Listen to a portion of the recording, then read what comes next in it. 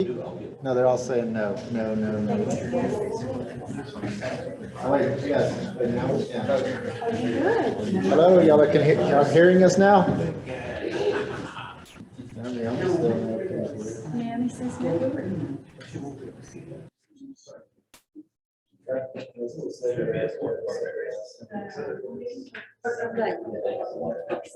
Good, good.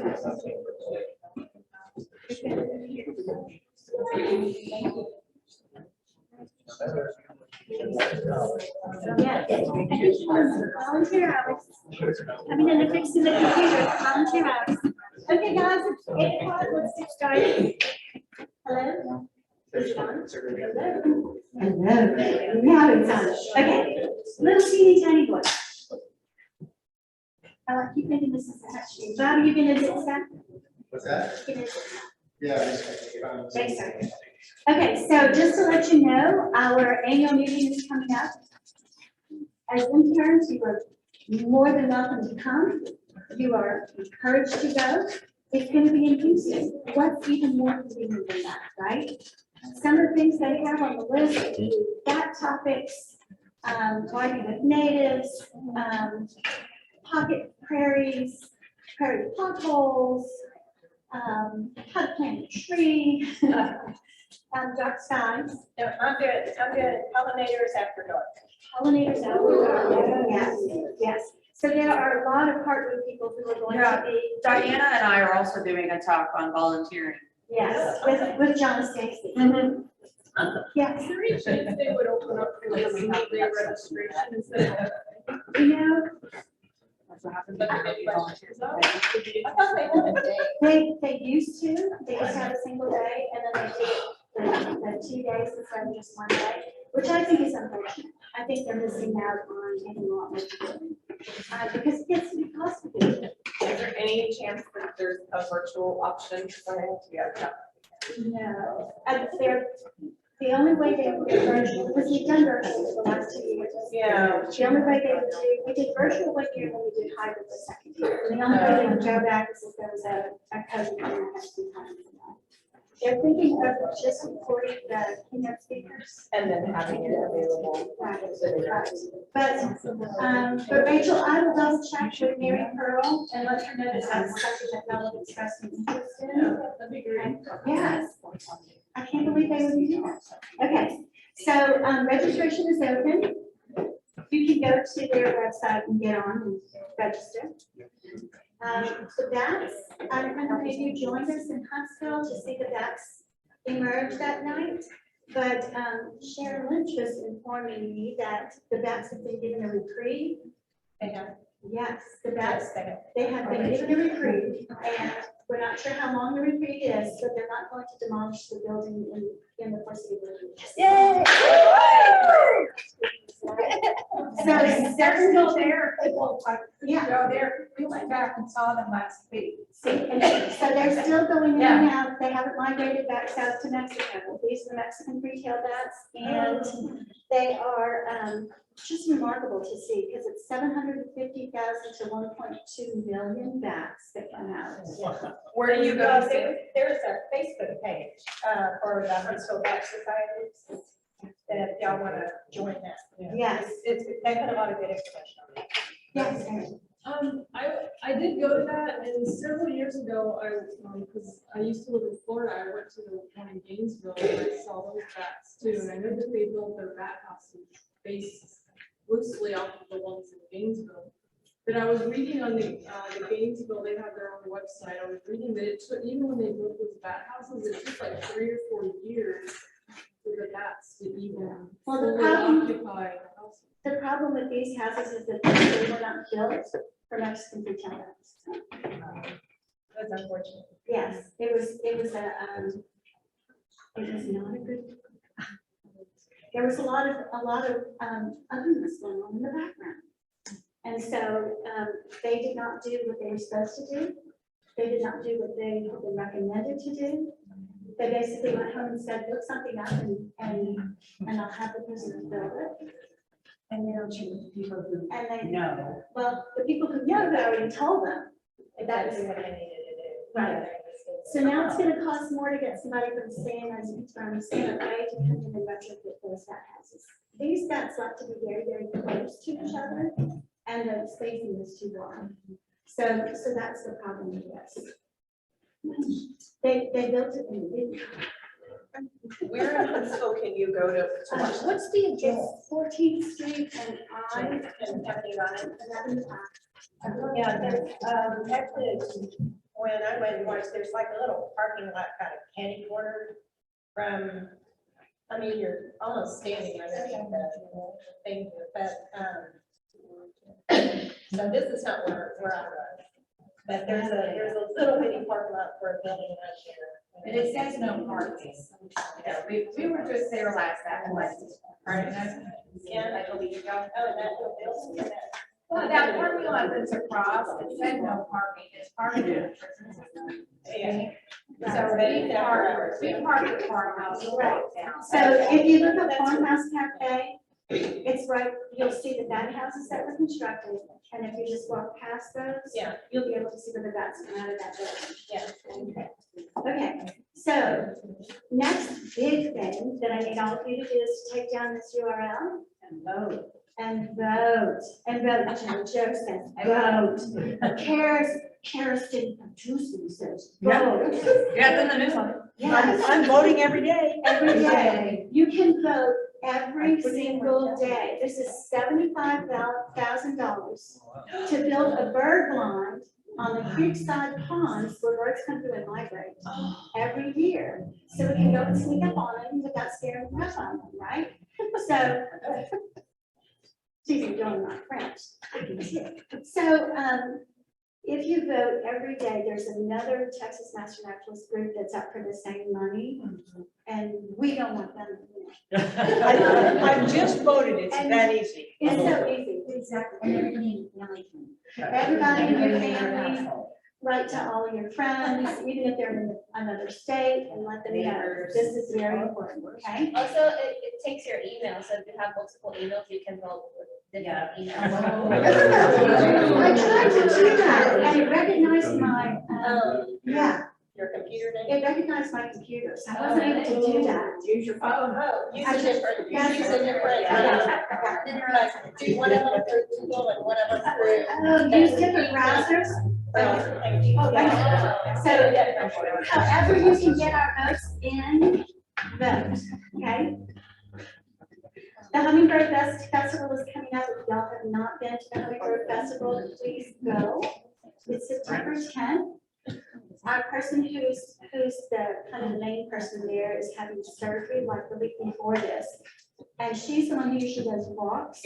She's gonna create a script and put numbers on the different stops on the nature walk. So that if any of you are interested in reading a nature walk, where you have a script that says, and this is the live oak tree that's been here for 200 years, then we need you. We have training that day. Yeah, I would say we have. We do. We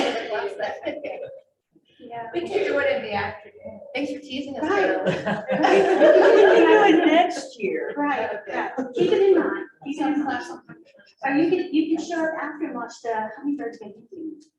They get those teeny tiny legs and put teeny tiny bands on them. That's so cool. Wait, could you Back up. get me a dress? Oh, yeah. Club Woods. It's at Club Woods, which is out in Tomball. This old guy, do y'all know the story about Club Woods? That this old guy who owned this property, his family for years and years and years, and he didn't collect his mail, and come to find out taxes were owed.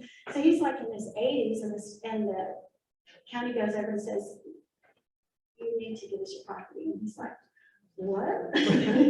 And so they came to an agreement with him that it would become a park and he could live there until he died. And so he did.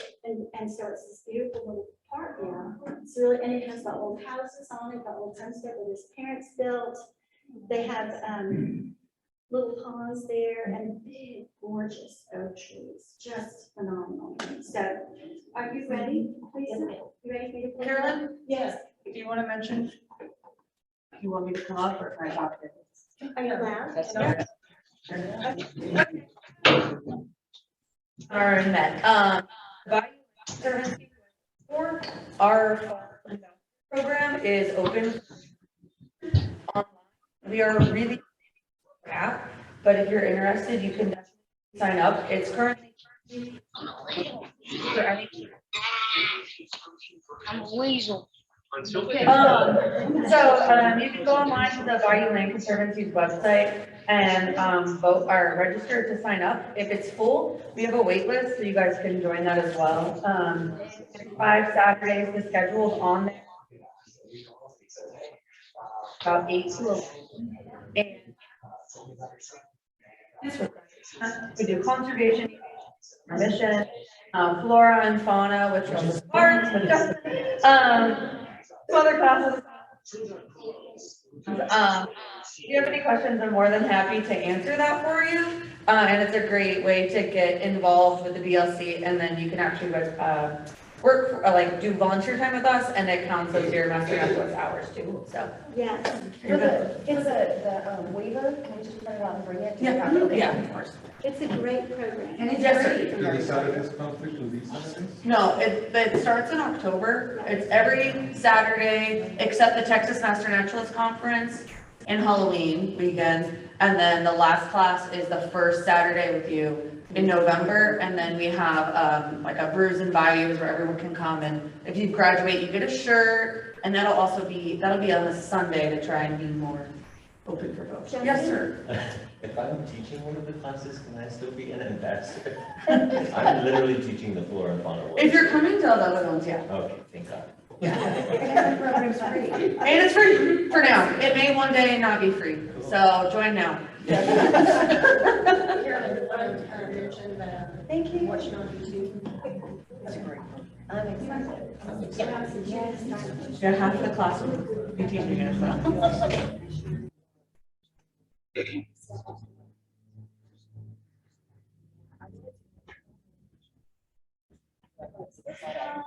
It is. Okay, I just want to make sure that everybody is clear that if you miss a class, you're not able to attend in person or on Zoom, you can watch it on the YouTube and count that. Oh, you can count that? Yeah, Oh, yeah, it counts? absolutely, it counts, yeah. I didn't watch them for fun, I didn't know they could count. Okay, well, They are. then I'm sure you watched all of them in the last 45 days, right? So just put whatever date within the last 45 days you watched them on. Yes, they are good times. Yes, okay. And, but yes, those count. Those count. Hey, Lisa.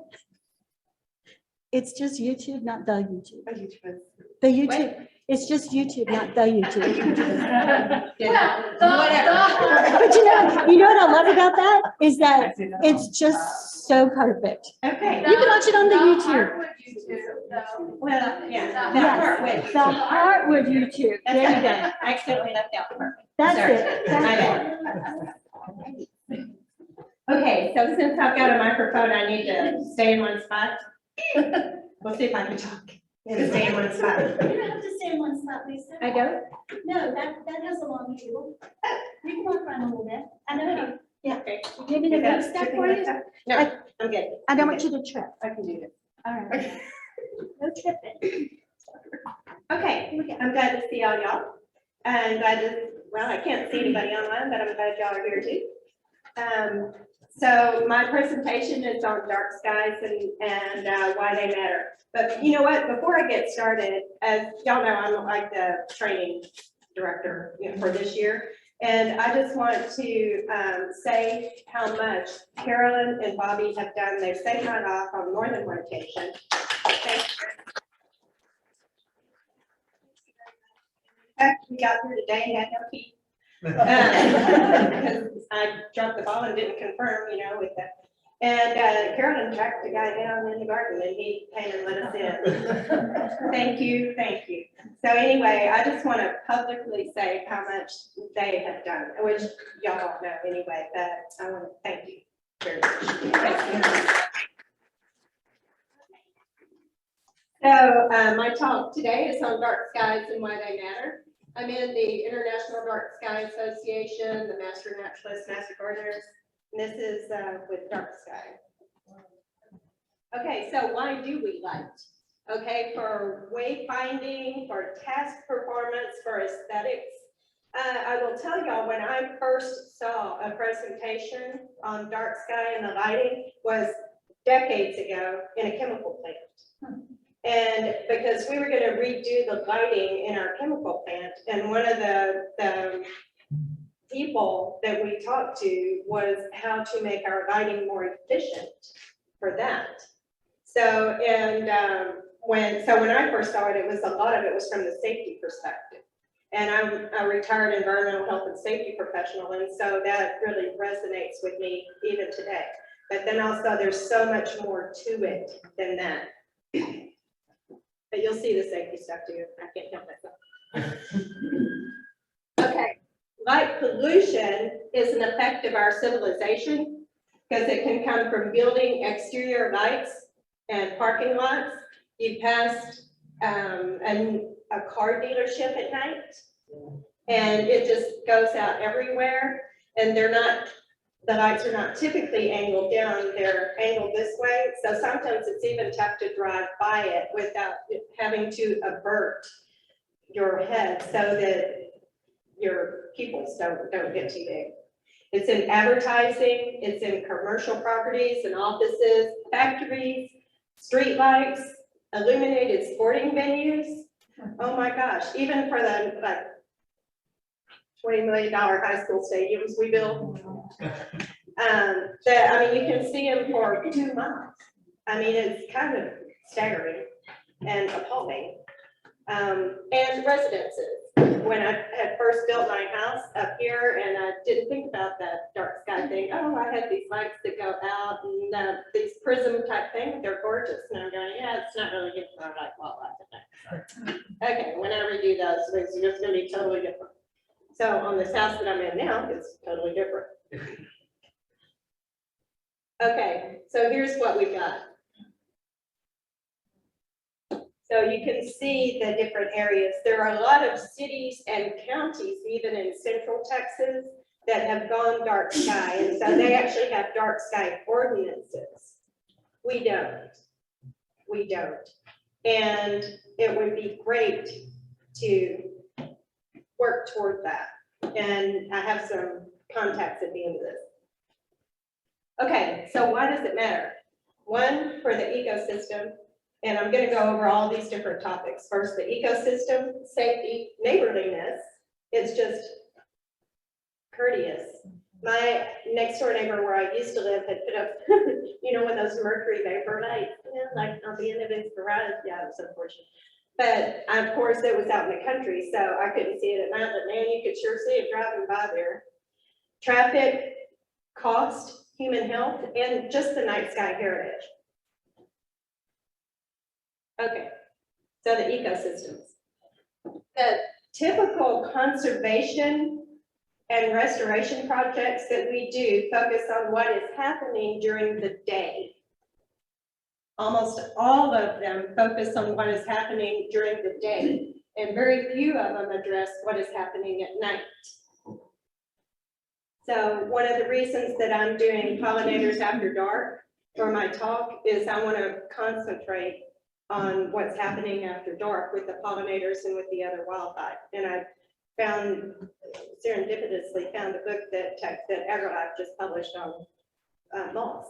I didn't know moths outnumber butterflies 15-1. Who knew? But okay, sea turtles, for instance, follow the moon to the water. Okay, now this picture on the left, it was fabricated, those aren't really sea turtles. But we choose where they go. And so a lot of the hotels that are down now in the places where the sea turtles go now have a curfew. They have to turn their lights off at a certain time, which has really helped out a lot. But check this. These are real tracks. Oh, no. I know, right? I mean, but so this is what we don't want. We want them to be able to find the water, right? Okay, here's another one. Fireflies, check that. the mating cycle is disrupted because they can't find each other. And plus they attract, by the blinking. And so, and when the lights are shining out and too bright, they miss the blinks. And moths are vulnerable to predators, and moths, of course, there's something about that moth to the flame thing, moth to the light. And then, and then they just get snapped up. Okay, safety. Okay, so this is a standard porch light, and you can see it really lights up the backyard, right? And so it ought to be good to go. Check this. See that guy now on the fence? He was always there. Oh, wow, that's pretty. Thank you for that, Lisa. Yeah, that's awesome. I know, right? And this is huge. This is huge. Yard safety professional, this is a big deal. So, but can y'all see him? I can see him on the, can y'all see him? No, I can't. Yeah, but he's there. If y'all can see my zoom, you'd be able to see his little outline cut. And all they did was just put the hand over the glare, because what happens is, it's the glare. So what you need is focused lighting for where you need the lighting, not shining in your eyes, right? Okay, neighborliness. So here's light trespasses. Okay, these buildings are across the street from each other. The one on the right has no exterior lights on. It's totally light pollution from the one on the left. No. Yeah, maybe not. Shotgun, maybe, just a little too much. Anyway, but yes, so that's totally light pollution. Totally light pollution, and that's just rude. And really, and it's not doing anybody any good, right? Okay, traffic glare. Oh, Huntsville has just put in one. It's at exit 118, and it was really dark there, so they put in a street lamp, but then they put in a light. And they're different, I'll go into it in a little bit, but there are different colors. And the lower the color, the more amber it is, the cooler. No, the warmer. Warmer. Yeah, and then, but they put in this really high number there. And so, I almost have to shut my eyes driving under that thing, which I don't think is what they intended. And, you can sure see somebody up ahead of you, but man, you can't see the people coming from this way. Yes, sir. Over in my neck of the woods, they put in a bunch of the blue ones. Yeah. I've heard that has like a crime statistic or something, but does that have anything to do with this? The blue light, not the crime statistic. I would be stunned if they did it because of this. Okay. Probably just cheaper. Yeah. Makes sense. That's accurate. Yeah. I'll accept that. Yeah, okay. That's all I got. I'd have to make something up. All right. Thank you, though. You're welcome. Okay, and cost. Light pollution is a waste of money and energy. Like 35% of the lighting worldwide is wasted. It goes up and out. It's totally wasted. And do we really need to light up the sky? No. Not only do we not need to, it's just not beneficial for anybody or anything. We spend around $3 to $7 million a year on wasted light here in this country, while adding 21 million tons of carbon dioxide to produce the electricity for that light. So let's ramp it down. Okay, human health, sleep disorders, metabolism, cancer. I'm gonna have to really look up the cancer thing. I got that from the Dark Sky Association website. I need to look that up so that I can actually talk about that. Night Sky Heritage, look at this. This is over the Texas Hill Country. This is, have you been to Big Bend? Yes. Oh my gosh, I know, and you're out there and you only think you've seen stars, until you're out there camping and then you look up and it's like, oh my gosh, it takes your breath. it takes your breath. It's so amazing. Or some of the, I mean, any other place there where you're just way out in the middle of nowhere. Okay, so a lot of outdoor lighting is inefficient, overly bright, poorly targeted, it's improperly shielded, and in many cases, completely unnecessary. It's not focused on its intended purpose. And that's what we want lighting to do, is be focused on its intended purpose. Okay, so here's the perception versus the reality. The perception is that brighter means better. The reality is that glare from bright, unshielded lights shines in our eyes, constricts our pupils, and is blinding. Think of the guy on the fence, okay?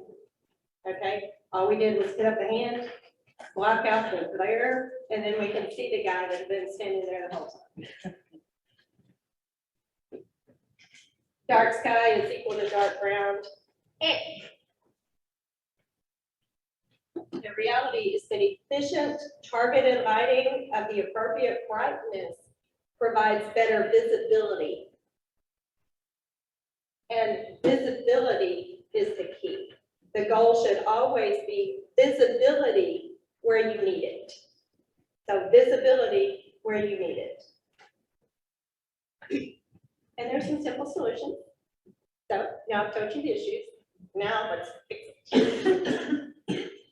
Okay, so what is good lighting? Properly aimed, which is down, fully shielded, so no glare, no sky glow or light trespass, only on when needed, not more than is needed for a specific task, and warmer colors, so below the 3000K. And now virtually every light bulb and out on planet Earth has a K rating on it. And that's the Kelvin. But warmer colors are preferred. Okay, so first aim down. Okay, so here's one. So check this. This is outside a house, and so of course you can see that guy standing right there, right? Okay. And the light you can see is angled like this. If we change the light to down, check that. Yeah. The only thing, and look at this. Look at the one on the left. My gosh, you could have an entire basketball team over here. I mean, you can't see in that, and look, there's this huge green thing. This huge green thing over here, which you can't even see. Just because of the way that the light is angled. And the only thing that they did on this was just change, they didn't even change the light fixture. Just went from here to here. And it changes everything. And there's no light trespass. Look at all this stuff in the first picture, all that light going up and out. And it's just totally unnecessary. Okay, here's another one, and this was a true story. Okay, this is in Colorado. Okay, and at the very top, and this facility went in, and the locals there were just totally upset because all of a sudden their night sky view was just ruined from all this light trespass. All this facility did, you can see in the top picture, they had all of their lights angled like this. Oh, of course, that really lights up the parking lot. All they did was angle them down, and look how much better you can see in the parking lot itself, and there's no more light trespass going up. So, aim down. Okay, shielded light. Okay, so this is the same spot. The photo on the left shows an unshielded 60-watt bulb, which is just, I mean, think it's just a bare bulb, or it could have been one of the, you know, like the cheapest $5 fixture that you can possibly get that just has clear glass, you know, around it. And the only thing that they did here was put a pineapple juice can around it. But look how much better the visibility is going up those stairs. I'm confused, how did the pineapple can improve like the lighting on the stairs? Because it's going, instead of going this way, instead of going out and having all that Bouncing glare. inside the can and going down? Yes, Okay. yeah, so like the can is around it, and so it just aims it down. It just stains it down. And that's just a pineapple can. I mean, this does not have to be fancy. Yeah. Okay, the Houston Police Department agrees. For burglary prevention, they said use inexpensive timers or photo, electric cells to turn the lights on and off at dusk and dawn. Non-glare soft lighting and downward shielding is optimal when selecting lighting products to achieve optimal visual results. Again, visibility is the key. And this is from Houston Police Department, and let's stay safe. Just saying. Okay, so choose better lights for better nights. Okay, so the ones on the left would be not so good because they produce glare. So look at this one right here. You can see that it has a shield, but the reason that that's not so good is because the light bulb sticks down below the shield. Yeah.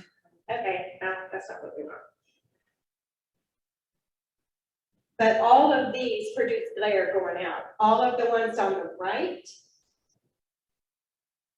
are better. They're better because they're shielded and they aim the light where you need it, which is typically down or down and just to a limited area. Okay, the good news is you can get these at Lowe's, Home Depot, Wayfair. Okay, so Home Depot, if you go to outdoor lighting, and then it says motion sensor, dusk to dawn, dark sky.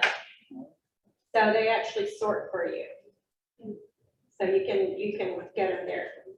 Okay, Lowe's, you're in outdoor lighting. And then they have dark sky, that's also a choice.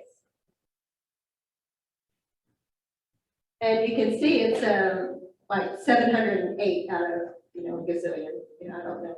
But still, you can tell which ones have already been dark sky approved. Or you can use pineapple cake. Okay, build.com, outdoor lighting. And then it has dark sky compliant. What I do, I don't want dusk to dawn. I don't want it on all the time. So I put up motion detect for mine.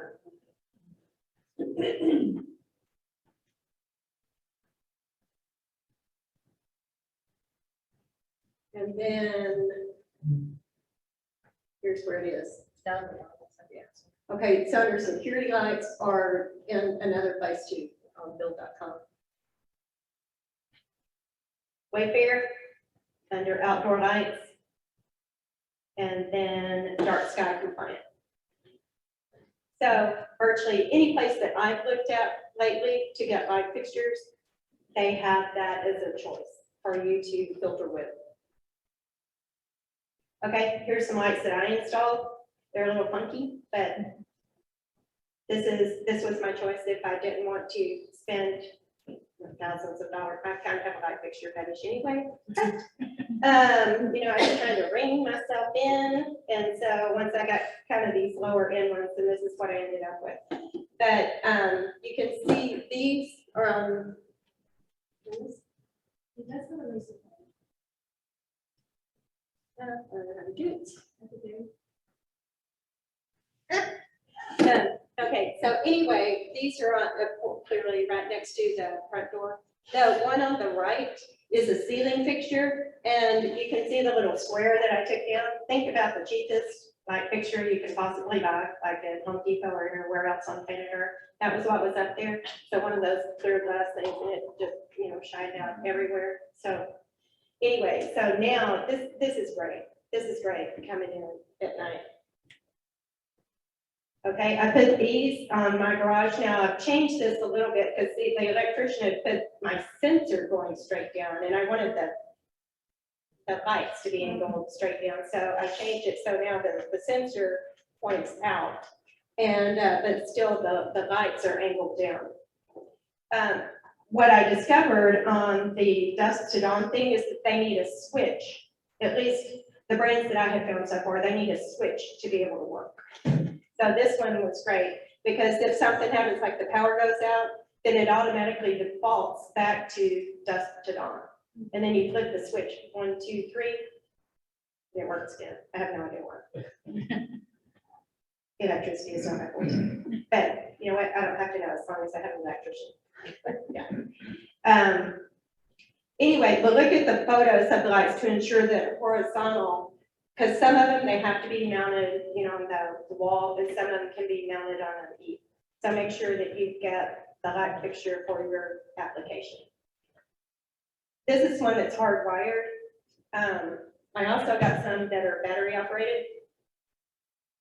Okay, for the side porch, well, now I've actually got a fixture there because I got a different electrician that knew how to do it. And anyway, the first electrician had told me that all I could have was dusk to dawn because this didn't have a switch. Well, it turns out it does have a switch. It's called a breaker. And so, all right, if it goes out, I just put my breaker 3 times. Then it resets itself. So now I have a light fixture there. But in the meanwhile, I had put in these battery operated ones, which as it turns out, I really like because I live out in the middle of nowhere and on kind of a mom and pop electrical service. And so the power goes out fairly routinely. And so anyway, I drove home the other night and the power was out everywhere. I mean, oh, that was kind of exciting. A pine tree had fallen across the main lines, and they have 3 major trucks out there, you know, with the cherry pickers, you know, fixing that bad thing. I mean, it took it down for miles. And but anyway, so I drove up, and so this one, of course, didn't work because it's hardwired. But my little battery operated ones came on that, and I drove up, and I'm going, oh, I'm just going to leave those. And I'm thinking, you wouldn't need an electrician. Right, and that's why I had put up the battery operated ones after my electrician told me I couldn't have this. But anyway, then my second electrician actually gave me that. Okay. But so I have some battery operated ones too. And that's fine, because like this one that's on the right here, it angles back into the yard.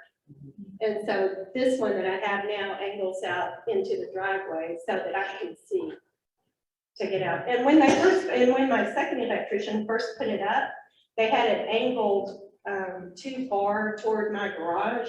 And so I had to get like 6 feet out of my door before the light came on. That wasn't optimum. And so anyway, the next time they came back for yet another electrical thing, then I just had them turn it a little bit. So these things are totally adjustable. Okay, so you can shield the light by changing the bulb type. Here's another easy fix. If you have one of these old style light fixtures, see, you just put in a thing that automatically yanks it down, just a different bulb. Only on when needed. You can have like a timer, a motion detector, photo cells. So, and for my lights that I had installed, it has a photo cell, so they're only going to come on at dark anyway, but then I have the motion detect too. So that's why it resets itself or something. I don't know. Y'all now know everything I know, but anyway, it works.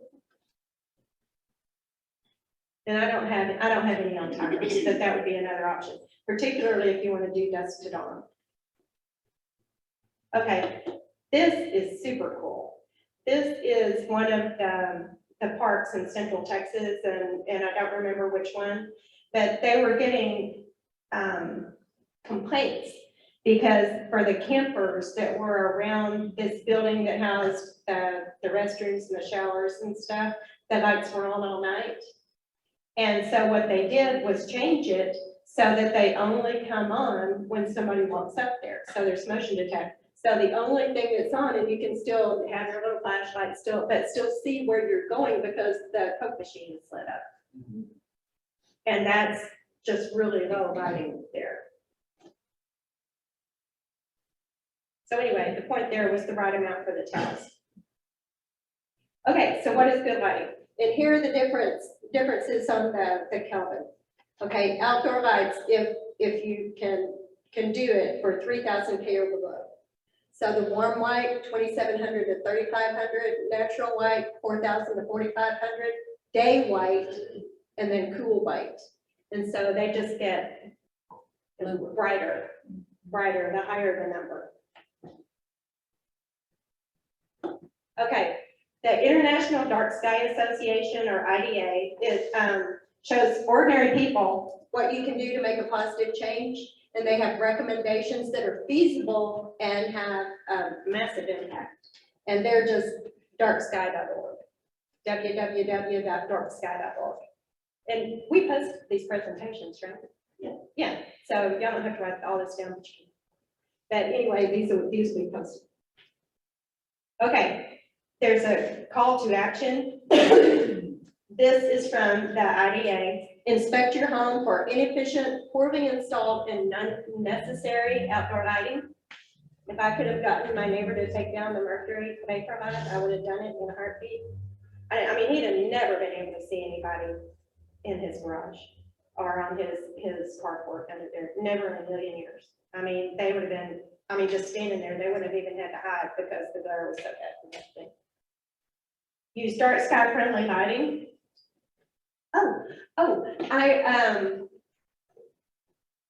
Gosh, I think it was a couple of years ago. I was going to the meeting in Dallas, and one of my girlfriends was riding with me, and she's in the Master Naturalist, like Gulf Coast. She's in the Gulf Coast. Anyway, I was telling her about this, and she and her husband had just bought a commercial building. And once I told, and he had already ordered the lighting, he canceled his order and went with dark sky lighting. She said it changed everything. It changed everything. So, I mean, it really does work. Okay. Talk to your friends, tell everybody. Spread the word online, give a talk, join or start a chapter. There is a Houston chapter already. Visit an international dark sky park. There are more and more and more of them in Central Texas, and that's on my bucket list. Yes, ma'am. Does anybody, is there any recommendation to just lower the wattage on the bulb for the home? Is that helpful much? I don't know if lowering the wattage would do something. Now LED lights, have such low wattage anyway. But they still have the Kelvin rating. So really, it's the Kelvin. Well, rating. you can get different amounts of lumens. Yes, you can. But it sounds like that's the long way. Yes, Okay. that would be the long way around.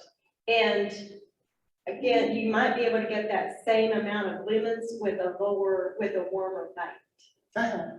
And so it kind of changes the color a little bit. Yeah. Okay, thank you.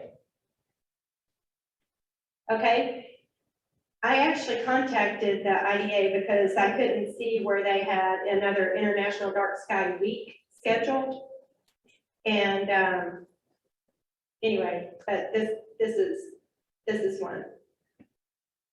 No, this is what I couldn't find. They do have the Dark Sky Week. They do that every year. I couldn't find the Dark Sky Festival. This is what they haven't done since COVID. And so I don't know when they're going to have the next one. But anyway, IDATexas.org. So that's the Texas chapter. They have coaching sessions on writing an international dark sky application. Like if we wanted to try to make Huntsville State Park or whatever, I don't know if we'd ever be able to do that. But anyway, if we wanted to, then we can get training from them on how to write the application and try and get it done. The application for what? To try to get it designated as a dark sky park.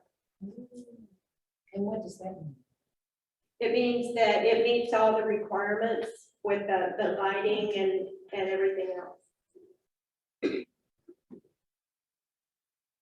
And so then there would be requirements. I don't know what they would do about requirements for like no use of headlamps on your car after a certain time. I know like if you go to the observatory, Yes, Alpine, yeah. Yeah, they want you to not drive out with your headlights, just use your park lights for a certain amount of time so that you don't mess up everybody's eyes for that. So I confess, I'm not entirely sure what all it means to be dark sky certified.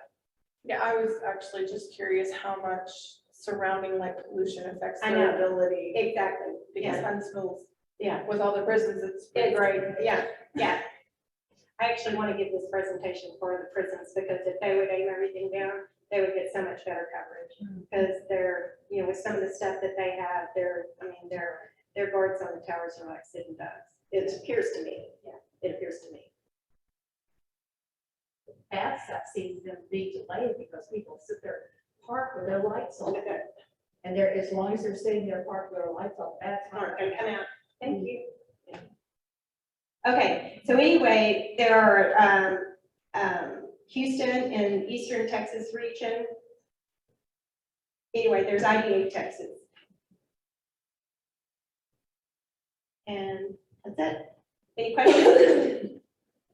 It's not a question, but I do want to comment, that I think, I want to thank you for this presentation, because it's something that kind of, now that we see it, I feel like, well, this is obvious, I should have known this a long time ago. But it's really not, and I had an experience at where I work, we just had a park that got lighting installed. And our first, it was actually dark sky lighting, I just found out with your presentation. And our first reaction when we walked to the park to see the new lighting was like, this is dark, like, because the lights were warm and they were pointed down, and like, I guess we were kind of expecting that feeling when you walk into like a dealership parking lot, we were expecting it to be like a stadium. And, but it's actually, it works, like the lighting does what it needs to do, the park is lit and it's motion censored and it's charged with the sun, so it's solar powered. Oh, wow. And they're warm lights and they're pointed down. And now I'm just realizing all these things with your presentation. Like I really didn't know any of this. And everybody at my office who were like, they installed those lights, but they are really not good. So now I gotta go back and tell them, the lights are awesome. Yay, yay, yay. Okay, yeah, so now you know, and do they suit the purpose? Yes, absolutely. And so now you know, and then they prevent the stuff from going up and out. Yeah, I gotta hand it to our parks team. They did a good job there, and I'm just realizing it now.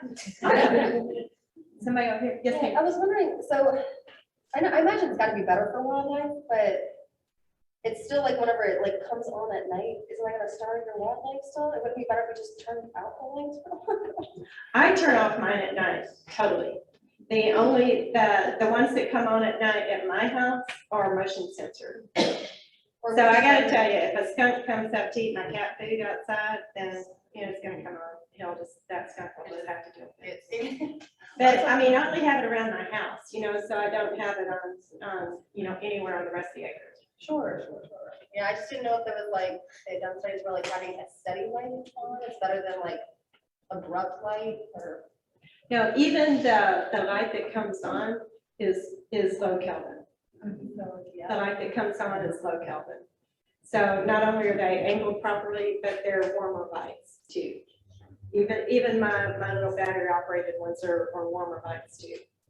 And the battery operated ones, I was really glad to get one that actually stayed on a little longer because they only stay on like 10 seconds. But you know, if you're standing right under it, then they stay on while you're standing right under it. But once I go inside, it's going to come back on every time I come out because it's like 10 seconds. Will the darksky.org website have information about security, like how it affects? Because my husband actually works in access and security. Okay. And one of the big things is lights out and bright. Now, he does do like the motion sensors and stuff like that. But I'm thinking about all the times it's like, you know, lights out and instead of down. It would be interesting for him to be able to take that information to work.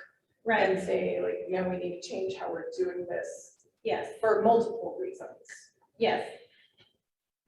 What I have seen on their website is primarily some slides, some slides about what I have just covered. Okay. Not real detailed, But you know what, I haven't really looked for it, Okay, but I did show too, like the Houston Police Department. right. And I thought that was big, finding the Houston Police Department thing. And so you might just Google security aspects of angled lighting, you know, or whatever, and see. My experience when I search for something is once I know, I read that article, then I know what words to really put in. And then I can find what it is that I really want. Okay. So try that, and let me know how that goes, because that's a really good question.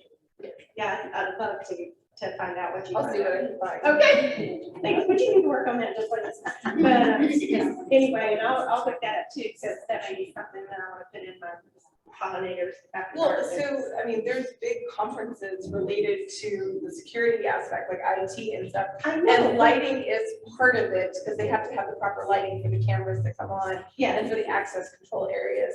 And I have seen, you know, them have issues with seeing certain things on camera because of lighting. And I would be curious to Exactly. see how we could implement that, because he's also a big environmentalist, so being able to incorporate a dark sky. That's my It's like, concern.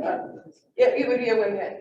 Yeah, one thing I know they have on the IDA website is, like in all caps, visibility is the key. Okay, Visibility is the key. Is there any security aspect to the warmer lighting? less glare. Yeah, less glare. Less glare.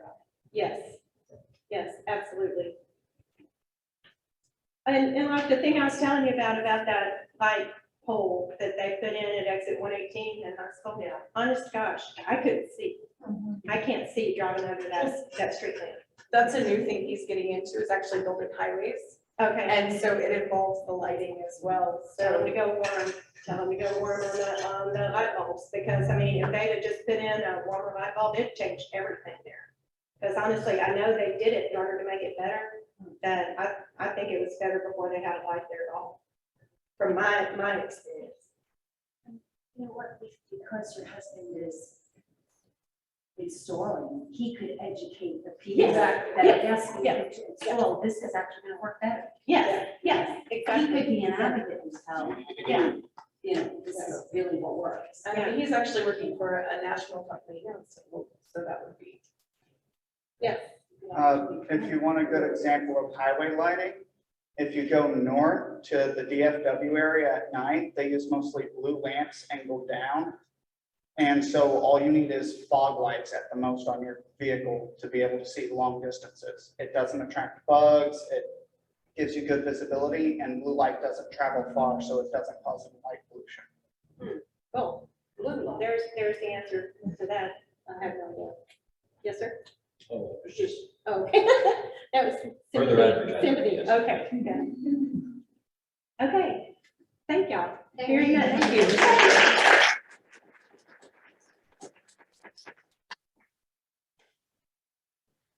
Y'all want to take a 10-minute break and we'll start with bugs?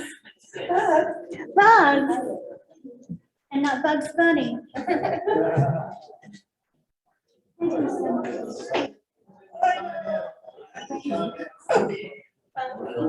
Yeah.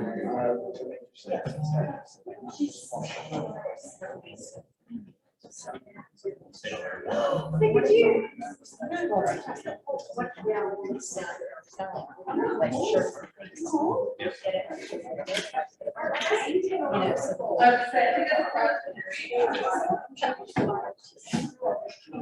Hey Lisa, have you ever been to the Idaho no light part with the sun?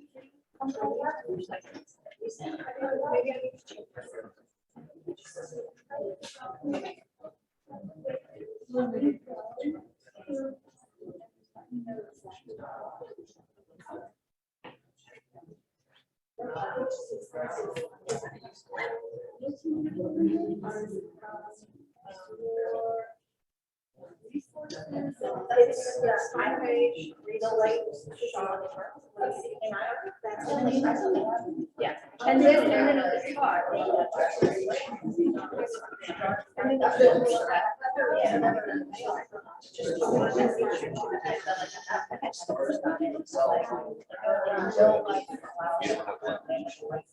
Oh, wow, okay. Yeah, so, yeah, so I went to So I was like, maybe just like, put it in my car and let it text. I know, right? Because I can't go to San Francisco.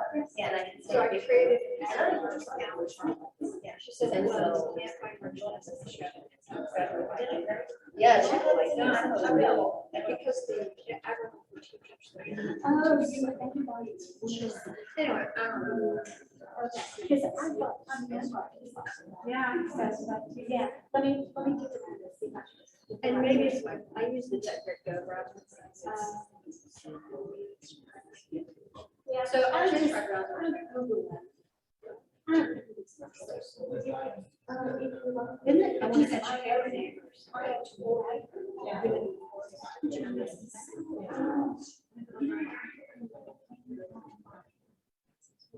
Yes, and so I.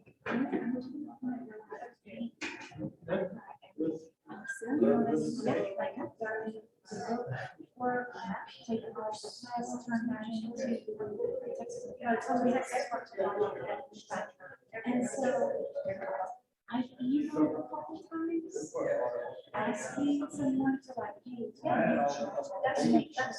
that's because I want to know that everything done before we graduate next month. I tell you what, email me.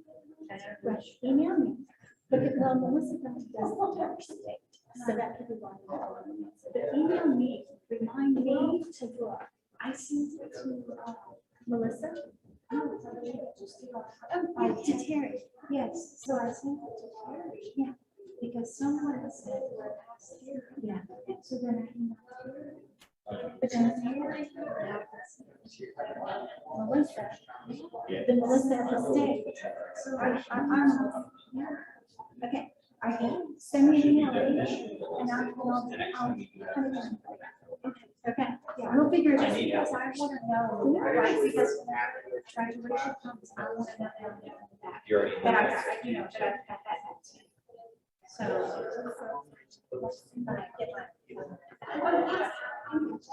Yeah.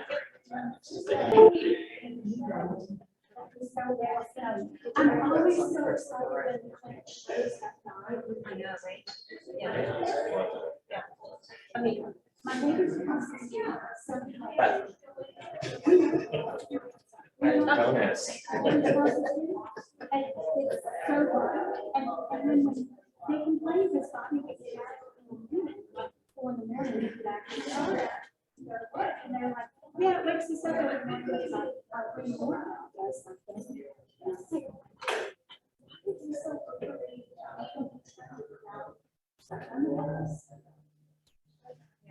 Yeah. That was April. She just read She is so sweet. Oh, I'm so glad. I'm so glad.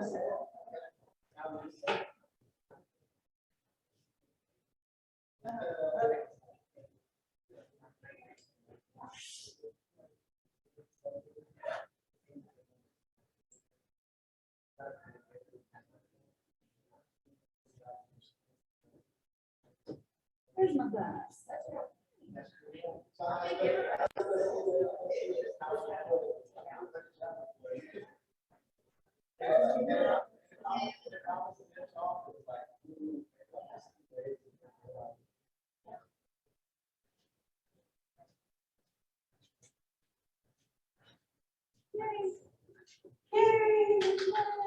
I'm so excited. I love bugs. What is bugging you? My children usually, no, sorry. Yeah, buddy, I hear you. I finally decided what I was gonna do my presentation about. You did. I did. We built an impromptu pond in our backyard and put nothing in it but a single plant. We literally filled it with water, put a plant in it, and now I have tadpoles and damselflies and snails and Oh, yes. like these little fairy shrimp, all living in it. Duckweed came from somewhere. I don't know how that got in there. Okay, so here's my thought. I just thought I'd tell people Where do they sell them the native plants? Yeah. Who has plant, is that a proper? Native plant, there's a native plant sale that's coming up online. Yeah, see, if somebody would just like get up there and say, okay, well, here on this weekend, and here on this weekend. and here on this Yeah. Look at our calendar. We have most of it set for our calendar. Oh, okay. So Well, maybe not then. Well, I mean, mine was simply like, I was gonna actually do something completely I'm different. sorry, you just joined the native plant. I did. And their thing, I went on the web, I don't know if I was looking at last year's seminar or what, but it was like, it was a conference, it was in September. Then I got an email from them Right. saying, don't forget October 15th. October 15th. Yeah, no, you know what it is? They haven't updated the website. Because originally we're gonna do it on September 17th, which is graduation day for us. Yeah, I was And like, and I went in and I said, hold everything. A lot of the people in this class are going to take it. yeah. And I said, can we move it? So we moved it for us. Yeah. Moved it to October. I thought about taking it, but since I'm moving, I'm like, Were you moving to again? Maryland. No, you don't. No. Although my husband was up there this past week and he went and looked at neighborhoods and he found a neighborhood that he loves because all the yards are natural. There's hardly any lawn and anything. People have signs in their yard about don't use pesticides, stop killing bugs. And he was like, you know, it was very quaint, it was very natural, it backed up to a natural area. And I was like, whoa. And he was like, the problem is it's only 3 streets. It's like, Not enough. You don't need 2 houses. only in 1 house, so, I was like, well, if, you know, it works out, so I think that's where we're gonna try and move. He's like, those are definitely your people. Yeah. I'm at my peace. Oh, yeah, and he's that way too, so I have slowly, like, we have a really good relationship, and that we were like, we learn from each other, like, we're both those type of people who just constantly love to learn new things, so we're always, one of us is rambling on about something at some point. And so he's picked up a lot of that stuff from me, so, yeah, that's kind of how it happened too. I was like, we should have a pond, and so he dug a hole. Ours doesn't even have a fountain. It has no water movement in it whatsoever. The damselflies and the dragonfly larvae and the snails are eating the mosquito larvae. Every once in a while because of the drought. I've been having to put water back into it because it is evaporating out.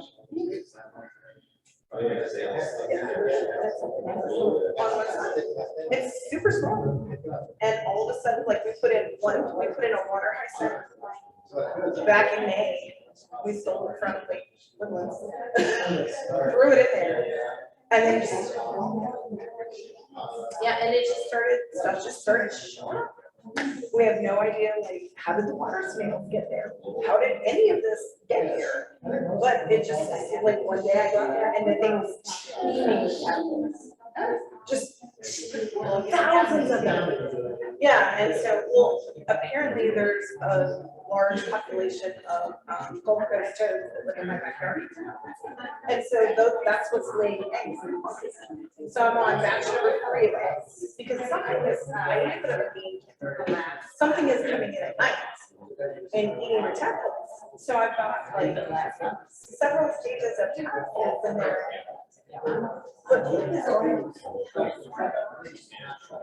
Oh, the egrets. Oh, yeah.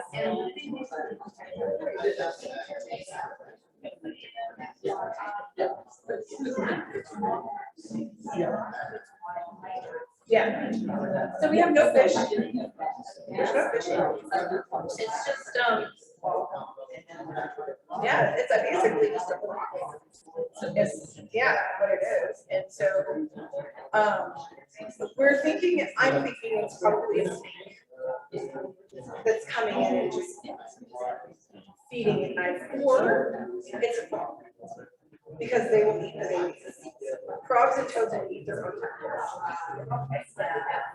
is happening at night, so it's gotta be, and there was tons of frogs or toads or both last night. Because I could hear it at 2:30 when my kids decided. And I was thinking, I wonder if it's you. And I was thinking, because I'm gonna go to sleep, I'm like, I should get a game camera. Put it out there so I can see what's gonna get to the pond. Something's getting, I know Barbara's is in the Jason too. But not at night. Mine are just at night. So it's not birds. And I mean, I do have birds that go in there and they.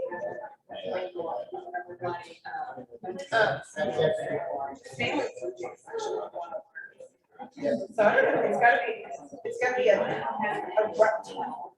Oh, it's not me. Yeah, so it'll be interesting. Would you bring? Yes, monster.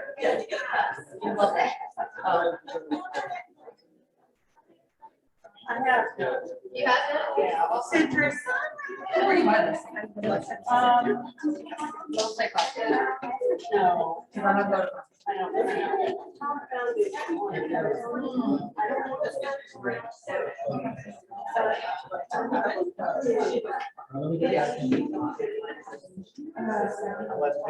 Well, if they're actually.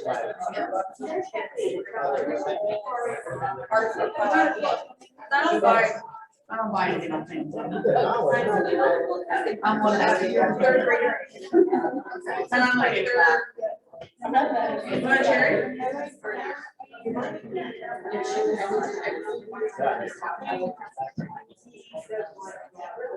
On third, we were in that meeting.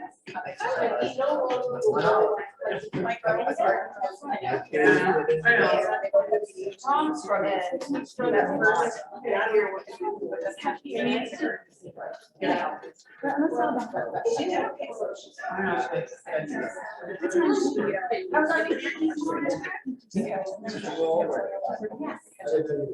When I was thinking about puns. So you're thinking we three.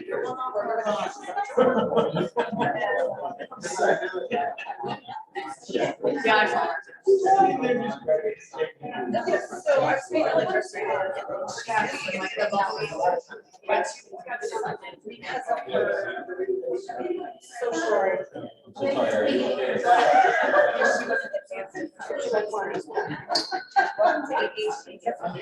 Make it proper.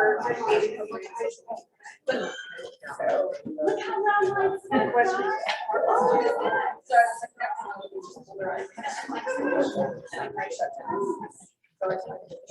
Yay.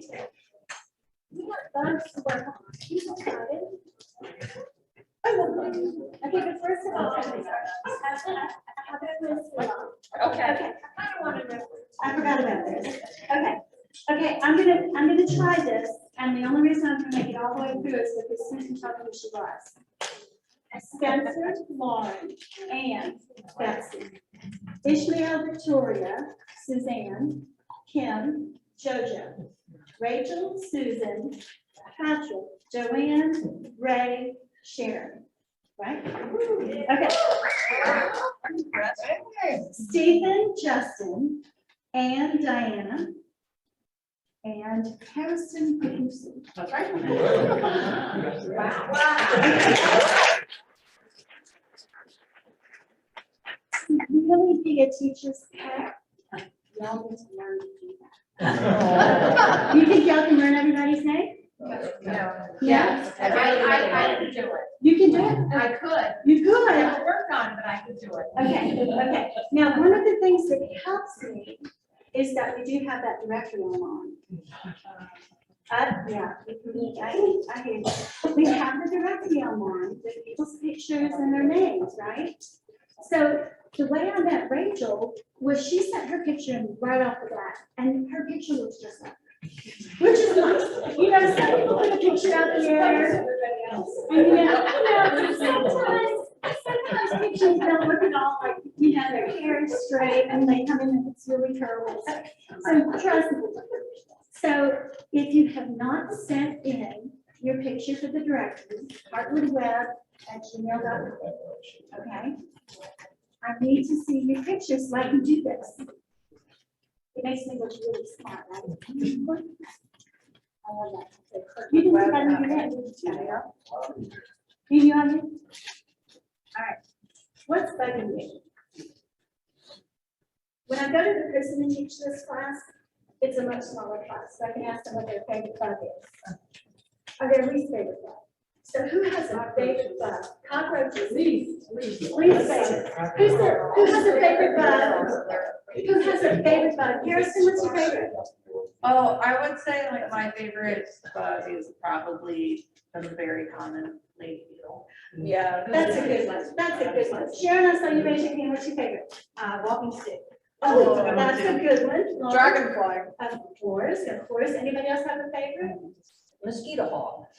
Oh, yeah. See, now, okay, now, let me ask you this question. Okay. When I grew up in Louisiana, mosquito hawk was a dragonfly. No, it looks like a giant mosquito. It's a crane fly in Texas. Is that a crane fly? That's a crane fly in Texas. Now, there's a common misconception that crane flies eat mosquitoes. Here in our thing. They don't. They don't. Dragonfly larvae eat mosquitoes. Dragonflies eat mosquitoes. Right? Dragonflies are cool. They get them coming and going. Okay. But what I grew up calling a dragonfly was a mosquito hawk was dragonflies. And when I got to Texas, they said, no, that's a crane fly. So it's been really tough for me. It's been tough. Okay. So everybody has a favorite bug. Did you have a bug, Justin? I did. The Stephen? giant Texas millipede. The giant Texas millipede. I have pictures of some of those in here. Justin? Iowa. Oh, the Iowa moth is beautiful. Oh, it's so pretty. I'm gonna minimize that. Yes, that's an insect. I discovered one yesterday. It's the red-footed cannibal fly. Ooh. Did you have one of those in your I garage? did. I have that that. with my eye naturals. Oh, you said that. Red-footed cannibal fly. Is it one of the water flies? It eats, yes. Wasps, butterflies, and bees. That is so awesome. In the air while it's flying. Those, I tell you what, those robber flies Yeah. are amazing. It will inject poison into its prey that liquefies The inside. I posted the eye naturalist, a horned passerelle seal. I love those. It was in my front yard. Passless seals are the best. What about it? Some of the people online just want to be reminded, where do they send the picture to? Oh, heartwoodweb@gmail.com. Thank you, my online peeps. Let's keep going.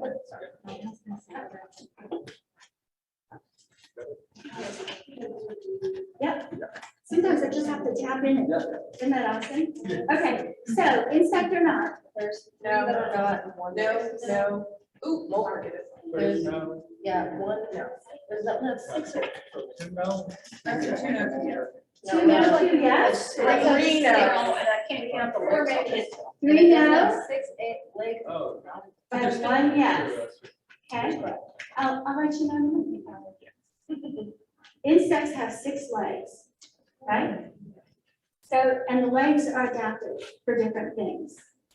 As you can tell, the little water skimmer actually has little feathers on the back of his spores. Right?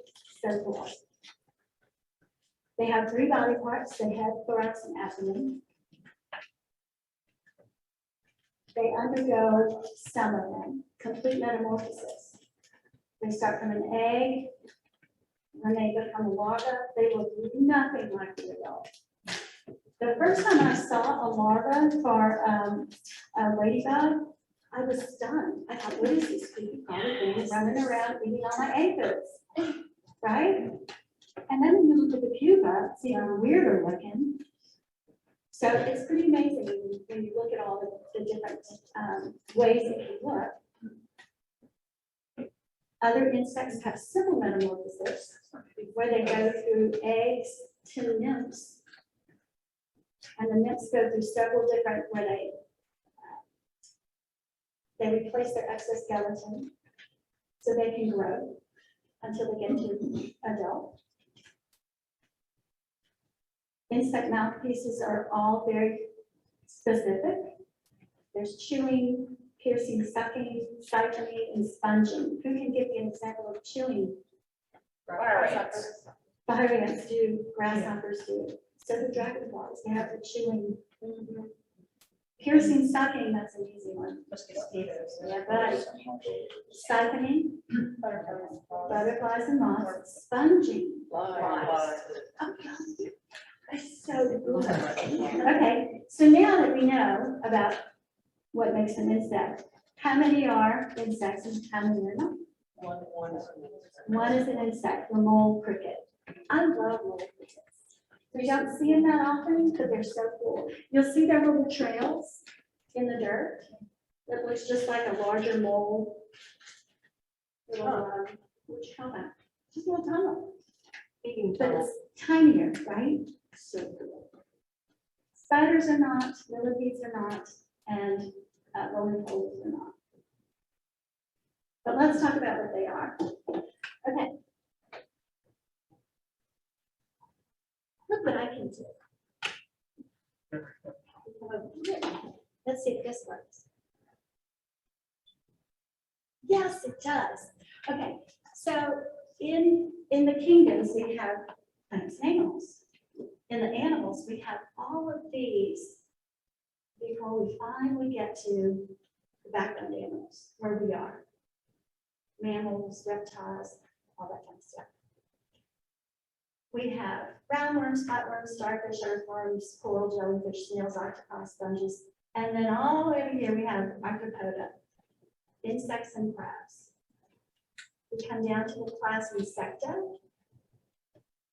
We have things that aren't Insecta, are Crustacea, Arachnida, Chilopoda, and Diplopoda.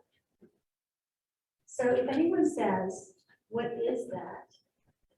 And you say, well, it's not an insect, it's an arthropoda. You can give them kind of more general. Or you can, if you remember all of these, which I do not plan ever remembering all of these, you can say it's one of those. But my thing was that I would look at something and I go, well, it's not an insect, what am I going to call it? Well, you can call it an invertebrate too. So that's why I showed this very fancy graph of where these go. Now, from Insecta, oops, I pressed the wrong button. From Insecta, we come down, and these are the different orders. There are 30 orders of insects. We have silverfish, one of my least favorite. Caterpillars, another least favorite. Book lice is the librarian, not man. And then we have great ones like the ants and bees and wasps. So this guy is a millipede. He's the Diplopoda. We have this guy who is a Chilopoda. Oh no, he's actually a crustacean. Sorry. Yes. He's just a shrimp out of water. And then we have Arachnida, the spiders. At any time, there are 10 billion individual insects alive. Using a housefly, if the descendants all lived from one pair in a 5-month season, they would total 190 quintillion individuals. Does that frighten somebody? You're like, oh, I'm being taken over by the bugs. There are more than 200 million insects for each human on the planet. And the New York Times says the world holds 300 pounds of insects for every pound of humans. So think about how much you weigh, multiply it by 300, and you're going to be insects. So we're going to go through some of the orders. We're not going to go through because there's 30 of them. It would take us all day. But I'm going to highlight some of the bigger ones. As you can tell, beetles are the largest, then the butterflies and moths, flies and mosquitoes, unfortunately, beat out our ants, bees, and wasps. Chinch bugs, who are really doing a great job on my yards right now. and cicadas, grasshoppers, crickets, and then I added, even though it's not one of the larger groups, I added the dragonflies and damselflies because we're master naturalists, and that's our number. So here are beetles. Beetles have an extra pair of wings on top of their, they have, it's like almost like a shield set of wings on top of their regular wings. So I can give you an example of one that's not these two. Give you another beetle, Justin. Hercules beetle. Hercules beetles, aren't they awesome? The June bug? The June bug, and somebody said lake beetles? Yes, absolutely. Dung beetles? Dung beetles. The pastoralist beetle, they all have that shiny, shiny covering over their real flying wings. They have, and it's hard. And it's very hard, it's very hard. So they're beautiful. So Can this, they fly with that hard set of wings, or is it just? no, that's just to protect their underwings. They're real. Their real wings. Their real wings are very, very airy and filmy, very pretty. So, this picture is my wrist, so that's how large that beetle was. Oh. Pretty big, right? Yeah. Yeah, it was one of those moments where I was like, oh my God, look at this cool bug, and Mom goes, don't touch. Oh. I love beetles. Beetles are the best. The checkered beetle, I don't think I've ever seen a checkered beetle, but you see how the cover is open and how filmy and how, it's almost like a map. You know how hard it is to fold a map? Those wings are folded under there, and when they open the covering, those wings come out, and that's how they fly. There's the pastoralist beetle. If you've got really good eyes, or a pair of binoculars, on the pastoralist beetle, all around its little nose and its mouth, not really nose because they reflect their skin. Those are mice. So it has bugs of its own. Wow. Those little tiny red dots are mice.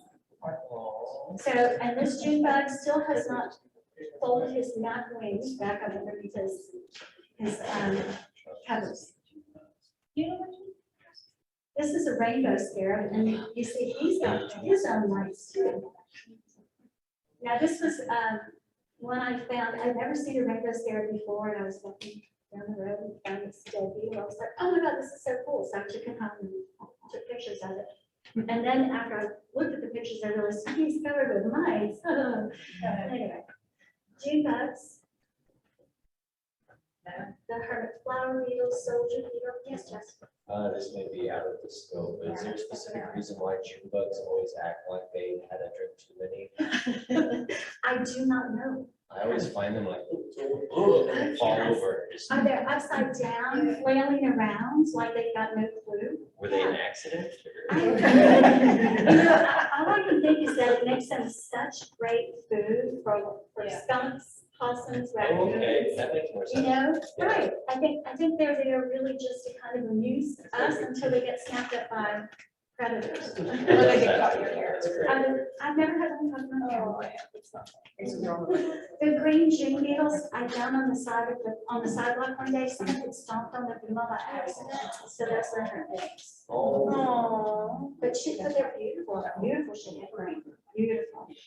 The milkweed leaf beetle, the clip beetle, which is also one of my favorites, they are so beautiful, aren't they? So beetles do go through what kind of metamorphosis? Complete, that's right. They don't look anything like the adult. Complete metamorphosis. These are some of the largest beetles. Holy Toledo.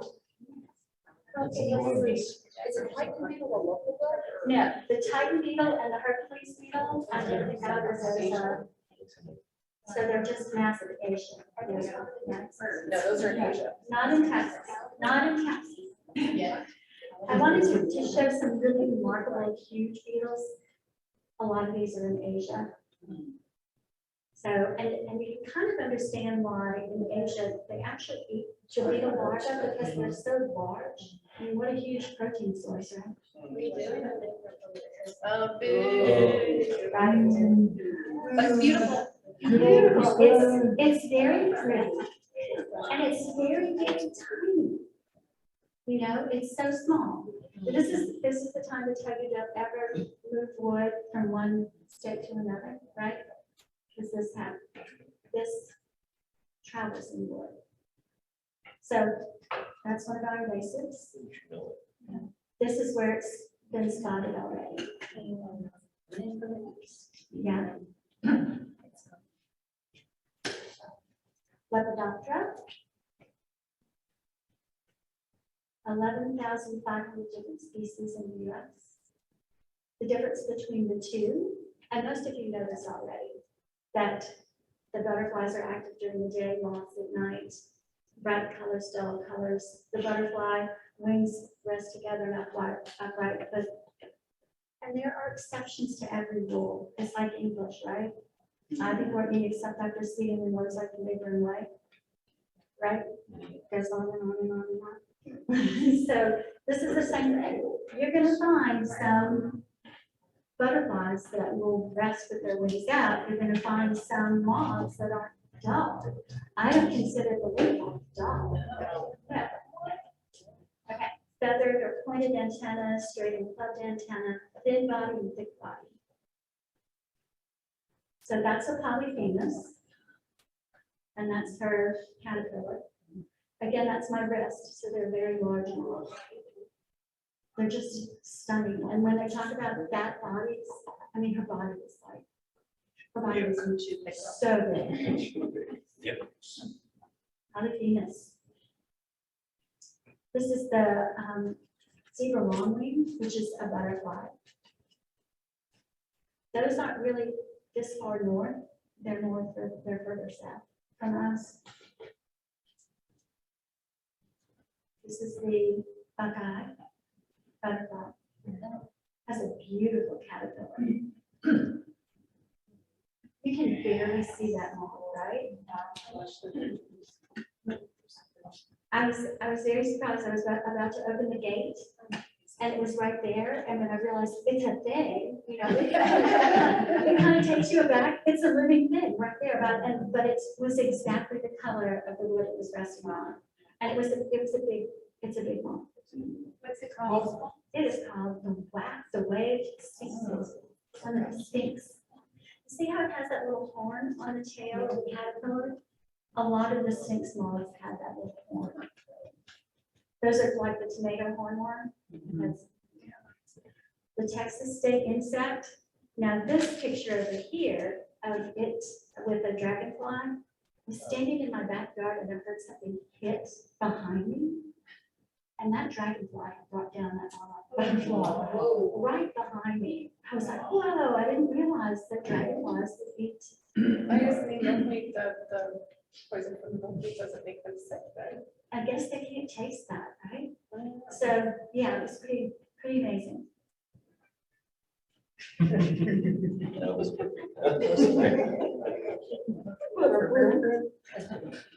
Okay, so let's talk a little bit about the monarch butterfly since it's the state butterfly. It takes 4 generations for the monarch butterfly to make its whole. Pardon me. I get sound effects in your presentation. Yeah, sound effects for the presentation. If they took a train, it wouldn't take them 4 generations. That's what we need to do is get them a train. Okay, so when they start out, their wintering grounds, of course, you know, are in Mexico. Most of them travel through Texas. You see how Texas is right in the flyway. It's called the flyway. So the first generation will come up into our area in spring. They'll lay eggs. You know, as soon as they lay those eggs, they die. It's those caterpillars that become butterflies that start the next part of that journey. They'll get up halfway into their summer breeding grounds, and the second and third generations will breed through the summer. It says adults generally live 2 to 6 weeks. And then around mid-August, that final generation will make it all the way back. So there is one generation that does that whole long trip. They're the longest living. Right.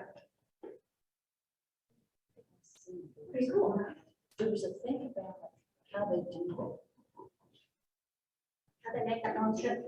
They have to have enough fat in their body. Well, and I think they're genetically, maybe like something that's switched genetically, and there's also stuff about, see that.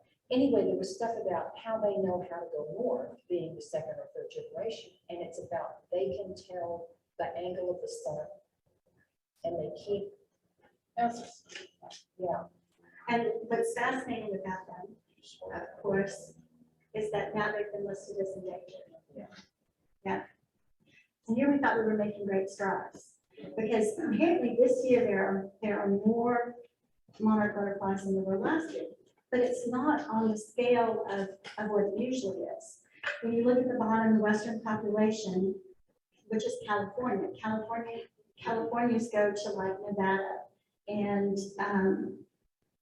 just to like Nevada and Utah, and then turn around and come back, and they stay in California. Those have declined by 99.9%. Okay, from as many as 10 million to 1,914. Right? The largest eastern population, which is the one that comes through Texas, has shrunk by 84%. I've only seen a couple this year. Yeah. Do you know how much of that is also due to the BI or whatever it is that's in the milkweed? The OE? Thanks, yeah. OE. Some very You give us random some letters. It's the OE. So most of the reason though is legal and illegal logging and deforestation where they winter. Okay. Pesticides and herbicides kill the butterflies and the milkweed, and that's coming up into the United States.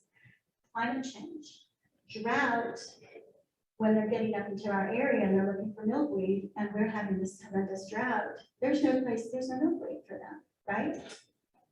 Wildfires will decimate, because of climate change, the wildfires will just decimate the fields where the milkweed grows, kill all the caterpillars.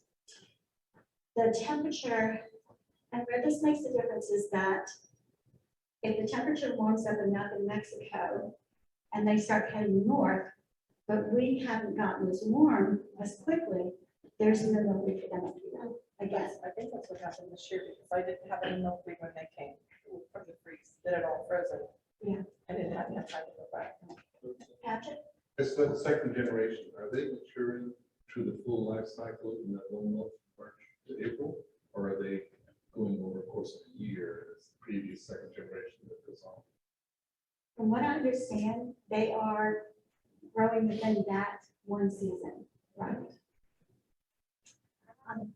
Question kind of related to that. So I'm confused with all these 4 generations. Is this all in 1 year or like every, okay. It's So all per new. year, you have about 4 different generations that are born. Right. Okay. Right. That's what's so fascinating to me. When people talked about monarch migration, I thought you get a monarch, starts in Mexico, goes all the way up to Canada, does whatever it's going to do, and comes back down. But no, it takes 4 generations for every year. Every year, right? So their life cycle is what, a month? Their life cycle is like, it's like a month to 6 weeks, right? Because what happens is, as soon as they're adults and able to mate, that's the end of their life cycle. They lived their usefulness right there. Their whole reason to be, and most insects, is to populate. Okay? Severe weather, can you imagine being a monarch and coming across and getting hit by a major storm? They're getting worse because of climate change, throws you off track or drowns you. So climate change has a lot to do with them not being able to make it all the way. Something else I was going to say that way. Are any of them like hanging out in Mexico or hanging out here? You know, and there not are migrating? some, right, there are some that are non-migrating. There are some that are just here. And I don't know what percentage of the population it is that's like resident. But yes, there are some. And I don't know how Like, how does a butterfly decide, do I stay, do I go? should I say or should I? Yes. It's my understanding understanding that the native varieties of milkweed stop blooming and that triggers them to move. But what happens is you plant the non-native tropical milkweed that stays in bloom through November, sometimes even December. And so they stay here, which is disrupting the migratory system. So you want to cut down your tropical milkweed in October. That's true. That's where the OE comes in. Yeah. OE, OE It's is, a bacterial infection. It's an infection that's. that's deadly. Yeah, because some people say don't plant it at all, but These the are only the one that plants, grows just make sure you cut it down in Exactly. October. exactly. It's the only one that grows. But there are some monarch butterflies that are resident. So, and I don't know what percentage, like I said, I don't know what percentage is resident, but there are some that are. I thought I had another one right after that about what you could do about it. I think it might be further on in the presentation. These are called puss caterpillars. Have y'all ever seen them? The little, yeah? Very stingy. very stingy. Very stingy. Don't touch. What do they call them? Puss caterpillars. Puss caterpillars. Is that the same as an ass? It is an ass. Okay, so there's so many. It's the same thing. They were so numerous in some years that schools in San Antonio in 1923 and Galveston in 1951 were closed temporarily. I can't go to school. I might sit on a caterpillar.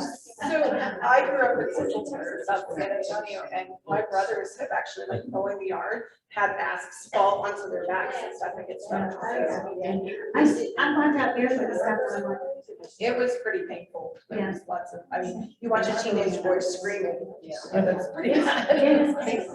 things like that.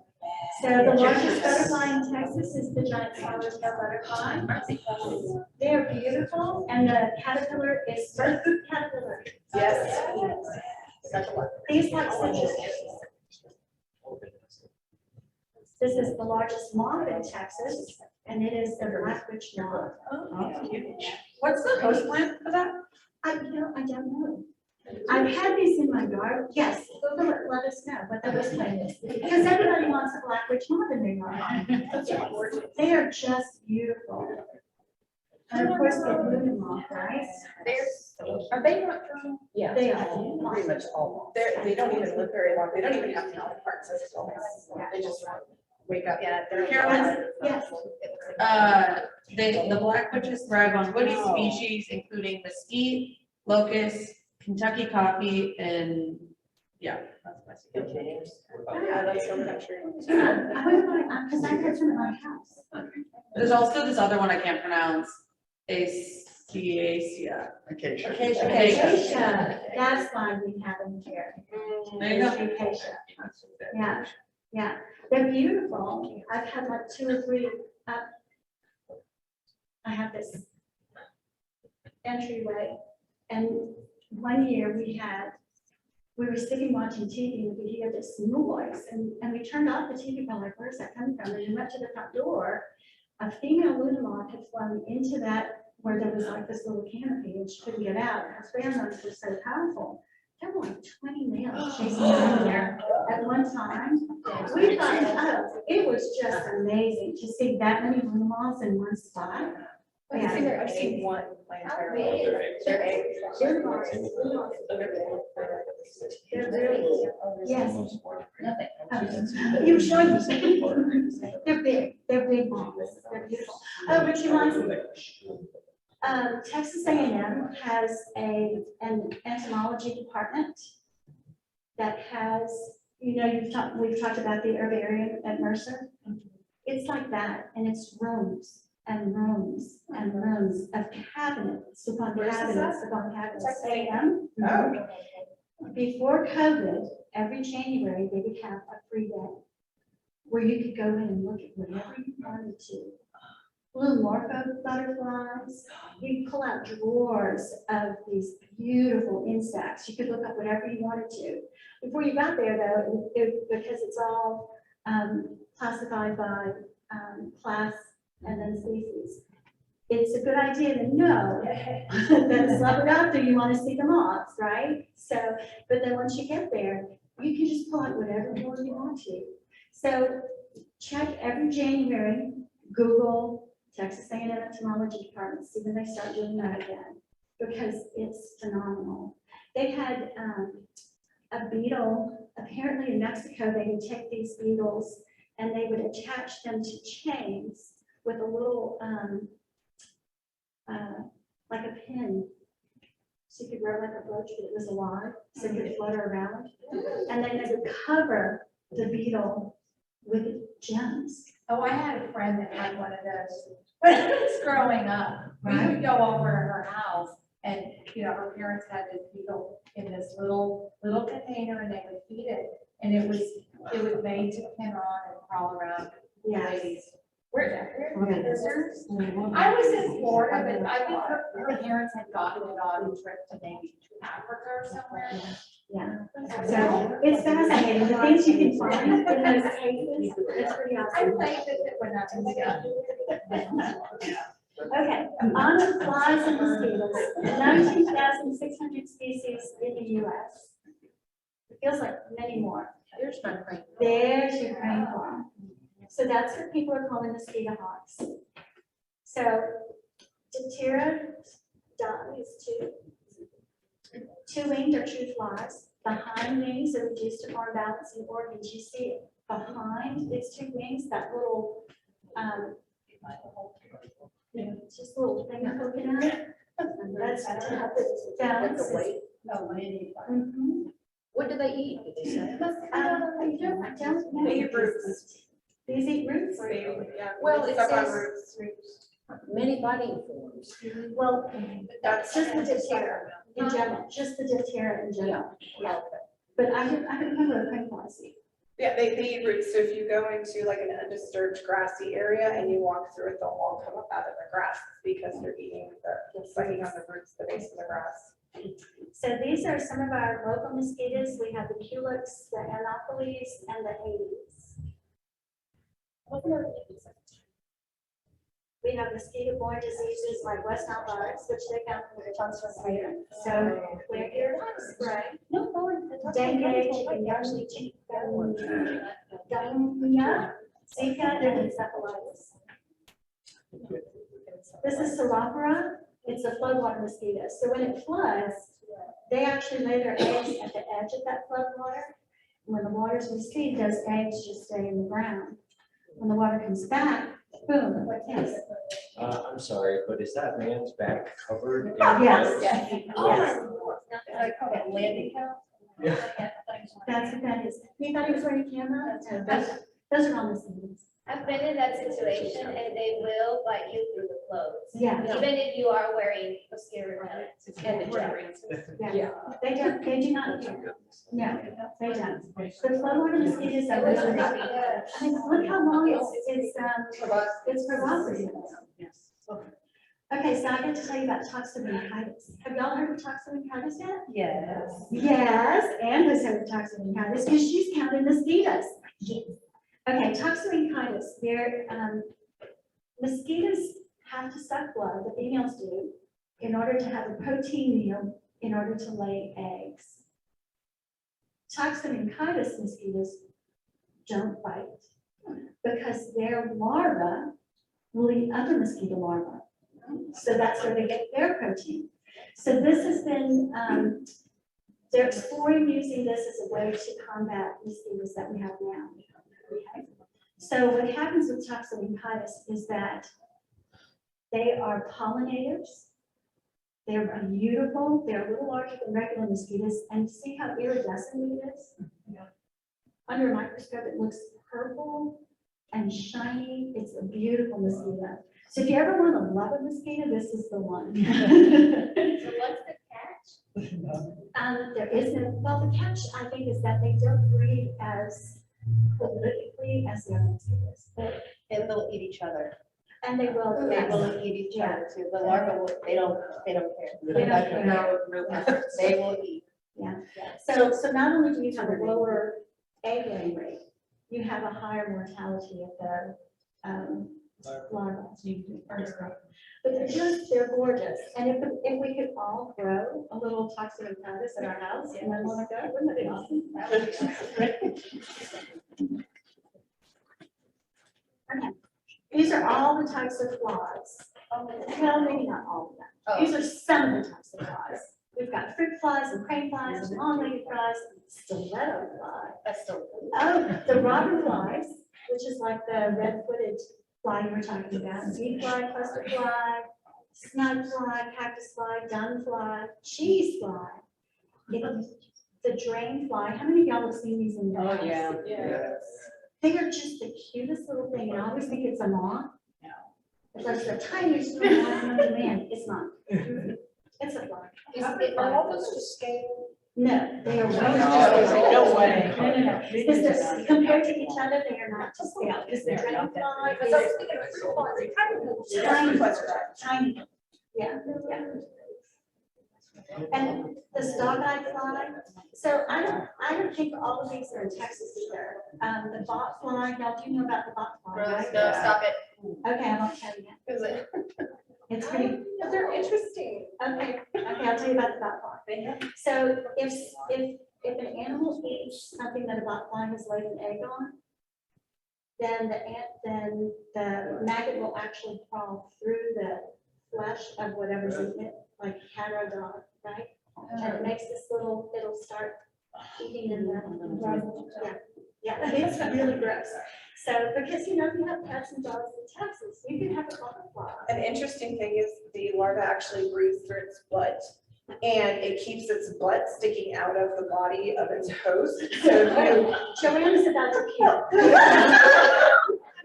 You guys. Hey, somebody's doing. Just say that one more time. Okay, yeah, so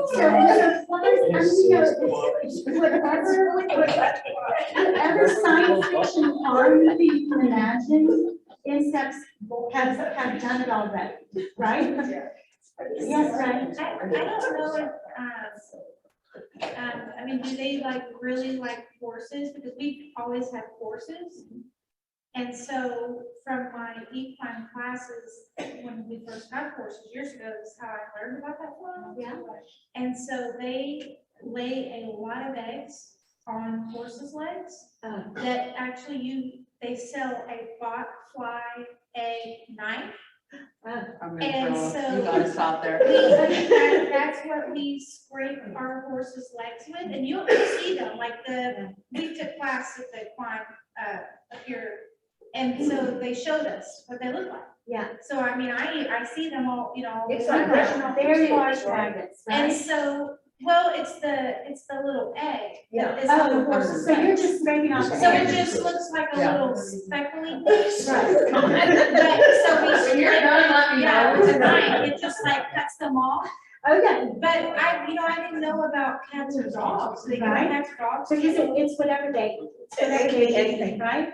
As What long were as you you're gonna say, flesh. Justin? I And then we'll move on. There's a species of fly that's not on there that's not completely disgusting and making me want to vomit.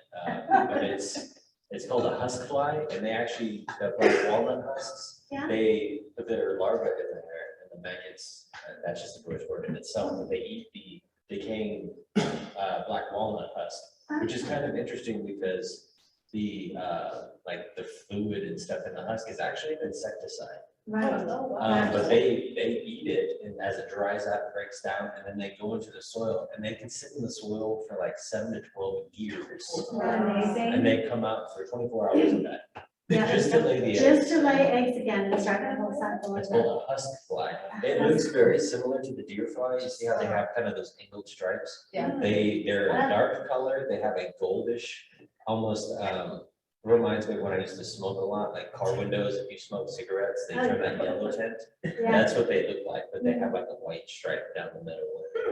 that's pretty cool. Metamorphosis of flies. Who wants to guess? Complete? Incomplete. Complete or incomplete? It's incomplete. No, it's complete. It's complete. Does the maggot look exactly like what the adults come up with? Or totally different? Okay, so if it's totally different, then it's complete.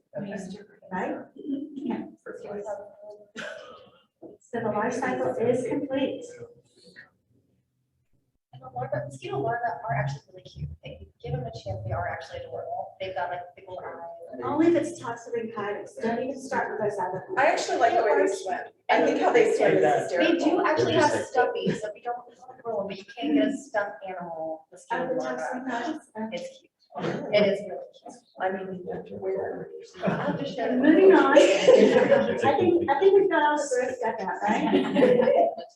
Okay, so Hymenoptera, ants, bees, and wasps. There are 17,500 species in the US. Who knows what this is? Caterpillar. Velvet ants. That's right. Both of you are right. Is it an ant? No. What is it? Wingless wasp. There we go. Wingless wasps. Are they supposed to be bad though? They are, the bad part is if you ever touch it and it decides, oh no, because it's a wingless wasp. They're beautiful to see them running around the lawn. They're just, and they're big. They're big, they're wasp size, right? Right. Why do they call it? They are. The sting is they have some kind of sting scale of how bad things are. It's way up on the scale. Just out of curiosity, you may have already covered this, but as far as the stinging goes, across, I mean, I'm sure it's not across the board, but generally, is the sting sexually dimorphic? Is it typically the females, or is it? You know, I don't know that. The males don't have a stinger, if I remember. Well, I mean, for like across, not the just for the velvet, Oh, but like, right. is there a reason why a lot of species, it's like, oh, the female will bite Only you, the the female female. will sting you, or. The female will sting. Well, so the females typically are the ones building the nest and protecting the eggs and the And larvae. having the eggs. The males are usually solo. But is and- that just the No, that's colony wasps. ones? No, that's wasps in general. Are the solitary ones? Like beaver wasps who live Yeah. in colonies, the males live separately Okay. than the females. Native bees of Texas. They're just so cute. Look at the sweat bee. Yes. I love sweat bees. They're so shiny. Leaf cutter bee, you know, have you ever gone outside and looked at roses and seen just a little circle right at the edge? Is that what does that? That's Is what that what does that. does that? That's what does that. It's Perfect doing little it- circle. It's doing it to my red bud. Right. It's doing it to my. Isn't that awesome? My blackberries are like that. Mason bees, bumblebees, carpenter bees, squash bees. Okay, Texas bumblebees. This reminds me of those tests that we used to take, which one of these is different. Right? 4 things are the same, one of them's not. So, because if you look at the first, the second, and the third one, they kind of look the same until you get into that little, and would bee sit still long enough for you to check that out, right? But this is on the Texas Parks and Wildlife website. You can find the bumblebee ID there.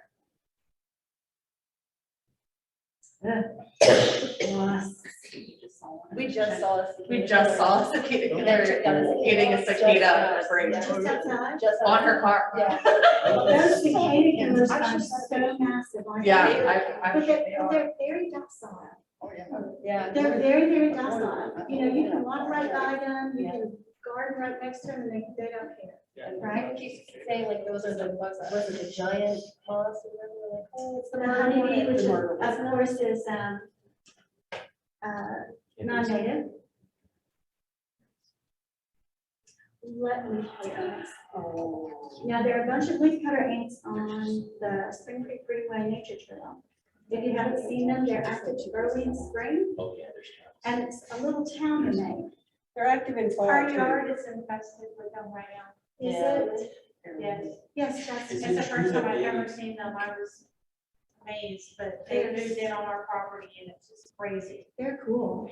Is it true that they farm that fungus? Yeah. Yes, yeah. Yes. So if you go to the Science Museum downtown, Yeah. they actually have a leaf cutter colony in the entomology display upstairs, where the butterfly garden is. And they have it so that you can actually see the colony underground.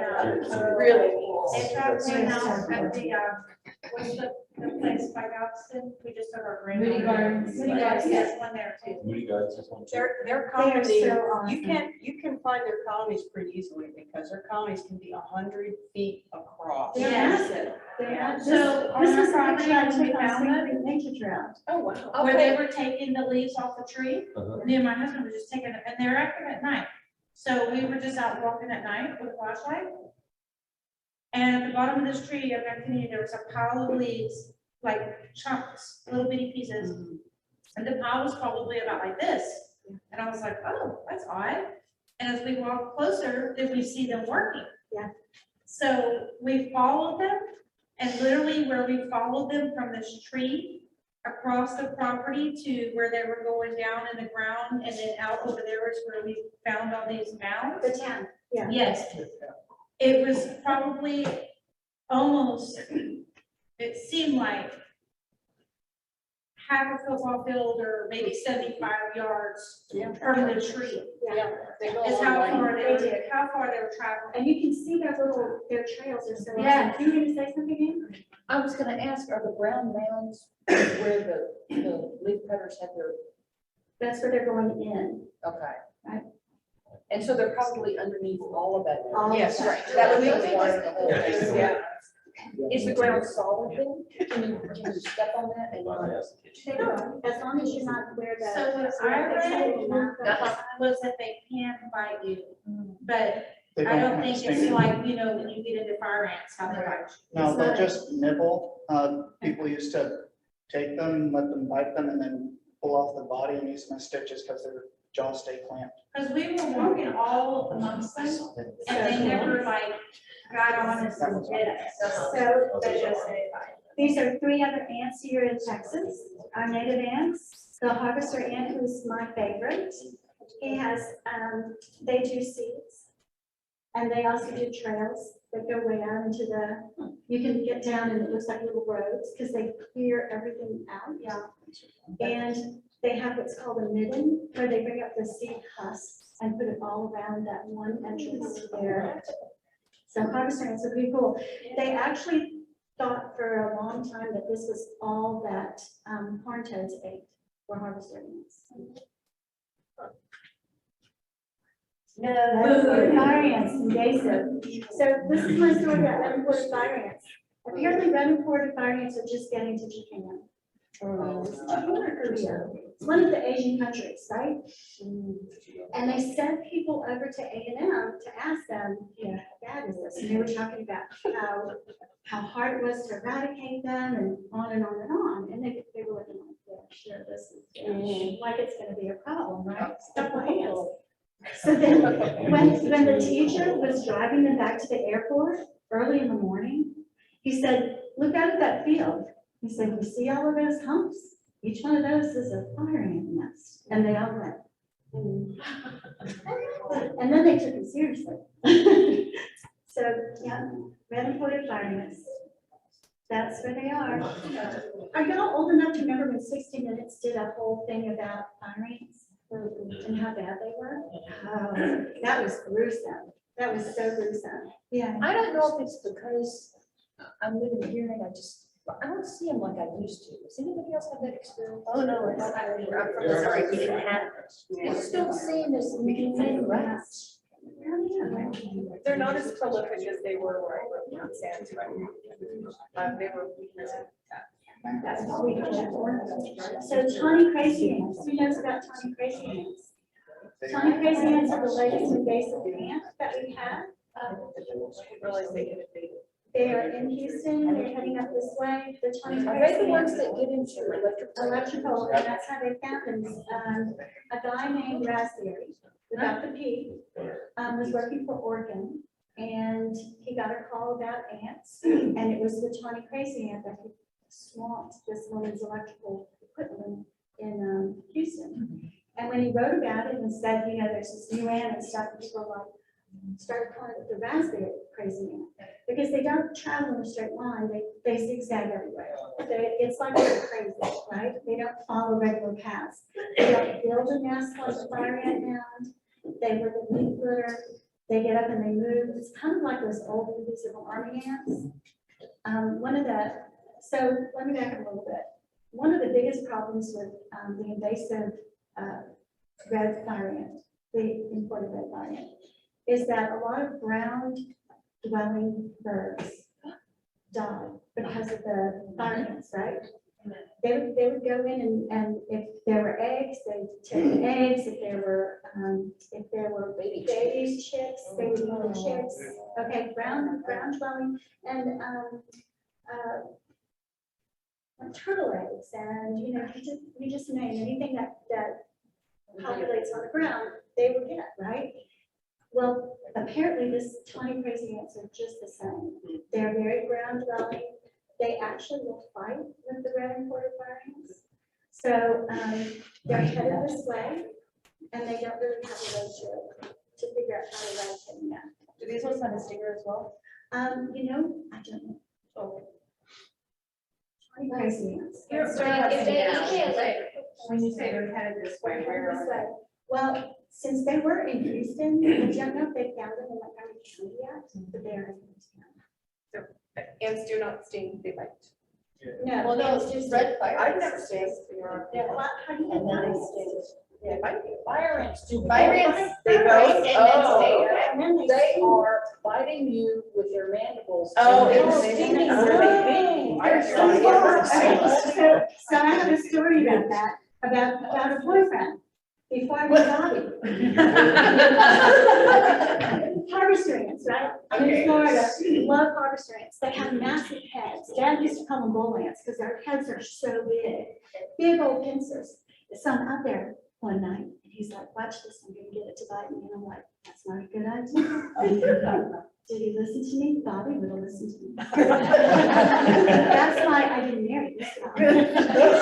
Plus, he was a little dumb. He was a little dumb. He grabs the ant, he gets it to bite, and just then that tail gets around and sees the crap out of him, and he's like, ah, he's throwing it down, and I'm like, I told you. I didn't even know Bobby then, but, I knew Bobby was smart enough to know. When I met him, I could tell. Yeah. If I had told him, don't do it, he wouldn't. Tony crazy ants, this is where they are so far. Oh, it does look It like does they show are here in it's in Montgomery and Walker. Hadn't realized that. Pharaoh ants are sugar ants. They are invasive also. This is where they are. They are everywhere. Canoptera, 10,200 species in the US. I love cicadas. Can you tell? They are so beautiful, aren't they? The Texas Dog Day cicada. I love that. What a cool name. This is one on my house the other day. And an empty shell on my house, and another one on my house, and there's two more on my house, and there's one on the fence, and this was actually a year ago when we were having a big Cicada, you. cicada year. Okay, so this talks about broods. These are the brood cycles that we have. The next big one, I think, is in 2024, is that right? This one right here, 2024, but that's way up here. So now ours is coming. 2024, this is a little closer, Louisiana. So these are the different brood years, 17-year cicadas and 13-year cicadas. Do we have the 17-year and 13-year here? Because I know we have the yearly ones. Right, we do have the yearly ones. I don't know, because it's not showing it as No. being here. So, That picture of the cicadas earlier, were those annual cicadas? Or, you had the picture with the core cicadas? oh, let's see. Let's get back to that. Or are those 17-year cicadas, or do you know? The rush I know is yearly, because those are always around. There we go, yeah. Oh, what do you Wow. know? It's going crazy. Hold on, hold everything. Back we go. Too many ants, all the ants. Canoptera. So, yeah, the rush is That's here all. all the year. Yeah. All the year? All year. Every of the years.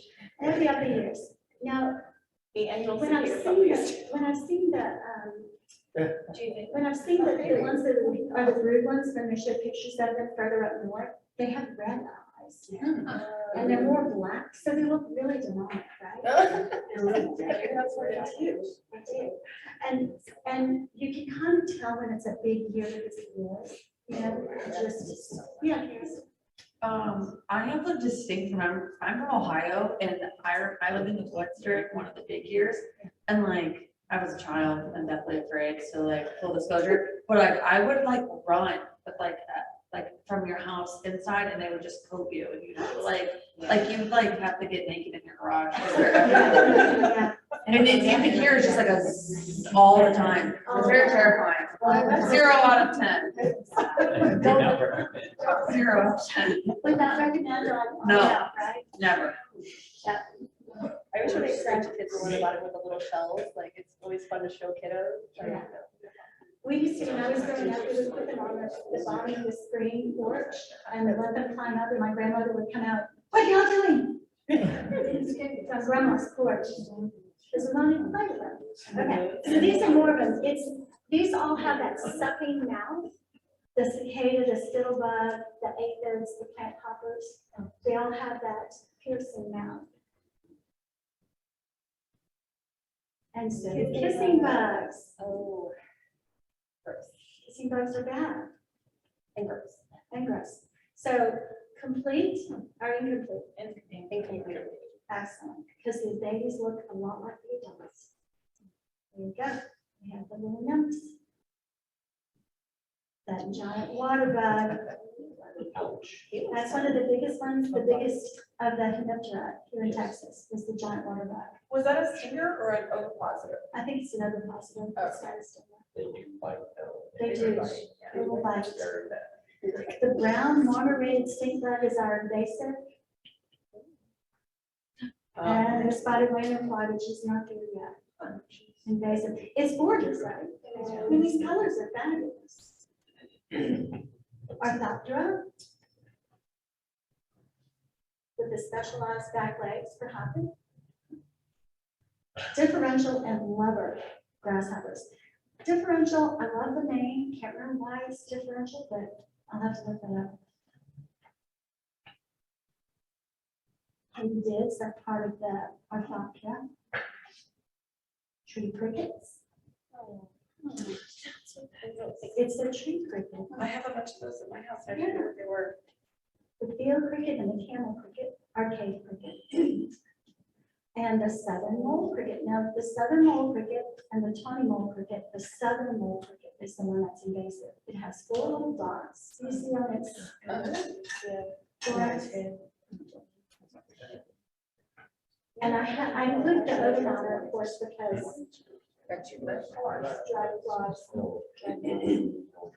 okay, so from this picture, what are the biggest differences between a dragonfly and a dancing fly? We can tell me more, Harrison. Yes. The wings, what about the wings? The resting position. Resting position of the wings. What else? Size. Size, what else? Double and single. Eyes. Double and single? Yeah, the dancing fly has the single and the double, like, horizontal. They look up. They both have double wings. It's the way they hold them, it's hard to see. Yeah, Like vertical and horizontal. right, yeah, right. It's the way they hold them. What about their eyes? The dragonfly's eyes are like. Facing forward. Right, The dancers are like to the side. yeah, that's exactly right. These are all the different types of dragonflies and the different species. So seeing a petal tail is going to be really kind of iffy for you. There is one of those laminated kind of, right? Little field I guide. did a field guide, yeah, laminated field guide, and I snapped pictures from that because these were just, the colors are amazing. The roseate skimmer, I had one of those in my yard the other day. Oh yeah, they're just gorgeous. And the saddle, this one up here, the widow skimmer, those are called saddles when it's got the coloration like that. I would love to see a banded pennant. Isn't that stunning? I saw one at, W. Jones. Did you? We caught one. That is so gorgeous. There's some club tails and leaf tails and spiny legs. Apparently, there are a lot of people who are afraid of these. And Which ones? just any dragonfly. Really? Yeah, yeah, yes. When it's got the big clumps on its back. What is that? Because as a kid, they were like, oh, it's carrying its babies, and obviously that's not. Big lumps on its back. It's Yeah. not Carolyn's, it's the wings, it's the saddles she's talking about. Oh, it's an illusion. It didn't Yeah. actually have anything on its back. It's just that when you're flapping, it looks like, I thought that too, and I have the same question. That's why. It's just their wings, the matter. I had no idea. Thank you so much. That's Adrienne. We met. So these are all stunning. Damselflies, you're gonna more than likely see a pond damselfly. These are the bluettes. Spread wings, you can see what they're called, spread wings. So remember how I said that some rules are made to be broken? This is one where they actually, so you can tell by the eyes though, that this is definitely a damselfly, and it's the tinier little. And they're really clumsy flyers compared to dragonflies. So, Very slender. right, very slender. So the ebony jewel wings Oh, I right love here, those are so gorgeous, and I saw like 5 of them one day on Springford Nature Trail, just hanging around. So if you ever want to go hiking, that's where you need to go. They're usually around water. Yes, yes. Beautiful. Red tails, you can kind of tell why they're called red tails. Look how long that tail is. Mhm. So, incomplete or complete? Incomplete. Good job. Now, what's nice about these is that they do eat mosquito larvae. So when you have a good group of these living in your lake or your pond, that's the thing to have. So you have a damselfly larva and a dragonfly, It okay. says dragonfly larva left and damselfly. Oh, you can't read it. It's very tiny. I'm right here, so I can see it. I squinted a little, but yes. Recording started again. Better with this. Oh, okay. My favorite part. Second favorite. So you see how it looks like a damselfly? That's the adult. Growing up. Look for it. There it is. I gotcha. Is the emerald. We all That is an ant lion. It's got 2 little So it grows. sensors in its face. And so this is, there we go. Now, okay, this is a larval form, and it builds these little booby traps by scooting around backwards and tossing dirt over its head with those pincers. So it moves backwards. It doesn't have a forward motion. It just scoots backwards everywhere it wants to go. Pretty cool, huh? It turns into that. And it turns into a guy. Aren't you astonished? Yes. I thought that was, what is it? Yes. It's not a dragonfly, what is it? It's Pretty neat, huh? A dragonfly? So it flips with its head it's not a damselfly. and those It's, pincers and makes these little, almost looks like. Shucks, I should have looked that up. Okay, let's go through this and I'll look that up and tell you whether it's a hemip drug. I think it might be a hemip drug. But no, it doesn't have piercing mouth parts. I'll have to look that up. Okay, so which ones of these are insects and which ones aren't? Let's start with this one. Insect? Yeah. Well. Yeah, so instead of coffee, turn into a butterfly or so, insect. This? No. This? Yes. This one? No. This one? Yes. This guy? Yes. That? Yes. There, one we did not cover, the Neuroterra, which are net-winged insects such as lacewings, manticlies, and relatives. There we go. That's what an antlion is. That's pretty cool. Okay, so why are insects important? I want you to look at how many insects are on this diagram. Now, first of all, we start with our energy source. Whoop, back here. Start with our energy source, which is the sun.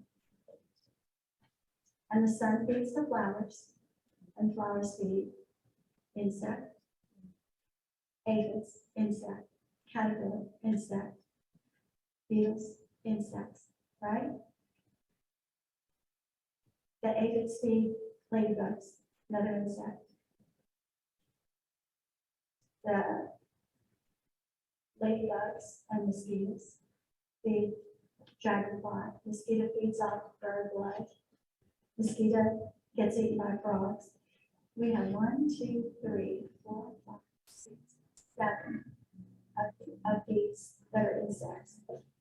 So if we were to do a food pyramid, that would show the things that are on the very bottom level.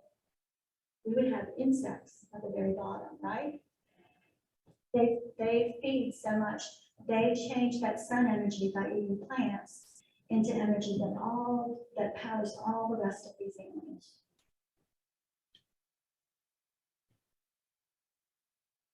We've lost 39% of our birds in the last 50 years. These birds eat bugs. Birds like to, so let's say you have a chickadee in your yard, right? Trying to fledge babies. Why do you think it would want to feed a caterpillar to its baby and not a beetle? Easy to swallow, right? So it's more important to have things that are going to attract more caterpillars in your yard than just beetles. And it's kind of cool to find caterpillars for little birds and stuff, because beetles like to go underneath that leaf litter. But those caterpillars are right up there on the vines and the plants, right? So let's say that you don't have plants in your yard that attract butterflies and moths to make caterpillars. What's going to happen to those baby birds? You're going to lose 39% of your birds. 90% of them are birds that require insects to eat. So even though a chickadee will grow up and be a seed eater, it's still feeding its babies that protein in the form of caterpillars. It's not going to feed them a lot of seeds. Our insect population shrunk 27% in 30 years.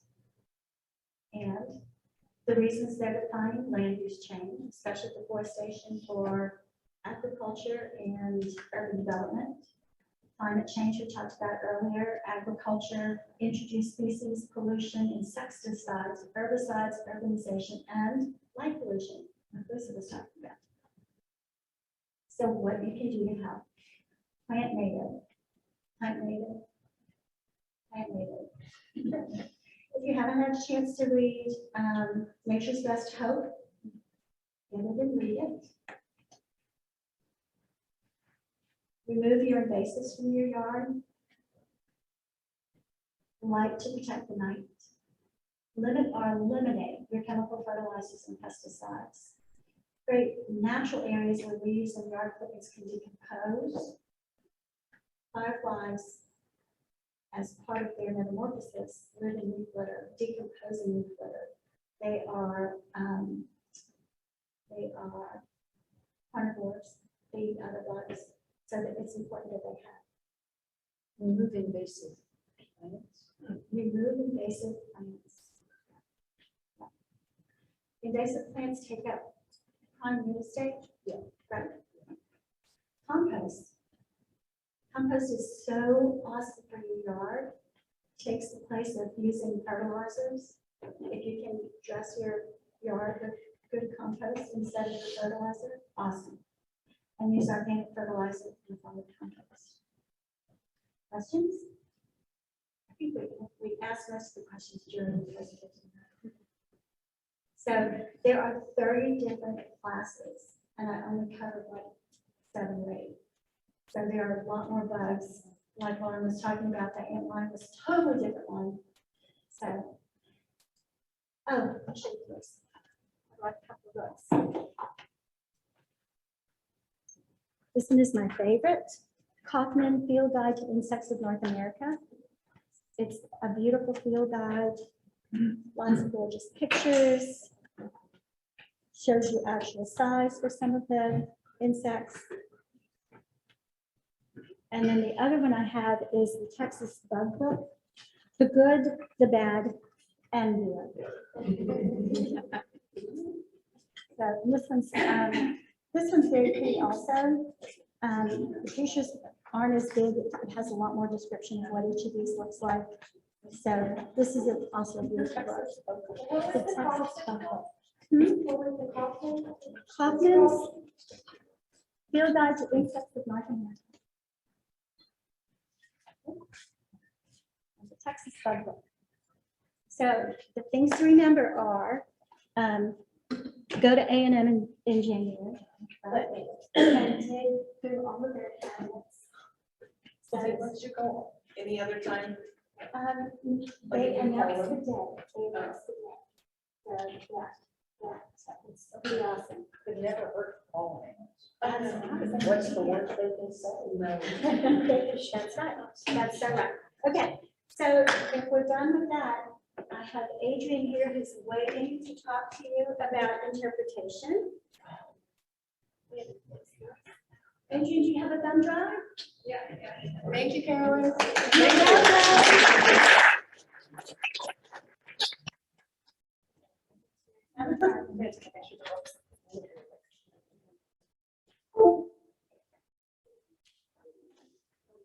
Yeah, you want to take a 5-minute break? Yep.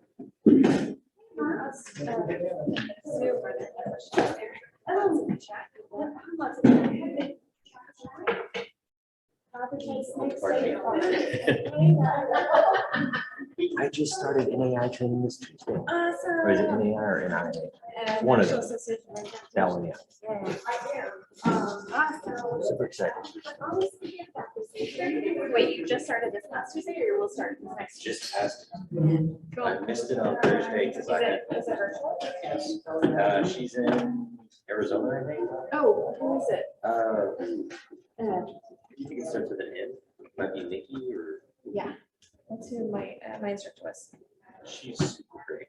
I had to miss because it's minor Tuesday, Wednesday, Thursday. Uh-huh. I had to miss Thursday because another training, I took Matt's training to teach archery to kids in schools and stuff. And she recorded the whole thing and gave me homework and was able to, she's just really great. She's a great teacher.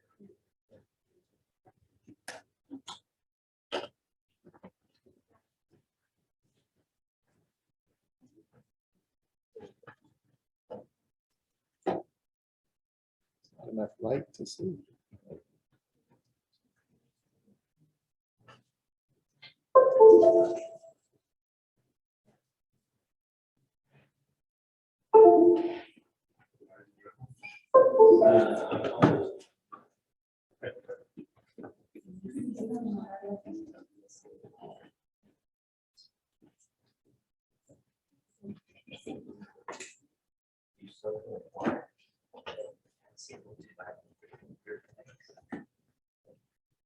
Yeah, just bring a little bucket next time, Yeah, Justin. that's what we're And doing. a pail and just say banana peels. Yeah.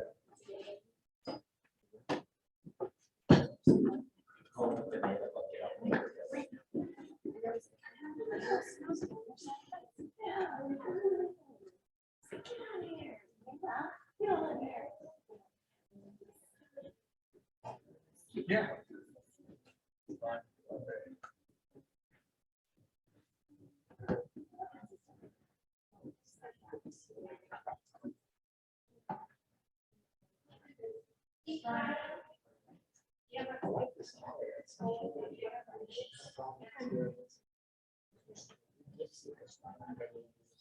Oh, okay. Yeah.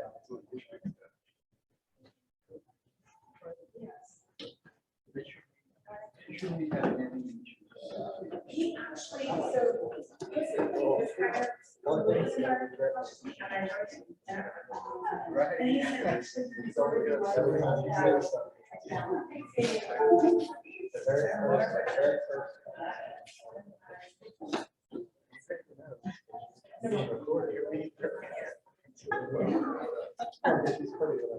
it usually doesn't affect you, but I guess. Bobby, good coffee today. I only drink a little bit, but it's probably because I have a large and I drink more.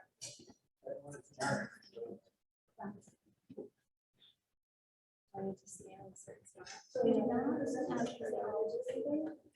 The right hand side,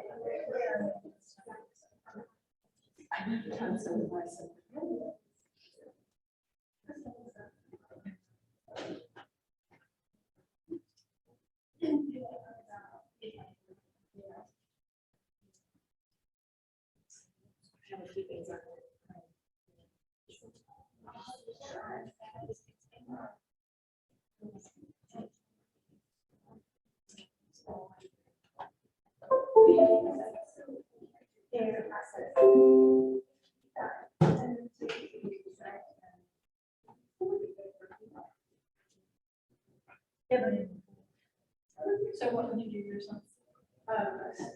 Just answer that question.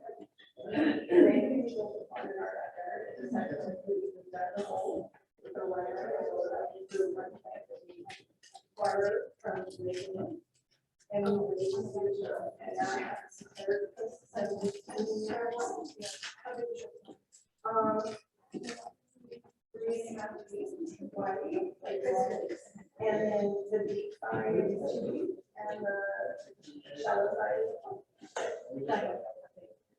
Oh, it's all of this. Okay, so it's probably 3 people and the. You're so good. And I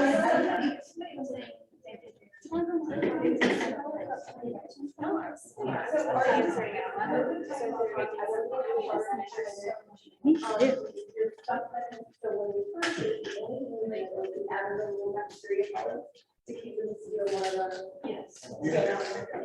But now it's so much other stuff that showed up. I feel sort of. And of course.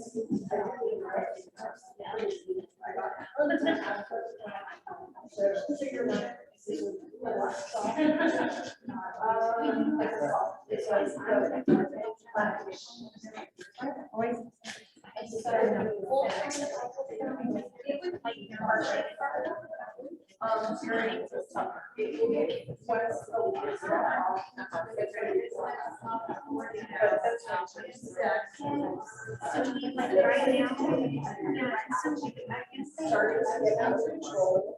Out of my task. But I had to do that. Patch. And now my algae levels have gone down. So I'm just actually thinking out.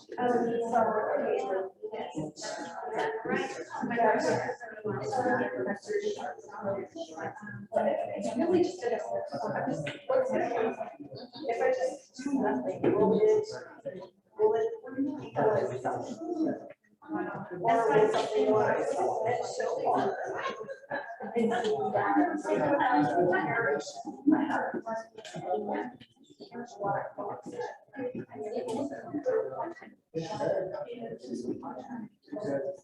Yeah, and I do have to fill in some like. David Ross? The drought. I have had to go into the tap water and make sure that I do it, but lose your water. I make it to like a waterfall thing, so it helps aerate the pond.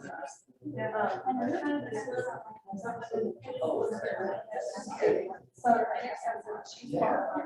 When you bring the water, first time there a year and a half ago, literally the only thing living in the yard were animals. And it's. Okay. I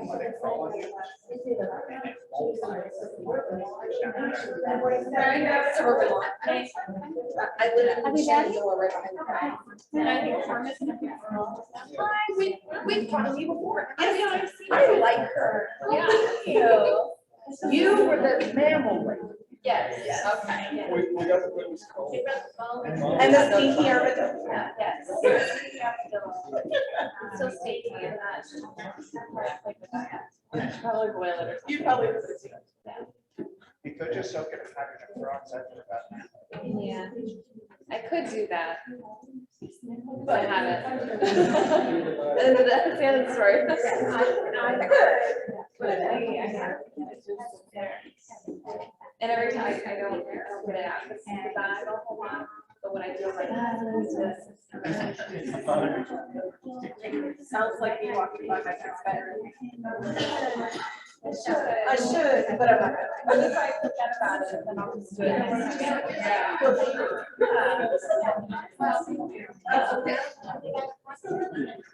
Yes. don't put that down.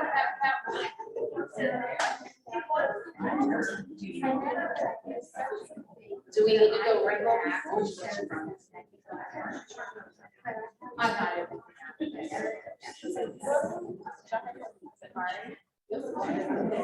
They were. No, we were Lisa and Carol. I don't want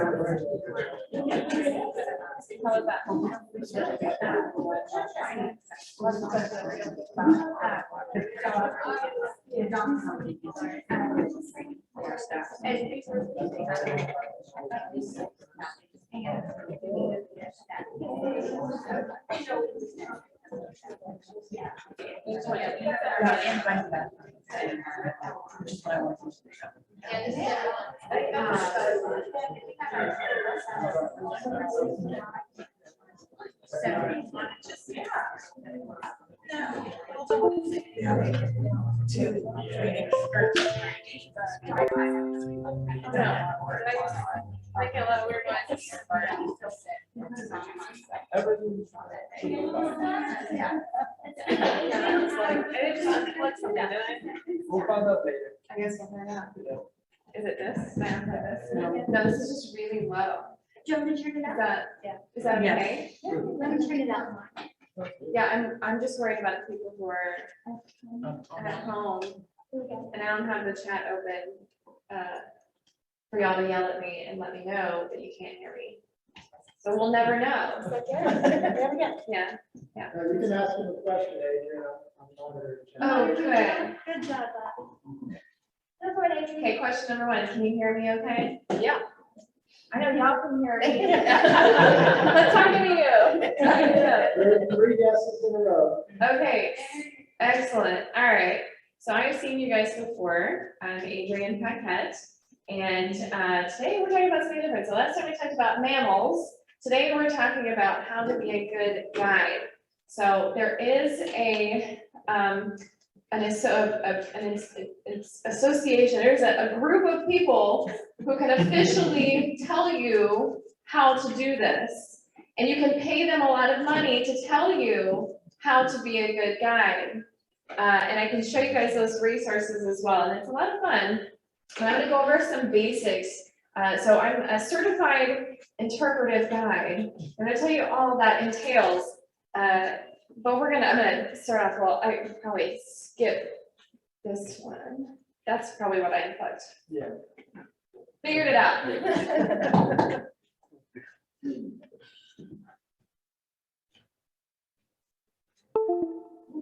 Yeah.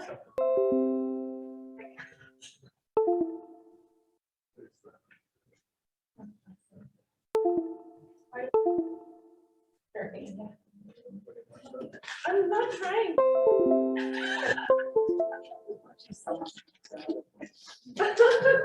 We're all having fun.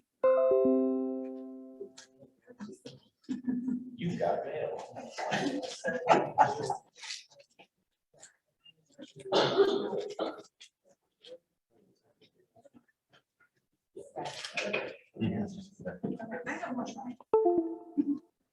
Oh, That's good.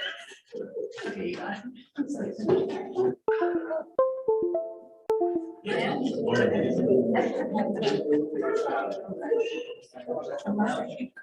Yay! Okay, thank you.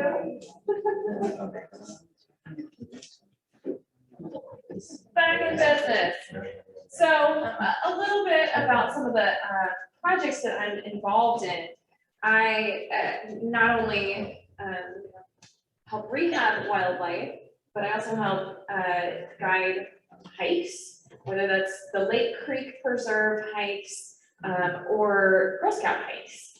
And so some of these skills kind of come in handy there, but being a good guide is also great for anytime you're interacting with people who want to know more about being a master naturalist, or when you're trying to convey some of the information you learn to other people. Because one of the most important things is being able to educate others and pass this information along to others. We talked about all the Leopolds so far. You guys have the same county almanac. So on the Leopold's, 5 tools of conservation, axe, plow, cow, fire, gun. I think he's missing education in there. I think it has to be in there. Just my personal opinion, but he didn't ask me. So this, what we're gonna talk about today, will be good ways to help integrate education into how you talk to other people, whether that's formally or just casually. So we'll kind of go through some of the purposes of having an interpretive style program, creating your own program and style, steps to follow, techniques to use, handling complications. I'm gonna give you guys a few of those resources I talked about on becoming a certified interpretive guide. You get a pin, so that's pretty cool. And we're gonna play a game. So first of all, talking about what interpretation is. So when we hear the word interpretation, a lot of times, the first thing that comes to our minds will be like interpreting languages. And in a way, you are interpreters, but you're interpreting the language of nature and the outdoors to other people. Maybe you're really interested in insects and dragonflies. And to some people, that doesn't sound like it's a very sexy topic, but there are really interesting ways, like just with Carolyn's passion for dragonflies, you're drawn into that, right? So there are ways to help connect people to what you're talking about, even if it's not a traditionally exciting thing for everybody. So the important thing is to be able to connect people with their emotions. Anytime that you have learned something new or had a new experience, it hasn't necessarily been about the information itself. It's been about the feeling that you get, right? You end up with this feeling of positive interaction. Imagine going to a museum, and you're walking through this museum, and there are a bunch of paintings, it's all great and fine, and you can read the little placards there. Maybe you have one of the little headsets that tells you a little bit about everything. It's neat, but how much of that do you actually retain? Versus when you're involved in something and you actually get a hands-on experience with it, or people are interacting with you on the experience. So those kinds of feelings are what we're trying to impart here. So interpretation,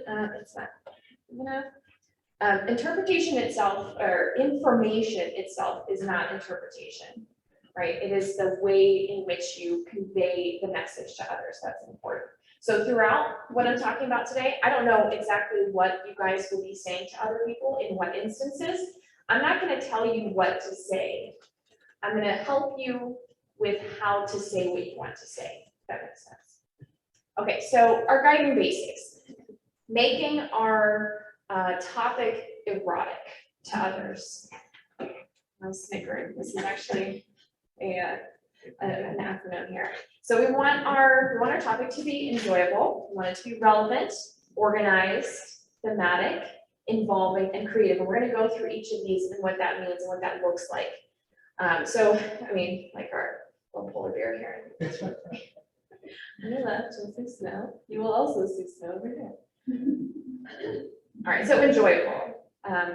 Think about some times that you have enjoyed learning something new.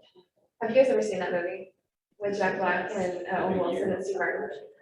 The Big Year? Yes. I love that movie. As somebody who enjoys birds, I loved that movie, not only because they had some factual things in it, but because it was enjoyable, right? I didn't necessarily learn anything new, but, or maybe I did, remember, but it was definitely a good experience for me. But in general, what are some, maybe think about some people who encouraged you to start this program, or, something that you love to do. What made you love to do it? What do you guys think? Just, are there people in your lives who encourage you to do it? Are there experiences that you had that were like, I have to do this? Yeah. When I was a kid, I had this friend, and his parents at the time were the Texas Master Naturalists. And every time I came over, it was like as soon as I got there, they'd go, oh, hey, look at this cool stuff we have in the backyard here, these natural plants we planted. You might actually know it's Nita and I can't remember the last name now. So somebody's showing you Yes, and somebody showed involving me. you Yeah, in like, it. since I was a little kid, and then I went through Boy Scouts, and it just kind of blown up from there. Boy Scouts, excellent, another good experience people will connect to. I always remember in the 5th grade, we did a group project, the whole classroom, and it was all about recycling.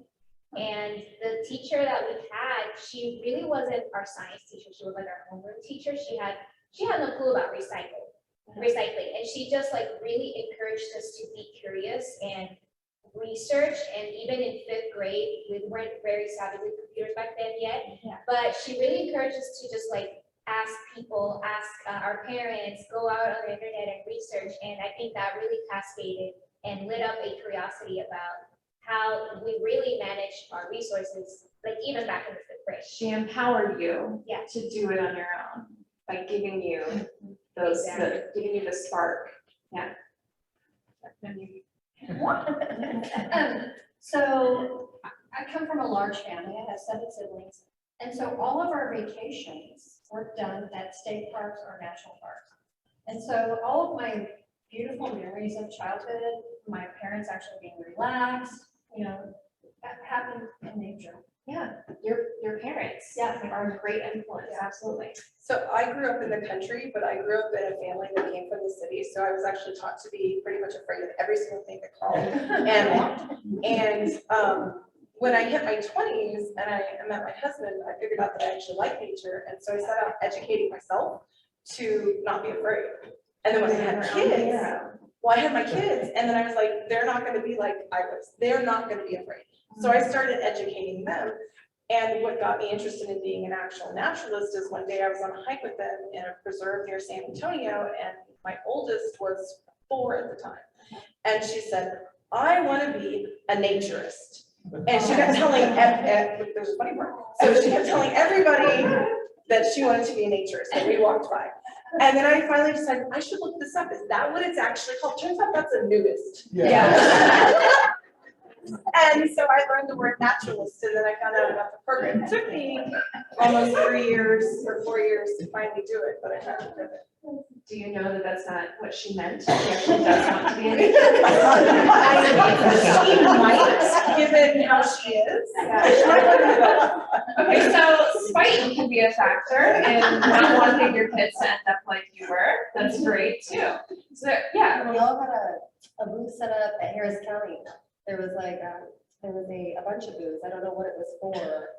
And that's where I think I met you, and you were representing, you had the felts and stuff, and you were talking about how like sometimes you had a bat and it would like hang on your shirt. I was like, oh, it was a snake. Was it a snake? It was a snake. I was like, that's a thing? And you were like, yeah, it's not naturalist. Go check it out. There's a booth down there. And I was like, what? Yes. Please. So me. Yeah. Chance, absolutely. For me, growing up, here's some of my experiences. This is my dad and me. We were, it was called Indian Princesses. I believe it's now YMCA Princesses. And we had camping and guides. It was father-daughter camping. And my dad never discouraged me from jumping in the mud puddles. Those are memories that I remember, and I will always remember.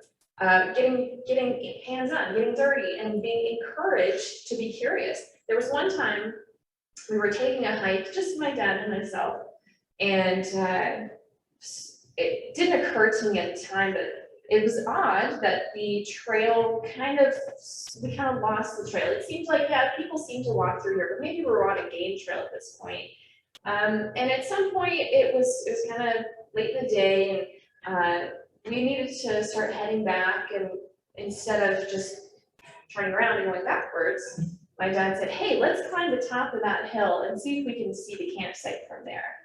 And it didn't hit me until I was an adult that we were lost. And that was my dad's way of keeping me from freaking out about it. And I really appreciate the way that. back too. Yes, he wanted to go up there to be able to see which way to go, because he had no idea. So I appreciate his style of doing that, his manner of doing that. This is us this last year, and he's mountain biking as like a 70-year-old guy, and he rode behind me with the horse. It was great. So we're like still having these kinds of experiences. Maybe it's somebody who's a little less close to home. So, I mean, who isn't inspired by the Irwins in general, not just Steve Irwin, but his whole family continues this legacy of education through passion. You guys ever seen Robert Irwin and Mindy, and they're so fantastic. They have Instagram and, I don't know if you have TikTok and stuff. They're like, so cool. I went down a rabbit hole actually last night watching Robert Irwin on, oh, I can't remember which talk show it was, but apparently he's been doing it for like 5 years, bringing animals on. And it was just hysterical. He was so much like his dad. Right, he's so like his dad, and it's so fun to watch. And I don't know that I retained any of the information necessarily, but I know the feeling that I get when I watch that, and it makes me curious, right? I used to watch the movie. They're still around, they have the Kratz brothers, yeah, the Wildcats. I don't know what it is about them and the way that they're able to transfer information into child's brains, but when I teach kids, a lot of the times the kids who are like able to answer all the questions and they're super excited about it, I have to stop and ask, do you watch the Wildcats? I'm like, that's my favorite show. I don't know what they do, they just do it so well. So again, it's that feeling, that excitement, that interest, that curiosity. Maybe Jean, right? And she's not necessarily an educator so much as just an inspirational person. You can see her work, you can see that the passion she has for it, and people are inspired by that. She's got my Barbie doll up now. Oh, yes, new Barbie doll. Wow. New Barbie doll, yeah. Apparently those are still a thing, so. All right, so enjoyable. We want it to be enjoyable. Those are memories that will be lasting. We also want it to be relevant. And this means being relevant to the people you're sharing the information with, okay? If it doesn't matter to the person you're talking to, they're not going to continue that, right? So I like the U.S. National Park Service Center for Interpretation, their quote, they'll only care for what they first care about. So you have to make, again, those emotional connections in order for somebody to take the next step. And is that rain? It's raining. We need to do a parade. We're going to dance in the rain for a little bit. Yes. Totally. Yeah. Yeah. 2 minutes. Go out in the rain and come back.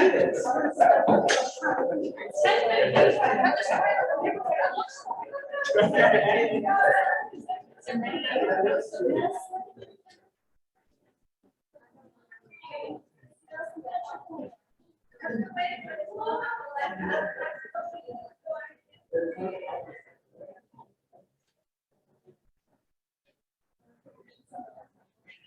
Oh, wait.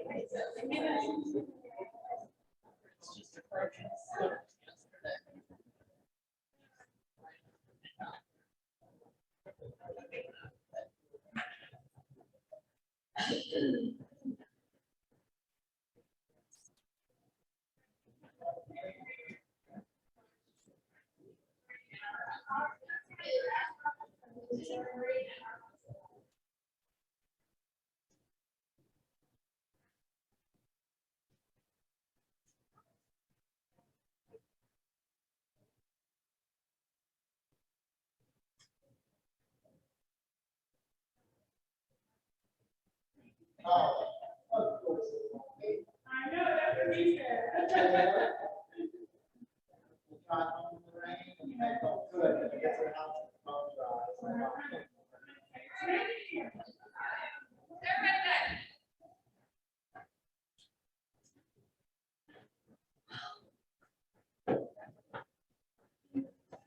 Okay, we're back. All right, those of you guys who are at home, come on back. We're dancing in the rain. We're goofing off.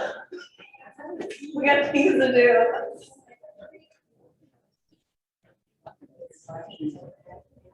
Did you know there's a word for the smell of rain on dry ground? It is petrichor, which is a super cool word. And it's basically apparently bacteria that lives in the soil when it gets wet. It smells like that. Petrichor, damp earth smell, petrichor. It's the same smell in the morning. How do you smell it? Like the dew in the morning? No. No? Well, it's just the smell. It's just the smell of it. So whenever you smell that, that's what the bacteria. Petricchor, Petricchor.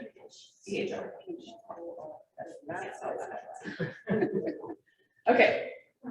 All right, so back to this. Yeah.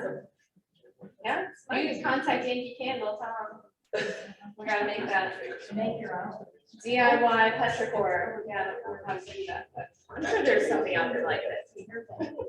All right, so making it relevant, making what you're saying relevant to people and making sure that you're able to connect not only with them about caring about it, but then helping them make those next steps to care for it, making that connection easy enough for them that they can then take those next steps. So for example, seeing somebody at a booth at a public event, and you guys you might be interested in doing that, standing there at a booth and talking to people about being a master naturalist, being able to connect with them. I know I've been at a booth with Carolyn and she asks them, do you like bugs? And half the people are like, no. And the other half are like, yes, and nobody ever wants to talk about it with me. They're super excited. But the people she's able to connect with are everybody, even the people who are like, no, and she's like, let me tell you something about bugs and you're gonna love it and you're gonna go home and you're gonna be looking for bugs. And she tells them about stuff and they're like, okay, that was actually really interesting. And then they go home and that they start putting bugs on their naturalists. Right? So being able to show them the next steps is great. Okay, organization. So this is especially for if you are creating a program, if you are taking people out on a hike, you need to be able to have some sort of organization to the topic or to the presentation. I think of it kind of like a speech, or like when you're writing a paper, you have an introduction, a body, a conclusion, just opinions. There's no right or wrong answer. Which one of these would you guys say is the most important? Introduction. Introduction, conclusion. All of them. All of them are important, absolutely. Sometimes we are drawn to one more than another. That's totally fine. You'll find that with yourself the more you do it. For me, I think for me personally, it's the introduction, because obviously, we've always been told that first impressions are really important. And so, yes, we need a good introduction, but we also, need the meat of the presentation to be engaging and drawing to people. And then the conclusion helps to kind of leave it all home. So I think of it like if you're making orange juice, or you're making a speech about making orange juice, for example, the introduction would be maybe introducing the orange. This might include the history of the orange and the purpose of oranges and cultivation of oranges, kind of introducing people to what an orange is. The body, the juicing it, giving us kind of the nitty gritty of making that orange juice. So the purpose, maybe the nutrition of the orange, maybe that kind of stuff is going to be why people would want to have orange juice. And then our conclusion would be when somebody's actually consuming the orange juice, giving it to them, and you're letting them experience that.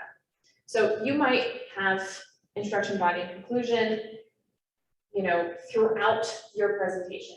These are just some things to kind of keep in mind and being able to hit those points throughout the program.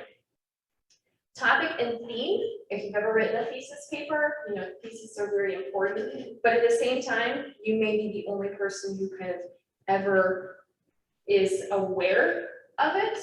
So I've given hikes, for example, or led talks where it's advertised in the Precinct 4 website.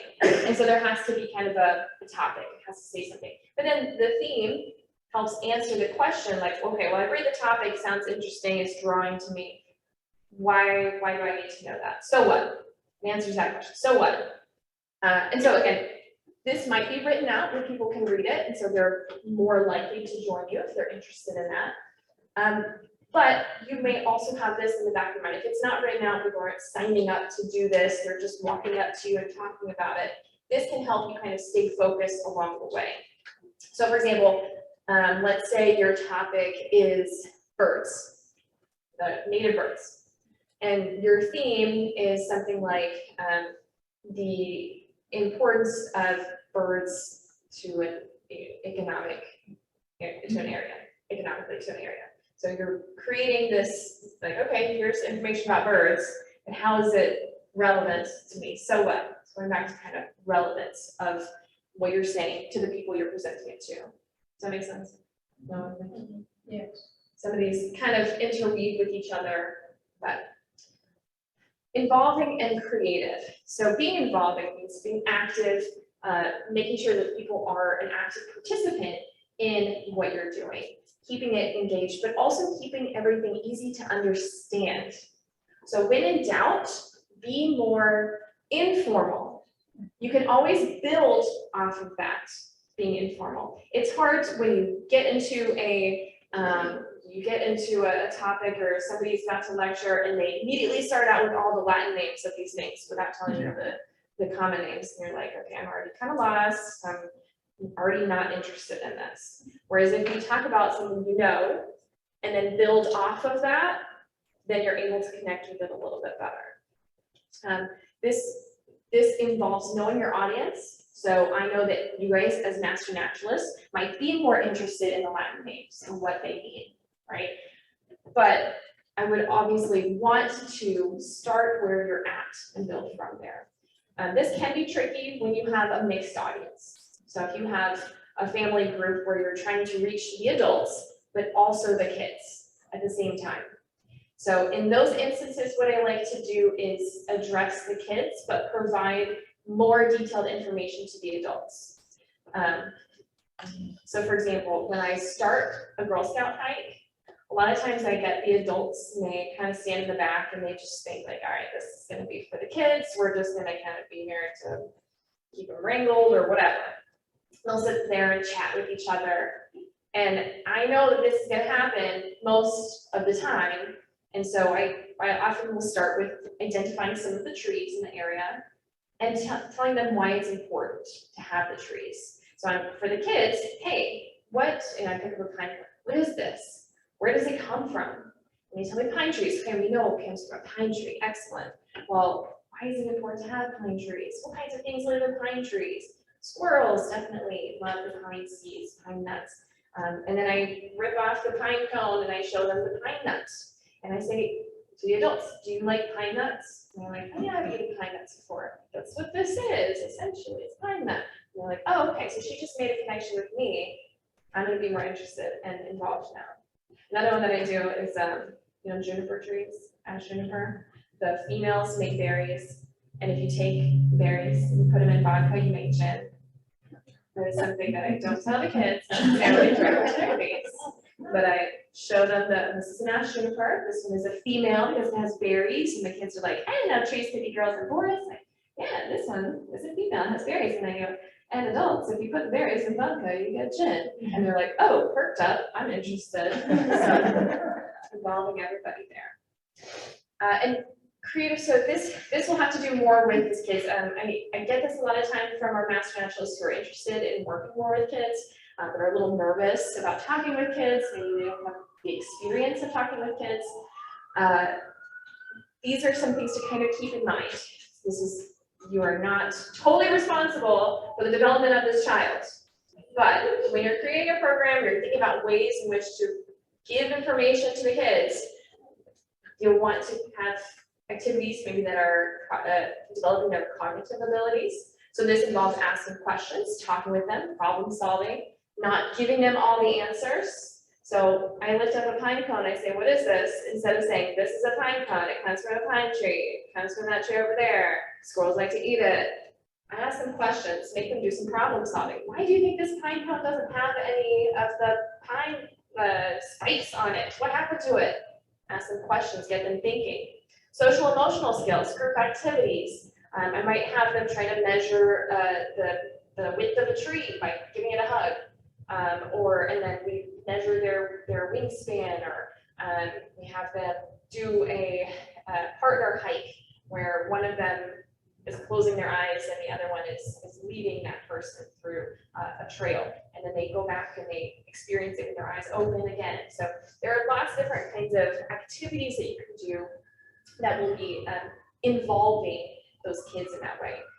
Physical skills, getting them moving, getting them touching things. I always tell kids when I take a hike, I have two very important rules, and one of them is do not put your hands or your feet anywhere that your eyes have not been. So this means don't touch anything, don't step on anything you're not looking and paying attention to. And a lot of times we think of nature's, a lot of times when kids go out to nature, their parents are running after them like, don't touch that, don't do this, don't lick that. That's very important, but don't touch nature. But it is not a museum. We are supposed to touch it. We're supposed to interact with it. It is my job to make sure that I tell them what's safe to interact with. I want them to be able to touch those things. I want them to feel safe and have the power to be able to do that. And it's my job to make sure that I'm able to do that. Communication, language abilities. So again, don't do all the talking, ask questions, get them involved. A few kind of tips here. Providing hands-on materials. So again, that kind of physical, touching, hands-on experience, engaging their senses. So having them smell something, having them stop and listen to the birds.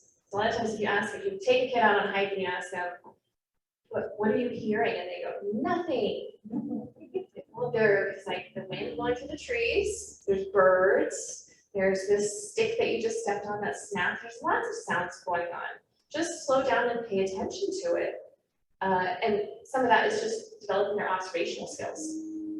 Using a tone and language that is appropriate for their age level. I want to talk about this. This is really important. I see a lot of times people talk down to kids, and not in a trying to be negative way to kids, but acting like they're not humans and trying to be cute and maybe talk to a kid who is like 9 years old. It's very frustrating for me because I can see in the look in the kid's face like this human being thinks that I'm an idiot. We have to be able to talk to them as people. They are people, and it is important that we treat them as such. So this means, again, being informal, but meeting them at their level. And I found a lot of time, I get to tell you about this. So I teach K through 8 mostly. By the time kids get to about 3rd grade, so it's about 9 years old, 8 or 9 years old, they have developed enough cognitive thinking abilities to have a conversation with them like I do with you. They do not develop any questions that are different from what I hear from adults. What happens is a lot of times there's a weird developmental shift that I'm sure we all remember when you hit like 13, 12, 13, and you start acting like you're not interested in anything at all. And I think that makes the younger kids seem like they must be less developed. But honestly, if you talk to them like they're adults, they will either tell you, like, I have no idea what you just said, please translate this for me into kid language, or they will meet you where you're at, and you'll be able to have that conversation with them. That is a very important thing to me. Have a management in place for behavior issues. So if you are going to be in charge of a group of kids, for example, if you want to be involved in the Girl Scout hikes, and you have 2 troops, or even just 1 troop, it is important that we know the troop leaders' names. The adults there are present to help manage some of the behaviors. You don't have to necessarily know everybody's names. If you have 20 kids and you only have them for 2 hours, it's not expected. Like it would be going above and beyond to remember all those kids' names, to be able to call them out. But the adult that's there knows their names, and you can talk to them directly and say, hey, I'm gonna need your help. So what I do on hikes a lot of times is I'll talk with the adult beforehand and say, hey, we're gonna start going on this trail. It is single file. I need an adult in the middle, and I need an adult in the back to make sure I'm not losing any kids. And I assign them to those roles. That way they have a job and they know that they're a part of helping keep everybody in line too. Here are just a couple of activity ideas that I'm going to share with you guys. Camouflage trail. These are great to have on hand in case there's a time when you're like, I need something to do with these kids for another 20 minutes and you have to fill this time. Camouflage trail is where you camouflage something and you have to go find it. It's basically just hide and seek. Please remember what you hide and where you hide it if you need to go pick it up later. This one, I don't know if you can see, she has a bandana, green bandana. She's super excited to find it.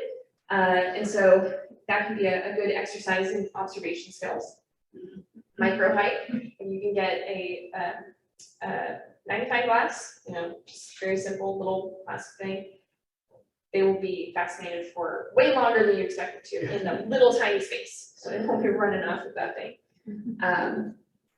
Or even if you have binoculars, let them use those tools. So even a further way of magma hike, I guess, you're letting them use tools. They love it. They love messing around with binoculars.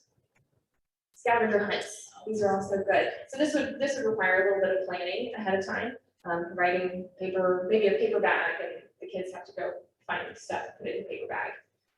Maybe they come up with their own scavenger hunt. Maybe give them a paper bag and a pencil, and you say, let's talk about some things that we all want to find. We gotta get 10 things, ready to go.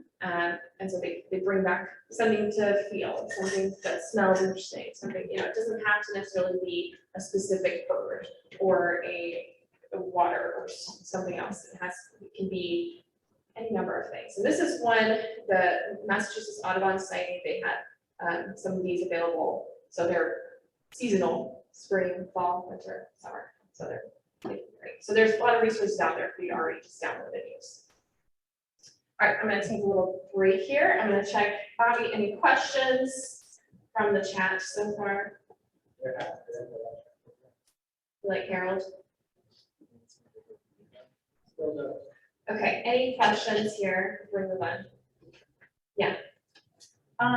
I used to work for the parks and did a lot of informal environmental education. And my question is, one of the things that I had an issue with and know that is when people want to bring their kids to programs and they want to be the hands-off adult. When they are like, I'm utilizing you and your skill set to give me 45 minutes to an hour for me to just scroll on my phone and not do anything. So I know you did. yes. We worked I used to work for Harris County, and so those are the adults. Yeah, I've had teachers like that and do that too. When I go into a classroom, I sit in the back and sit on their phone the whole time. And there are kids breaking things, there are kids acting out, Fighting each other. Yeah, Throwing sticks, it whatever. can become chaos very quickly, especially with more kids. What I do is I talk to them. So we'll talk more about handling complications here in a little bit and attention getting stuff. But make sure that they know they're involved. So that's why, especially in the beginnings, I call them out and say, hey, this is your job. Hey, adults, I'm gonna need your help. We're gonna do an activity and I need all hands on deck to make sure that your child is following the instructions. So calling them out either personally or just generally, adults, you guys have a job here too. Sometimes I'm also a little passive aggressive, and I might say things to kids who are talking and stuff out of turn, and I say, hey, everybody, I want you all to be quiet for just a second.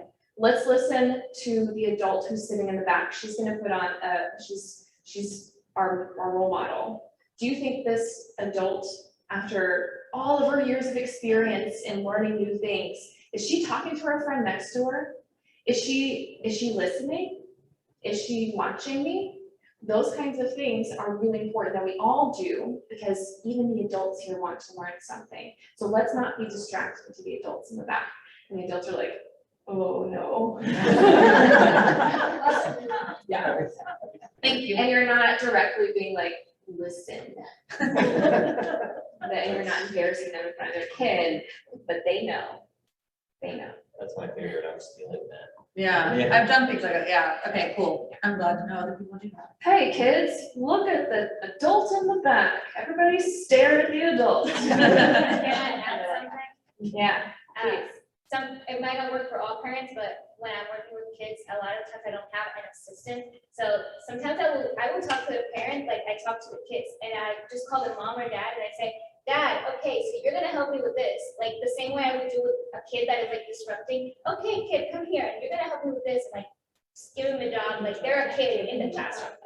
Yes, give them the job. You guys ever taken a CPR course? And when they say, don't just shout out, somebody call 911, because everybody thinks that somebody else is doing it. If you say that to adults, sometimes they also do that too. Hey, adults, I need your help. And they're like, yeah, that other parent has as if they look like they haven't put together. It's like, no, you are gonna be here at this table with these kids, and you're gonna do this. Yeah, giving them specific jobs can also be very helpful. Good idea. All right. So step 12, we're gonna go through like our introduction, body, conclusion here, and kind of the important things to hit. So introduction. So again, first impressions, really important. We're gonna talk about our Maslow's hierarchy of needs, learning names, attention getting, knowing your audience, techniques, and handling complications. So first of all, if you harken back, if you took any sort of high school psychology, you might remember our Maslow's hierarchy of needs. And I want to focus on kind of these top 3. You're gonna, in your NII with Nikki Conyers, as I remember her name, Nikki Conyers. You will talk more about 4 and 5, but I kind of want to make sure that we're really hitting these top 3, physiological, safety, and belonging needs. Okay, I want you to imagine this scenario. You have a friend, but it's the first time you're going to their house, and you walk into their house, and they greet you at the door, and they say, "How's it going? Good to see you. I'm going to be in the kitchen if you need me. Make yourself at home," and they leave. And you're standing there going, are we a shoes on or shoes off kind of household? Like, I really need to use the bathroom. Should I just wander around? I'm really thirsty. I took an hour to drive here. Like, what am I supposed to do with my life when I get into your house? Okay, scenario number 2. You go into this person's house. They say, "Hey, welcome, good to see you. Make yourself at home. If you want to take your shoes off, leave them right here. There's also a coat closet if you want to hang your stuff there. Bathroom's just down the hall to the left. I'm going to be in the kitchen over here on the right side. I'm going to make you some drinks. What can I get you to drink? And we also have some snacks before dinner." Oh man, you're like, all your needs are met, right? You know where the bathroom is. You know when the next time you're going to get food and water is. You know these things. These are handed to you. That's, again, that feeling of security. You know those things, those are known. So make it clear the amount of time you'll be spending away from these things. When I'm taking kids out on a hike, I'm like, "Hey, we're gonna be out on a hike for 2 hours, and the only bathroom out there is the green door. So there's a bathroom over there, use it now. There's also a water fountain over there if you want to fill your water bottle. There will be times we're gonna stop and take a drink of water." Make it known how long you're going to be away from those things. So it's at 2 hours. Take regular breaks to survey people and make sure that we're all surviving and doing okay. And make an effort to be personal. So make sure that you're providing this information to everybody. So I will say it multiple times. If I have 3 or 4 troops with me on a hike, I will say it to each troop that walks up. I say, "Hey, the other people have heard this already, but I'm gonna say it again. I'm gonna make sure everybody knows. There's a bathroom over here. We're gonna leave at this time. We're not gonna be back until this other time. There's water. We're gonna stop for snacks if you brought one. That's totally great. Make sure your shoes aren't your favorite shoes. There are puddles and stuff. A lot of times kids show up, they got their little unicorn shoes on. Like, hey, if those are your favorite shoes, you might want to change those. I want them to be aware of these things. Sometimes I might also, if I have the information ahead of time, I might actually call the adult that's in charge of that troop and say, "Hey, we're gonna meet at this time. I'm gonna be wearing this, so look for me in my bird blue shirt. We're going to be, it's a 2-hour hike. It always sounds really long, but the kids always ask me at the end how long we've been hiking, and they're surprised when I say 2 hours. They're like, "Oh, it's only been like 20 minutes. No way, it's been 2 hours." But I want you to be prepared. There will be puddles. We will stop for water and snacks if you bring them. So it's totally fine for these things. I prepare them ahead of time, and I repeat the information when they get there. I want to make sure that it is not a question in their minds. That's very important. Okay. Learning names. So this is, again, not totally necessary for every single thing that you're going to be doing. But let's say you're at a booth, and somebody tells you their name. And I don't know if you guys do this too, but sometimes people are telling me their names. In my head, I'm just practicing how to say my own name and not really paying attention to what they're saying. I know how to say my name. I'm not that dumb. So I have to consciously hear their name, listen to it, and I often repeat it back to them. That's the best way for me to be able to do this is and remember their name. "Hey, Susan, it's good to meet you. I'm Adrienne." So I have to say their name first. Association, if that helps. So I meet a number of kids, for example, who are named Layla nowadays. I feel like that's becoming a more common name. That is also my dog's name. I have found that people don't like being told that that's my dog's name through trial and error, unfortunately. But for me, it's like a compliment, being like, oh, that's my dog's name. She's like my best friend. But they don't know that. So I say, oh, Layla, that's my best friend's name. And so I can't get over that. But I will remember that their name is Layla. Use list. So if you print it out, if you have like a registration, you print out the list of names.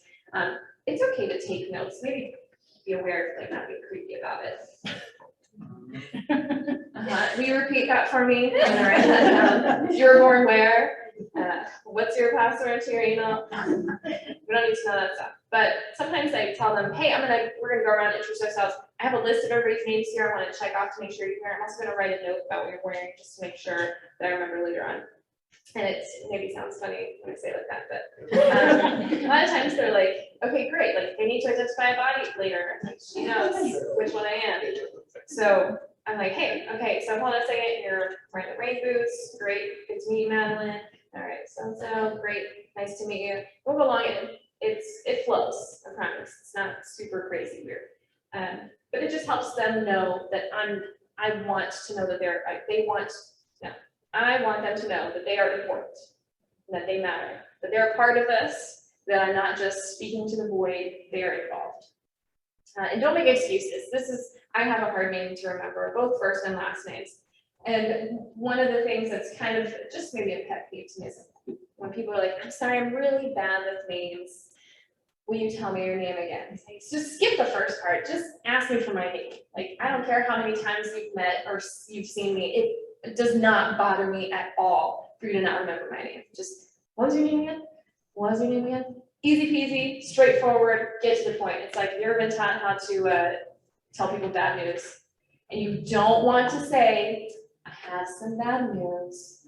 Now, I want you to be sitting down, take a breath. I want you to let you know beforehand that it's gonna be okay. It's like, just tell me what the bad news is. My mom is so bad about this. I've had to teach her.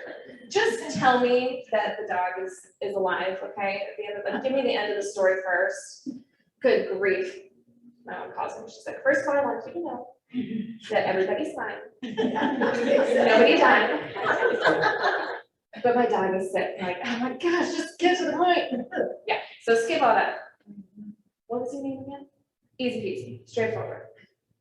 All right, attention getting techniques. And these are very important when you are setting the tone, right? Part of the introduction, setting the tone for the rest of our whole hike.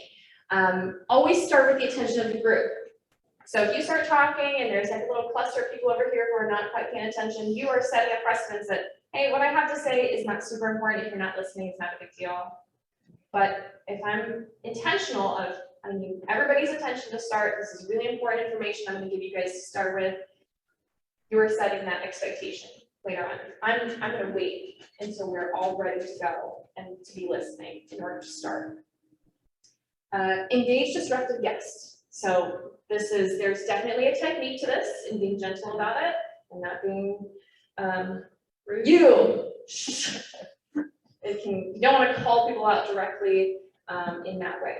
But what you can do, if you remember their names, you might say, Carolyn, you're going to love this. We're going to talk about bugs next. And I know you like bugs, right? So being personal is a great way to be able to reach out to that person. You can also, what I like to do, like in a classroom, there are like kids who are talking over here. And if you start kind of coming closer to them, and even just gently, I put my hand on the table, or I take the pencil away from them that they're drumming on the table, just very gently. And they're like, oh, no, she knows. She knows that I'm the problem here. So the kid was humming, I'm like, anyway, we're gonna get back to what we're talking about. Okay, so she knows, we're aware, and she's not gonna be mean about it. But it helps them respect you a little bit more too, when you're not rude about it. Use hand gestures or claps. Definitely know there's a time and place for this. If I'm out taking a hike, I'm gonna try to not be clapping to be super loud, because I told the kids already, we wanna be quiet, and they would kind of defeat the purpose if I clap to get their attention. But we're familiar, if you're in a classroom setting like this and trying to get people's attention, you might use the Or And you can hear random plus. yeah. And here, yeah, this is another way, you don't have to yell to get people's attention. If you can hear me, put your hand in your head. If you can hear me, you can send my voice, touch your hips. If you can hear me, touch your nose. Right, so you don't have to yell, people will just know that everybody else is paying attention. What I like to do with kids is make animal motions. So if you can hear the sound of my voice, stand like a flamingo. If you can hear my voice, give me some butterfly wings. If you can hear my voice, give me antlers. And so I can repeat that as many times as I want. I have a number of animals I can think of. I practice them ahead of time. This is not something I come up with on the fly because I'm kind of bad about that. But think about it ahead of time, have these kinds of things in your pocket to be able to pull out. Leverage your physical environment. Being aware where you're at in relation to where people are looking. If you're taking a hike or you're walking around and you stop in a place where you're like, this is nice and shady for me, but everybody's looking at me and into the sun. Or I get the shade and everybody has to stand out there. They're not going to be thinking about what you're saying. They're thinking about their physical needs, right? Our Maslow's hierarchy of needs. We need shelter. So be aware of where they're at. If somebody is talking to you and they're squinting and having to go like this, just, move to the side. That way they don't have to look right into the sun at you. They can concentrate on what you're saying and not being blinded. And finally, treat the attention with respect it deserves. If you've ever met a toddler, you know that they go, you are like this. Hey, hey, hey, hey, pay attention to me. And then you're like, okay, I finally finished the very important thing I was doing. I'm gonna turn to you and give you my attention. They go, oh, hold on. And they leave. You're less likely to give them that attention next time, which is how we've gotten to this point in the first place of having to tell you, hey, hey, hey, because every time you pay attention to them, they leave or they're like, I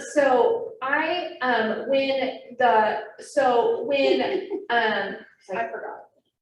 Know what you're gonna say before you say it, before you start, prepare for that, before you ask for their attention. Even as adults, we do this. A lot of times you go to a presentation and they're like, okay, I need everybody's attention. We're gonna get started. Oh, I'm sorry, I just knocked the USB out of the board. And yeah, so I'm like giving less importance to the things I'm gonna say by not being prepared to say them. Calling myself out. All right, knowledge of your audience. This is something you may know ahead of time. You may know that you're going to be talking with a family group with a fourth grader and a high schooler. You may not. You may not know that information. So being able to ask questions, being able to understand where they're at, as you go along can be helpful in being able to reach them on their level and going back to making it relevant to them. Meeting the needs of your visitors, both those physical needs and emotional needs as well. Facilitate enjoyable, meaningful experiences. So again, making sure that on a personal level, you're able to make it relevant and enjoyable to them. This last one is important too. Well, I say they're all important. I wrote it, so it's all important. Recognizing when to let them interact with the resource themselves.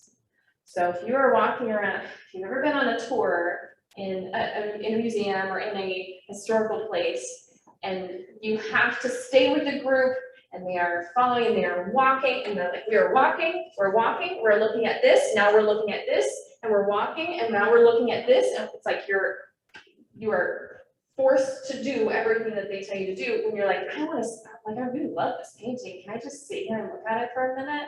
I want to enjoy it. Taking people up to the top of a hill and saying, and here's a beautiful view, and we're also going to continue down this way. That would be a great time to pause and say, we're going to pause here, and I'm going to let y'all find a seat if you want. This is a great place to rest. Or I want everybody to find me a pine cone.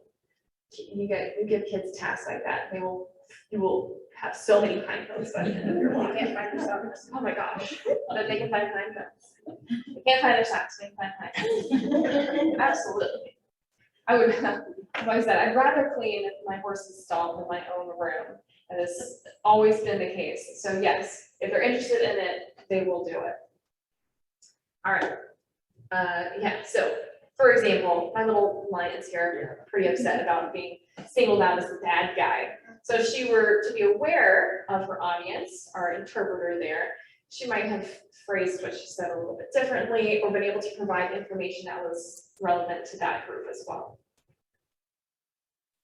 Disabilities, this has to be said, you may not have any sort of control over things being accessible to people with disabilities. There are definitely some times where like, I can't build a ramp right now and be able to provide this walking space for people with that kind of disability. But effectively, I'm stealing now, I want to read out exactly. Effectively meeting the needs of visitors with disabilities is not only a legal mandate, it is a moral responsibility. Now, keep in mind, it can be rude to be like, what's your disability? Especially if you're calling out in front of other people. But what I like to do is, hey, if anybody has any sort of special needs or things that I need to be aware of so I can make sure to meet those needs, please let me know. If anybody has a hearing issue, please let me know. I'm going to make sure that I'm not going to talk until you're within a hearing range of me. So we're going to talk about some of those as well. Techniques, activity, demonstration, having some sort of, again, hands-on activity, things to do, an analogy, metaphor, simile, so be able to relate to something that they're already familiar with. When you tell a story, that's a good way to connect with people, is relating like, hey, you know, this pine tree you probably have in your yard is the same kind of pine tree we used to build, that when you go to Home Depot, you get the lumber to build your chicken coop or whatever. Making those kinds of connections. A story, you don't have to be a great storyteller. I'm not a on the top of my head kind of storyteller person, but if I know of a story I want to tell, I will practice it until it sounds good. And so I can say it and be able to flow with it and plan for that. Discussion and questions, having a kind of an open dialogue with people and not just me standing up here talking at you guys. Right? Some things you may consider having with you, field guides, binoculars, thermometers. This is an exhaustive list. This is not mandatory. None of this stuff is mandatory. But if it is something that you find helpful to you, absolutely bring it. This definitely comes with some trial and error. I brought a lot of this stuff, like the first time I took a hike, and now I'm like, don't need most of it. One thing that I enjoy doing, a lot of times we say like, okay, we're in nature, so get off your phones, right? Pay attention to what's around us. I'm gonna fight that a little bit, get on your phone and use it as a tool, right? We use iNaturalist. I use Audubon and Merlin apps and BirdNet. I use these things because people are like, I can go home and do that myself. This is something I have access to. I don't have a pair of binoculars, but I can download this free app and learn new things. So there are definitely things that can be tools that help people connect better. Okay, handling complications. We're going to come back to the disabilities here in a second. I like this picture in the background here. This is one great example of the weather isn't bad, right? You're just unprepared for it. So being prepared for complications and you know, things like bad weather is important so that we can have that good flow. Speaking skills. So this is one of the disabilities, one of the things that people might have a problem with that you can definitely address. Your speaking skills comes with your volume, being able to speak loudly enough and making sure that people can hear you, making sure and being positive. Can you guys hear me in the back before I get started? If I'm ever not loud enough or if I'm too loud, I need to know, right?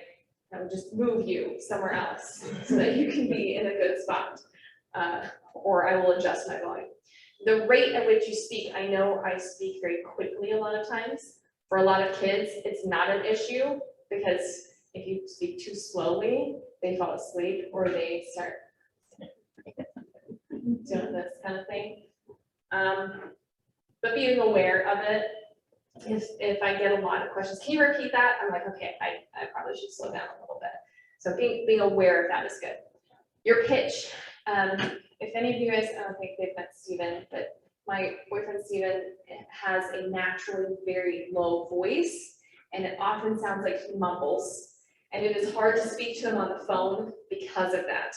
I need a mid-range pitch, and a lot of people, especially people you might be taking hikes with or talking with about becoming a master naturalist as we get older, there may be pitches that are harder to hear, right?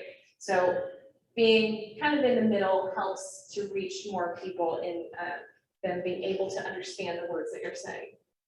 Articulation, another thing, you want to be articulate, you want to make sure that people understand you. This is not only important for just in general, people understanding you, but maybe be considerate of maybe English is not their first language.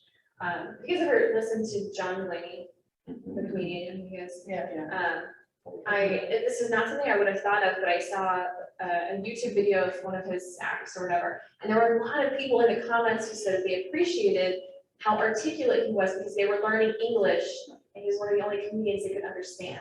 It's like, oh, that makes a big difference for a lot of people. That's really great. Pronunciation.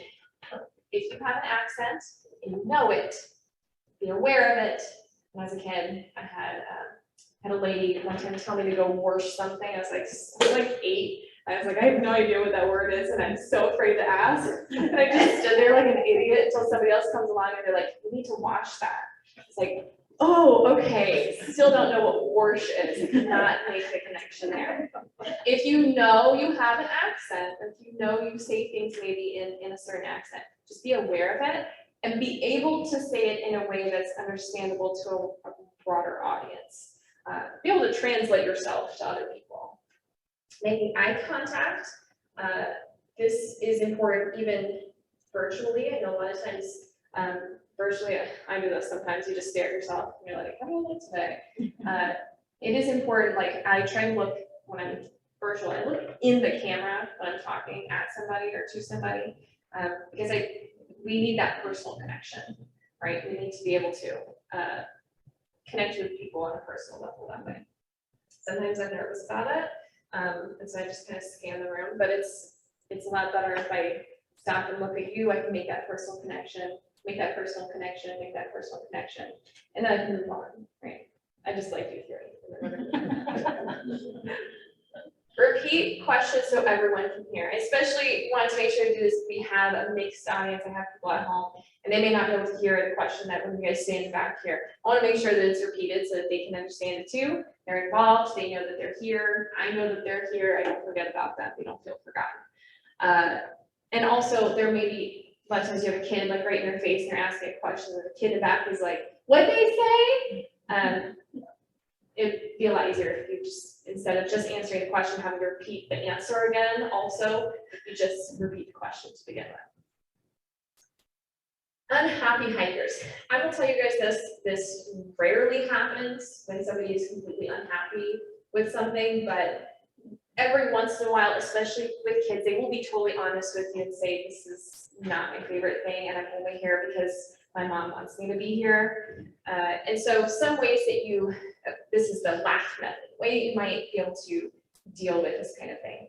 Listen, being able to not interrupt, and sometimes that's all they need, is they just need to be heard, right? They just need to be heard. I was a ref for soccer at A&M when I was there, when I was a student there. And this is the kind of thing that we were taught through conflict resolution classes, is sometimes people just want to yell, and you just gotta listen without interrupting them. And a lot of times that solves their problem. They go, okay, that was it. I just wanted you to be aware. I'm aware, thank you. But acknowledging them, I hear what you're saying. I understand it is very hot today. I totally get it. But being able to, showing that you get it, I'm also like dripped in sweat. But being able to provide a solution, I have an extra bottle of water. Did you bring a bottle of water? I brought an ice pack too, because I knew it was gonna be super hot today. I'm prepared to give you this solution. Or being able to provide a solution later on. Hey, I know it's really hot. We only have 20 more minutes on this hike. And part of it has a pool at the end, so we're really excited about that. Or hey, I heard you get to go get tea, like boba tea after this, so I'm really excited for you to do that. Let's look forward to that, right? And hitting home, making sure that if you have to follow up later, especially with a more serious situation that's being had, that you can follow up that later and make sure that outcome is satisfactory. It is not always going to be totally on you to solve everybody's problems, but being able to at least listen and show an understanding and compassion for people can often solve a lot of issues. A few resources here, being a better guide, they have great videos, short videos, if you're interested in checking those out, beabetterguide.com. They have good YouTube videos. Certified Interpretive Guide Trainings, the National Association for Interpretation, their website is not NAI.org or whatever, it's interpnet.com. Don't know why. Interpretation Network, I don't know. I don't know why I came up with that, it doesn't make sense to me either. So I would never remember it. North American Association for Environmental Education, they have some good resources for like actual lessons, if you're interested in like actual walkthrough lessons and stuff. So there you go. Let's see if it's right, see if it doesn't. Yeah. Also, we do have a local, the Texas Association for Environmental Educators, the TAAEE. And there's also Alicia May Johnson over at JJP is one of the main folks. So if anybody wants to get involved locally, they have some training. I think Cindy Willems and Alicia is doing that training in the end of the month. But if you want to get involved locally, there is like a Houston, there are active Houston people too. Yes, I have a question. It's maybe a little off topic, but I'm curious. How do you handle when you have a need for a bilingual interpretation in a group? And are you able to provide that? Yes. Okay. Can you repeat the question? Yeah, so you're wanting, okay, I want to make sure I'm understanding this. You are getting a request for a bilingual program? No, so I'm just curious, like, if you've had experience with this type of situation, because something I come across very frequently is they know there's a bilingual person that can provide a program and they're requesting it, but that really makes it difficult when you don't have a bilingual person that is just there for the language interpretation, but they're there for the actual tour and the language interpretation as well. So I'm wondering. You're having to do multiple jobs at one time. You're having to lead, you're having to guide, and you're also having to interpret things. Yes. I have had some experience. A lot of times what happens in classrooms is we actually have a special teacher there who's able to do ASL or Spanish for students. Or sometimes there are students who are like, they're from Korea or something, and there's another student who knows that language, but no adults can help interpret for them. Sometimes you have to rely on somebody else to help you do that. Definitely, if somebody is available, I would partner up with somebody. If you can grab somebody else, say, hey, will you help split this group so that when I do have to interpret things, it's not disruptive for the flow of the group. Or that way I can focus on those who need the interpretation. If you can't provide that, if that's something that is not able to be given, if you can minimize the number of people in that group, that'd be great. You may also have to be aware that you'll have to go longer. You'll have to adjust your time, the time you'll have to take, and make sure that people are aware of that. Because I have to, I will be interpreting today, and I will be saying things in multiple languages. I need you guys to know that it will take a little bit longer. And some people will be like, I'm gonna sneak out, because I was only here for 30 minutes, and an hour, having to do both is too much for me. And we just have to understand that that's gonna happen. Does that help? Yes, it does. Yeah. My biggest thing would probably be having somebody help you. Yeah. Well, the issue when you are actually bilingual is people expect you to do the whole job. And I mean, you make it work somehow, but I Sure. always like input because it's not an easy situation. It's okay to ask for help. Totally. Like, I want you to be able to do that. Yeah, it's not unreasonable. Yes. We had you probably know her, she used to work at KNP with me. She was bilingual and she would do programs just in Spanish and she would, Ashley De Leon, she would do them just in Spanish and she would advertise them. These are only in Spanish. Anyone is welcome, but will be just a Spanish speaking class.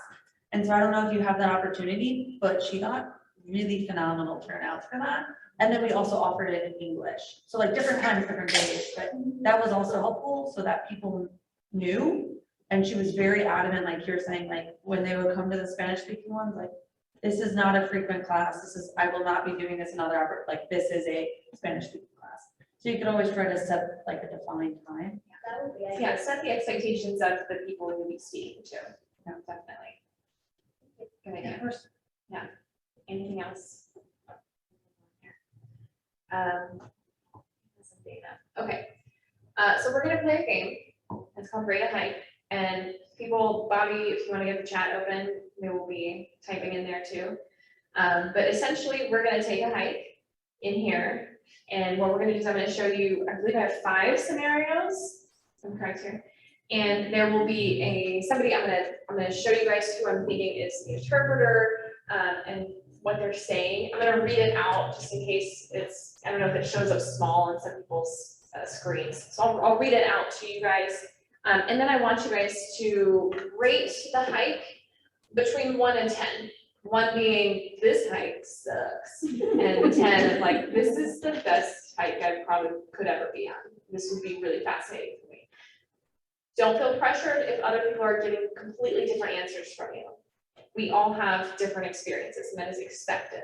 A lot of times we'll find that there are some things, some common feelings that we get from certain hikes. You ready, Bobby? Okay. So those of you guys at home, just type a number in the chat. We'll hear from Bobby what you guys have to say. All right, so my interpreter in this situation is the lady in the middle. She has the camera around her neck, sunglasses on. She says, when we stand here on the trail, we are imitating some of the earliest colonial settlers of the American West. Stephen F. Austin stood on this exact spot and overlooked this same landscape, but it looked very different than it does now. Would you believe me if I told you there are more trees here now than there were in the late 1800s? Why do you think the landscape changed so drastically? Take a second, maybe hold up a number on your hand. How do you guys feel? Is about this the first words out of her mouth? No. Okay. No, she's in the middle of them. That's pretty good. Yeah. We got 6, we got 5, we got some 10s, 8, 7, 6, 7, 10, 4, or 9. Okay. We're gonna make me do math here too. We're gonna have 5, 4, 5. Okay. So overall, it seems like we've got some on the upper level, nothing below 5. I don't think I saw anything below 5, right? Okay, so what are some things that you liked about this? She asks questions. Good, so she's kind of evolving in that way. It's relevant. It's maybe relevant to her audience. Maybe her audience has told her we're really interested in history and the history of this location. She gave us an It makes intriguing you like reflect on something. Yeah. Yeah, you're active. Little nugget of. Yeah, it's a very interesting, it's an interesting thing, but she's also asking you to be a part of it. Use your imagination. Using your imagination, yeah, asking you to think outside the box, maybe some of those cognitive abilities. Interacting with the environment as well. Connecting with the environment in a personal way. Bobby, anything else that's written there? What are some things that you did not like about this? Why are we in the direct sun and everyone's squinting? Yeah, so remember knowing where you're standing, when you're addressing people. Well, she said this were trees, so why aren't you on the Maybe this is just for taking a picture, but yeah, this seems like a lot of them are not, they're like, okay, when can we turn away from this? Yeah, they're not looking at her, they're all looking the same direction, so she doesn't really have their focus. There may be some people who have to like, wait, what did you just say? Kind of, oh, what? Yeah, so the way she's standing definitely has an impact in how they're able to hear the message she has to say. Anything else? For me, it was like the back-to-back questions. Like I want to look at it and then think about the second question and then think about the third. Not all of them at once. So I was like, okay, you need to slow down a little bit. Maybe one at a time. Yeah. I also think I would have liked it better personally if she asked, how do you think the landscape changed? And just left it like that instead of being like, you're telling me something and then asking me, like you're saying, like then asking me to reflect, well, then you already told me there's more trees. Why do I need to think about it? Sure, absolutely. So here's where you guys are finding your own personal style. Okay, this might be something that I say. I may not say rapid fire questions like this, but this was definitely something that I thought of if I was in like the Austin area. This was the thought in my mind of looking out at an area where there are lots of ash juniper trees and being able to talk about the history of this used to be prairie and now there are trees here. And then we can talk about, I can make those connections with, well, should we put bison back and get rid of all the trees?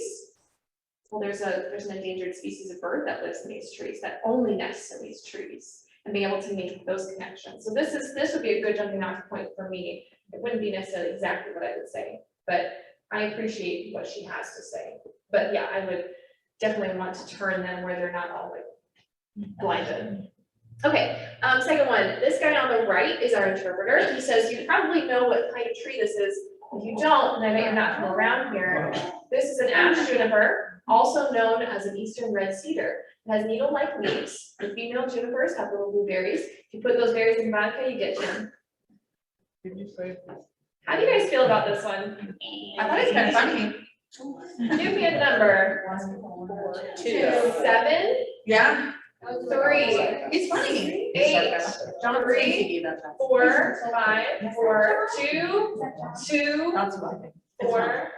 This is, I do not even know these people. These are random Google pictures, I promise. 6. Me. I wrote the words. 4. You know, it might be in the tone. Okay, so very interesting how some of you guys were like, I like it. And some of you guys were like, this makes me feel bad. Yeah. For me, when he first starts out with, if you don't know about this, then you're probably not from around here, I would be like, oh, that's how it is, huh? Okay. And I would feel a little bad for the rest of whatever has to say, even if it is interesting. But maybe there's another way that he could say what he said. Yes, we don't want to exclude people. We want people to feel included and involved. And he is just disinvolved, if that's a word, a lot of people there. Yes. I would say though, I mean, I think he's funny, but he reminds me of my grandpa. So that's why I think I liked it. It was like, to me, like I could see my grandfather saying something like this. And so it's connecting me to something that I, feel good about. Well, yeah, like the tone, it's like it's like a fun tone, you know, like. Yeah, so maybe it's just the way that he says it. Absolutely. But that is a tricky line to find with your audience on the fly, and you saw most people did not like that. So yeah, if you can say it and know for sure that you're saying it in an inclusive way where you're like, yeah, you know, like, I bet you're not from around here. He certainly doesn't have eye contact. Doesn't have eye contact. Bobby, what were you? But some of them, they said it was informative, right, but less engaging, less interactive. Yeah, less interactive. What were you gonna say? I guess the reason why I'm one of the people who put 3 up is like, yeah, I personally think that's funny, but then I'd be sitting there like making it up in my head, probably from paranoia, but just like, oh God, he probably made somebody else uncomfortable. So there's gonna be like a thing later on. Guys, like, you well, I know. don't agree with you. And Yes, it's, you know that there's a chance there will be a confrontation with somebody else in the group at some point where they're gonna be like, listen, dude, you need to be nice, you need to chill. And you're anticipating that. My family's been here since the 40s and I didn't know what that Yeah. was, so I can appreciate your comment.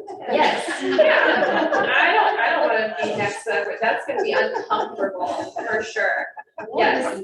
So I went on a hike in New Mexico and we had a tour guide. Me and my brother were the only people from Texas, so he was constantly saying, y'all Texas folk. And it was entertaining because he kept stumbling over his words every time he tried to do a drawl. Oh. So it was a fun memory for me because he couldn't pull it off properly. It was funny for you, but I bet he felt bad about it later. I think he needs to practice his insults a little bit better. So he go home and be like, I need to practice my Texas drawl better so I can insult these people more efficiently. And he might have, instead of saying, you probably know what kind of tree this is, like, you could have said, you may know what type of tree this is if you've sort of grown up around here. Yeah, that's a good way If to you're put not it. from this area, you probably never saw this type of tree because it doesn't grow We up found everywhere. here or something like that. Historically, and that's a little information, it only grows in this type of climate. Yeah, that's a great. And then you feel connection. better. I love it. I love this Someone from adaptation. New York, New Jersey. If you didn't hear from online, she said, we repeat with, I don't know, she said something like, if you haven't seen this tree, you know, you may not be from around here because this tree is something that only grows in this kind of climate.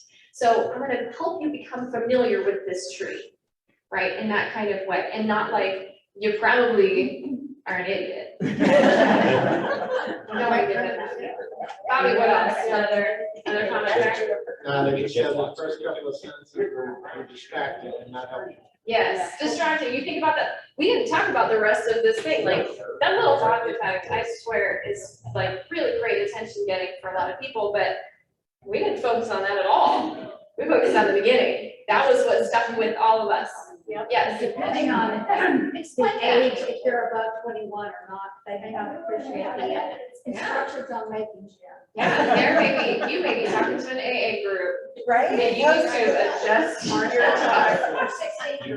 Yeah. Yeah, definitely. Yeah. I also think though it is notable, like the last one I gave a 5 for like glaring into the sun, but here like, I bet it's pretty nice in there. Like it's shady, you know where he's pointing, Yeah. like I'm not just. But you're confident in the resource. These may be people who are like, I have never been out in nature before and this is terrifying to me and this guy is not helping.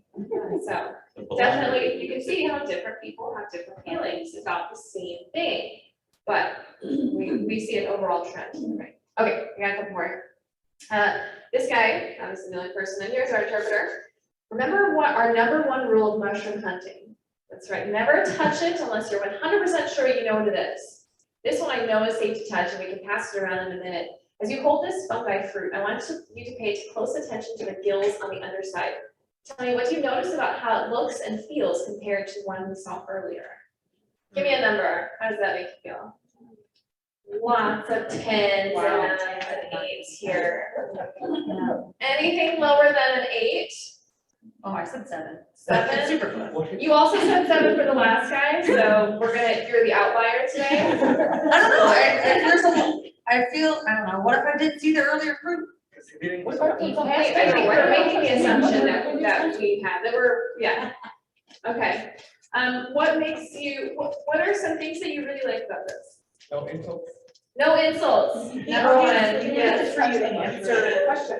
After every hike, somebody comes up to me, I appreciate you didn't insult me today. I just give us a little task that kind of engages us about, field exercise. There's an activity, there's something to do. And he tells you, he assures you that you are safe doing it, right? You're meeting those safety needs, yeah. He's doing that like informational and learning recall. He's like, hey, remember that thing I told you earlier? You're He's right. recalling and something that he's talked about earlier, he's making connections from an earlier Positive reinforcement. tidbit. Positive reinforcement, yes.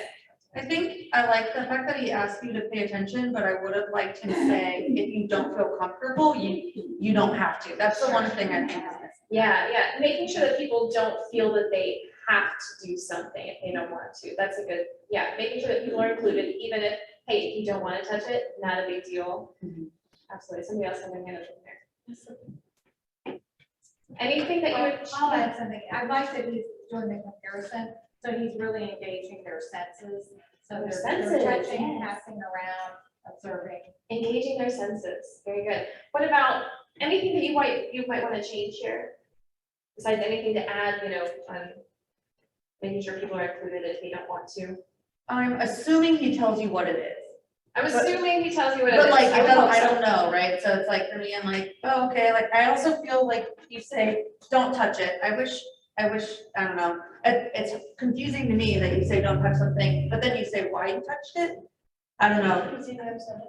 Yeah. Right, because he's 100% Never knows sure. 100%, But but I- I know what this is, so I want you to know that it's safe to touch.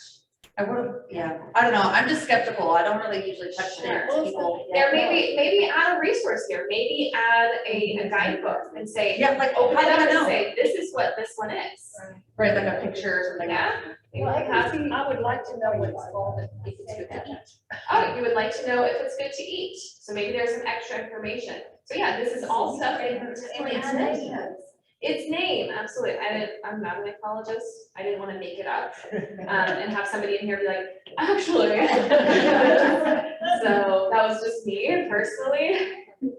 Okay, good. I Yeah. see what Kristen's saying, 'cause especially like little kids, so you just said, don't touch it, touch it. You know, Even so though if you're you sure, have but kids- like, so I like- could be Joe Schmo off the street. I have 3 kids, and so. I don't if know, say, like- don't touch it, and then I let you touch it, I just. Yeah, which one you're gonna be contradiction. like, Well, but they qualify it. It has a qualifying statement, where they say, unless you know what this is. And I'm gonna assume that this guy has proven his expertise ahead of time. I mean, he's got Right, this is bags. the feeling that we get from him is like, hey, He's pressed. he Of knows, something. he seems to know what he's doing. If I was teaching kids instead of adults, I would add an additional qualifier for, like, we're gonna touch this because the adult is telling you it is safe. If you Yes. find one, make sure you ask your adult. Yes, But make sure to check with the adult, even if you think you know 100%, let's make sure that we're being smart about this and checking with the adult. Yeah. I like how he phrased it, he says, remember, he asks the question, and then he tells you that he assumes you know the answer. So it's positive and encouraging. for you. Yes, yeah, he's not excluding somebody by saying, I bet you know, or I bet you don't know, or some of you know. You're not This from is- around here, you won't recognize this. Yeah, you're not around here, you won't know this for sure. Yeah, one way that people often feel excluded is when people say things like, I'm sure you know, or does anybody not know what this is? And sometimes, like, when you're like, no, I know what it is, and you like feel confident, but sometimes you get that feeling of like, oh, I don't know what it is, but he made it seem like I'm an idiot if I don't know what it is, so I'm not gonna raise my hand and tell him that I don't know what it is. I know that Hank Van Jocelyn, he is so good at asking questions, and he's one of the only people I've known as an adult who is not afraid of saying, I don't know what you're talking about. And I appreciate that about him, but a lot of times because his question of clarification comes right after somebody saying, I'm sure you all know what this is. When he says, actually, I don't know what that is, he gets laughs. People laugh. And it's so heartbreaking because I'm like, we should not have set him up to feel like he failed. We need to make sure that he knows it is okay to not know something. And for you guys as teachers, it is okay to not know something. It is so okay. I love hearing Carolyn say, when you ask about a certain insect, and she's like, I don't know if that one has stingers. We're gonna have to look that up. That's really interesting. I would love to find that out. Let's explore that together. That is a good way to make that connection with somebody, not just giving them information, but saying, I don't know. I don't have all the answers. And you know what, when I say I don't know, a lot of times, especially the kids, they feel like I stumped the person. And they're more excited about learning new things because they want to ask more questions. They want to know more. So it is okay to say, I don't know. Except when you're telling somebody to touch something and you're saying, I know this for sure. You gotta know for sure. Yeah. So sometimes I use the flip side of that because I don't want to sound arrogant. So what I'll say is, you may already know this, but da da da da. Okay. So then I'm not assuming that you don't know. Yeah. Alternatively, you could just not say it. You could just skip that you may already know this. You may say, this is a this. Well, if I'm an interpretive guide, yes, but in my type of work, I do. Yeah, absolutely. Yeah, there are definitely different scenarios, of course, where it's more appropriate to say something like that. But I mean, as a master naturalist, and we're all sitting here, and I assume maybe a lot of you guys know how to identify a copperhead. So maybe you don't. I don't.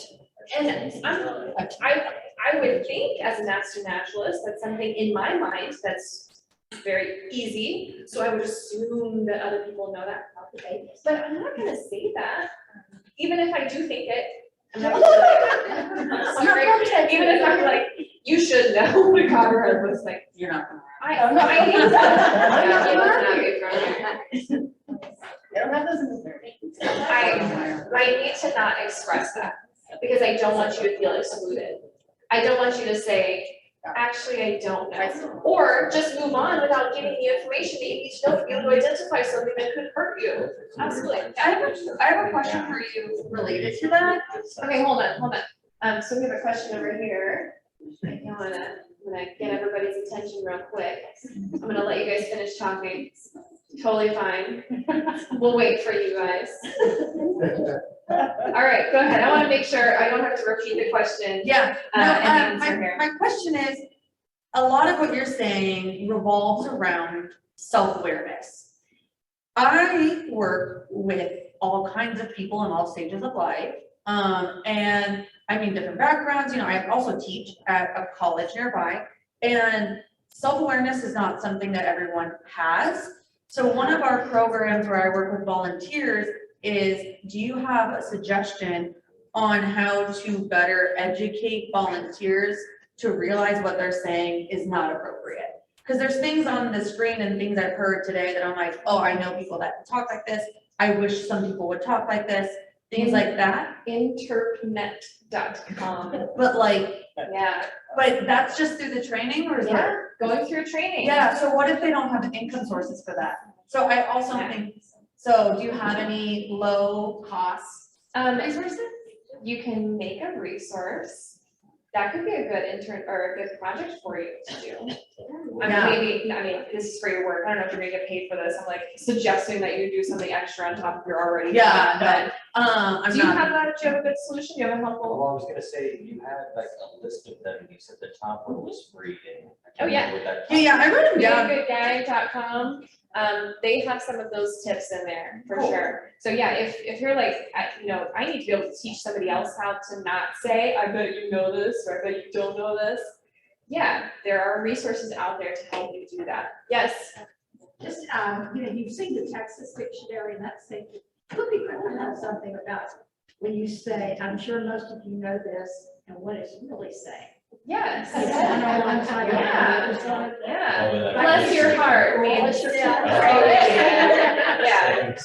Yeah. So maybe, that's a good one. Yeah, coming up with a resource that's very simple. So for something, so I help the Balcones National Canyonlands Wildlife Refuge, which is a total mouthful. They have a hiking group that meets, and they train their guides through a series of lessons. It's like months long, kind of like becoming a master naturalist.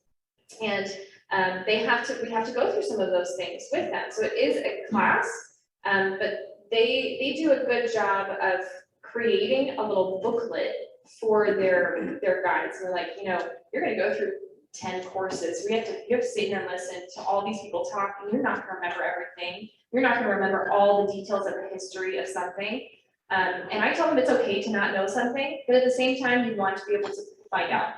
So they are equipped with a booklet of not only facts, but how to present these facts, of activity ideas, of little tidbits like that. So it may just be, if you have a set of volunteers and you can give them this little booklet that says, step 1, step 2, step 3, and how to present this information, that may be very helpful. And I bet there are a lot of people who want it. Yeah, thank you. Yeah. So I just wanted to go back to saying, I don't know. Please don't make stuff up, because. Oh my gosh. I yes. had that happen. I went to the science museum, and one of my girls had a question about the pits visible in a T-Rex's jaw. And we were trying to figure out if they were like pressure sensoring pits, like you see in crocodiles. And I asked a wandering Dacian, hey, I have a question. And he's like, oh, I think so. And there was something about the way that he said it that I looked at my daughter and I was like, don't trust him. I don't believe him. So I actually happened to run into the curator of the prep lab and pulled him aside and was like, can you tell me what these are? They're not pressure sensors. They were actually, foramen, they actually think a T-Rex had fleshy lips. So that, they were for blood supply. I know, isn't that weird? Like the mental image of that is so crazy. But the guy just, pulled something out of his ass basically and was like, oh, I think she knows what she's talking about. Yeah, sure, that sounds good. Yeah, don't make Don't do things that. up. Don't say, I don't know, but here's my best guess. I mean, you, maybe, you know what I But like you to should do? qualify it. You know what I like to do is I say, what do you think? And I have kids make up their own answers and I say, those sound like really good ideas. We should go find out the real answer and see who Which is is what I did. closest. Yes. I was like, let's go find somebody else. Yes. Yeah. And knowing how to research the correct answer is also very important. Don't just Google it. Know what sites are legitimate when you actually find an answer. Carolyn, you had something to add? When I was growing up, my dad made up almonds. It's as though he was so put on the spot. He makes stuff up all the time. And it wasn't until I was much older that I realized, he's the one who's But so it's very difficult for me, coming from that kind of background, to say, I don't know. Yeah. Right? Because I'm so used to Just that. making stuff up. I just make stuff up. And I'm like, oh, that's so cool. Your experience is based on somebody thinking that they know something all the time. So my So husband. it can be hard to trust. My husband does that too, and my kids just go, you're lying, where's mom? But that involves knowing that the person is making stuff up, you know? Okay, yes, we got a couple more, yeah. Yeah, this is like a little bit off, but okay, so talking about being respectful to people's feelings, right? So I have some members of my family that are not comfortable, they actually have anxiety about being in nature. How do you handle that, and how do you make them more comfortable being out there? Because people get, just like I get anxiety in like cities, he will get irritable, grouchy, it's like there could be an emergency, we'll die, like people are gonna be fine. It's like, no, I'll break a leg, you're gonna have to leave me here. Okay, Alligator. listen, so some of those meeting Maslow's hierarchy of needs, being able to provide some of those things, going to a controlled area. Maybe, you know, for a hike, you might want to go to the Spring Creek Greenway where they have paved trails and you know where the restrooms are. And they have mile markers, so you know how far away you are. Being able to map it out, being prepared ahead of time with that kind of information can go a long way to making somebody feel more comfortable.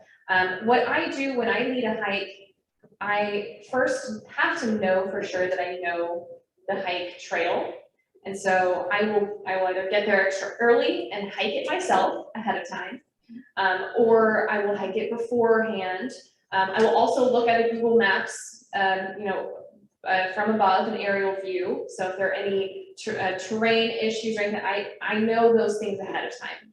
So I can tell that person as we're walking, hey, don't worry, there's a creek coming up to the left. I want you to see this the beaver tree that's there that I found last time I was here. You're gonna love it.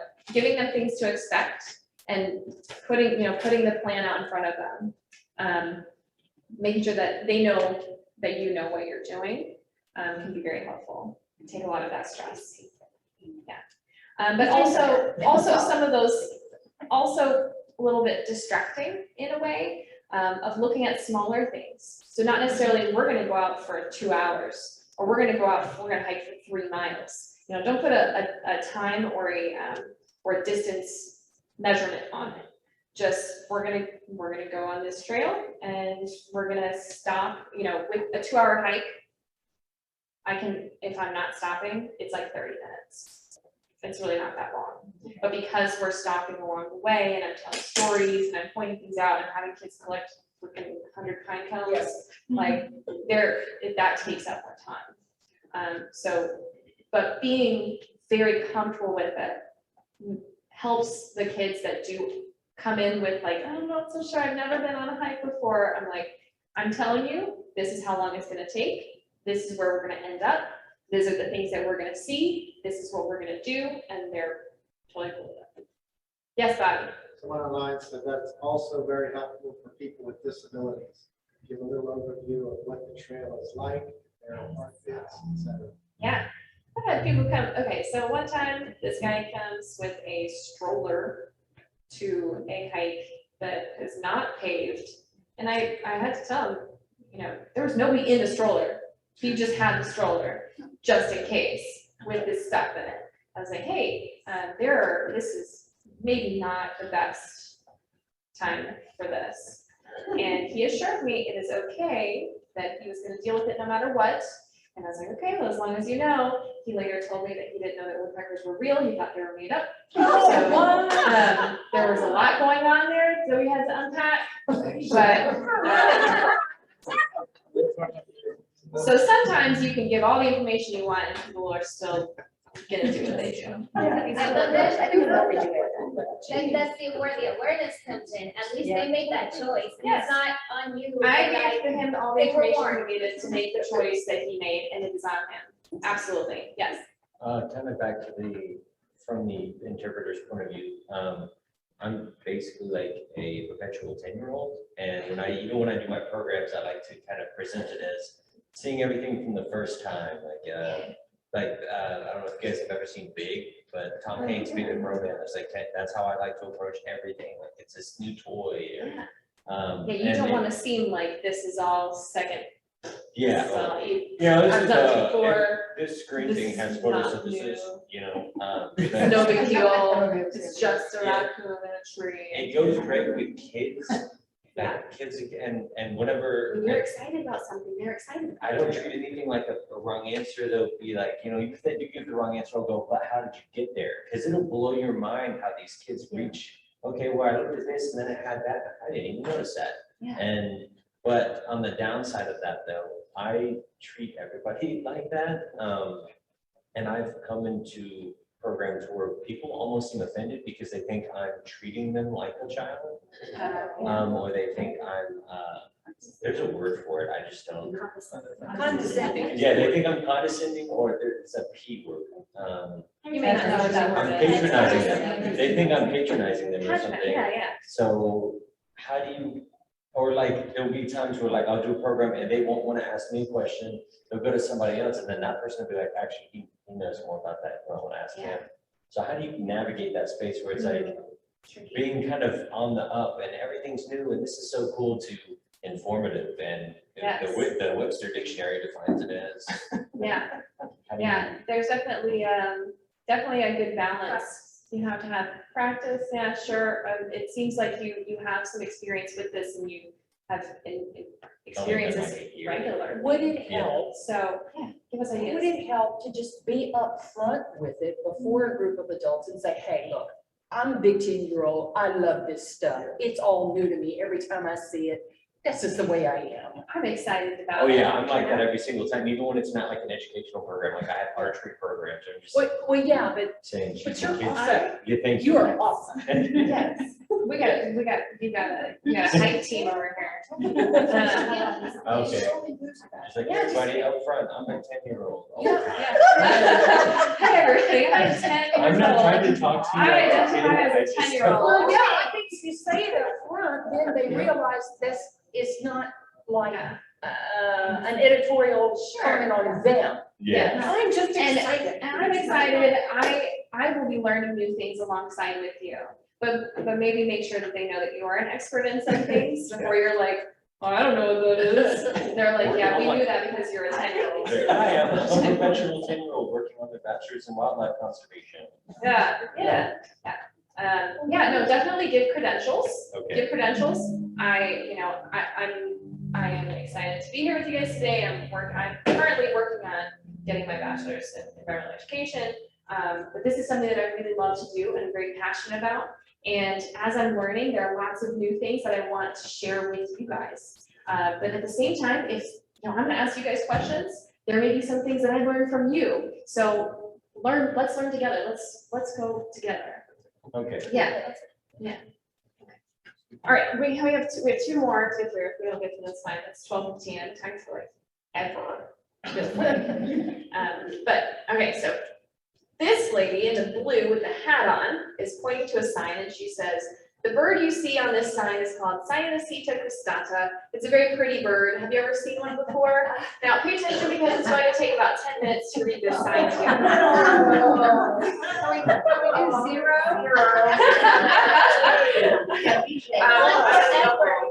Yeah, one for effort, okay. So you got Facing the sun, we'll give them. twos, ones, twos, and this is a group of kids. Also, that's true. you know, knowing your audience, I got a 3. Okay, I'm 3, yeah. Not for kids. You gotta know if these kids are really interested in sitting there listening to you read something to them for 10 minutes, for sure. If it's something that they can read, like I do not like reading PowerPoints. Y'all can read, I'm sure, but that is something, I know y'all know how to read. That is like one thing I'm passionate about today. I'm sure you guys know how to read, but here's this sign that I'm gonna read to you. How exhausting is that? Like just hearing that I'm gonna read this to you, I'm good. This is not a museum, it does depend on how you read it. It does depend on how you read it, for sure. Maybe you know the sign, like if you're gonna sit there and read it word for word, in this tone of voice, this, don't do that.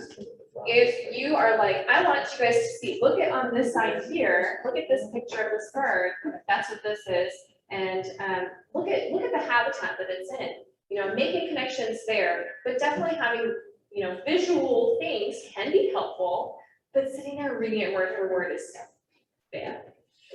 And you want science. What's the point of being out there at all if you're just reading, so she might as well be in the class. What's the point? It's a very pretty bird. The scientific name, yes, scientific name maybe is cool to know, but maybe also great to tell us the common name of this bird, because what does the scientist see to cristata? Does anybody know what kind of bird that is? It is on my shirt, I think. Oh, it's not on my shirt, but somebody got it, it's a blue jay. Oh, it's cyan, it's blue. Yeah, that's a blue jay. Yeah, she could have just said blue jay, and then said, its scientific name is Cyanoceta cristata, and that's what this means. I forget what cristata means, but it's actually descriptive of a bird. I think that can be an interesting fact. So kids are interested in the Latin names if you explain it to them. If you explain it, like I They're have like, a oh, really what? fun fact. I have a fun fact. The Greek word for bear is arctos. The Latin word for bear is Ursus. Ursa Major is a constellation, and Ursa Minor is a constellation. It's a Big Dipper and Little Dipper, and it's just Big Bear and Little Bear. They're not actually dippers, they're bears. And the Arctic, named after Arctos, has bears. The Antarctic does not have bears, and it's called no bears. See, scientific names can be cool, but it's gotta be relevant to people. You can't just say, this is what it's called, memorize it, there will be a test later. Lame. She's telling them it's a very pretty bird. What is it? What do you think about this bird? Yeah, she's telling them how to feel about it. She's telling them, that's like my mom being like, you're not cold. Okay. So I guess not. What do you like about this? And anything that you're like, okay, I can appreciate this. I will say that if for some reason there's no bluebirds around or these people have never seen a bluebird, then it is nice to be able to see what they're, instead of just being like, there's this pretty bird named whatever. At least you can see something and you can just like look around and not really pay attention for the next So minute. she's using the tools at her disposal to be And able they to do display something. If they're out in the middle of the day and blue jays are crepuscular and they like to hang out in dawn and dusk, then you're not gonna see a blue jay, or you might hear a blue jay being yelling at you from afar. So yeah, being able to see it makes a difference. This is why I wear this shirt when I'm taking hikes. When I'm out there with a group of 25, 6-year-olds, like we're not gonna see birds. They're way too loud. No matter how many times I tell them to practice their stop and walk and all that stuff, they're not gonna see birds. But we can probably hear some, and I can say, hey, you hear that bird that sounds like Peter, Peter, Peter? That's this bird. That's the titmouse. They're like, oh, that's so cool. You know, or I have my app and I can pull that up. So there are resources that can be very helpful. Maybe that's one thing that she likes to do is stop here because she knows that they're not going to see anything. Yeah, definitely. Okay, I have one more. This guy on the right is our interpreter. He's a very small group here. He says, I want to pause here and give you some time to take in this breathtaking view. Believe it or not, this is the site of an important battle during the Mexican-American War. Do you think the soldiers ever stopped and appreciated the beauty of these limestone hills? Oh. What number would you give this? How do you feel about this guy? Got a 10 from Carolyn, 9, 7, 9. 9. Feeling pretty good about this guy, some 9s online, 10, wow, 8, 7. She got a 5. Just got into it. There'd have to be a lot more context before I would think he was on topic. Okay, we need some Which more good. context here. I need more information, is that what you're saying? I want more of the history. Or what did Give he me- say before that? Maybe I'm off point and this is actually fine. Okay, yeah, need some more details here. It's leaving me flat. I appreciate the simplicity of it. And then I assume after he asks this question, and it's maybe a rhetorical question, like, I don't need you guys to respond. Just something to think about as you're sitting here enjoying your journal or. Is anybody else bothered by the fact that it's like, it's a battle site? Did soldiers really stop to? Yeah, that's what I'm saying. That would make me sad. I think that's kind Yeah, of. I mean, yeah, there's definitely some emotion there. It makes you sad, it makes you confused. Yeah, I think for me, it's like offensive. How he said it. I mean, I could imagine, like, this could be, you know, as they're contemplating their last day on earth, possibly. Is this something they appreciated? They have a yes, no question, that's not. Yeah, maybe a little more open-ended question for me, a little less yes or no. I think the part that's, and maybe it's just because like my background's geology, the part I'm confused is where's the limestone? Yeah. Like, don't ask me to appreciate the limestone, I'm like, can't see that shit. So like, that's why I give it a nod. I want an outcrop. Yeah. And I feel like another one said. That's enough for you. Yeah, I mean, maybe it's right underneath your feet, we can't see the rest of it, what's going on here. Maybe Doesn't feel very you guys should sit on this rock over here, it's made out of limestone. So maybe there's a little more context that some people would want.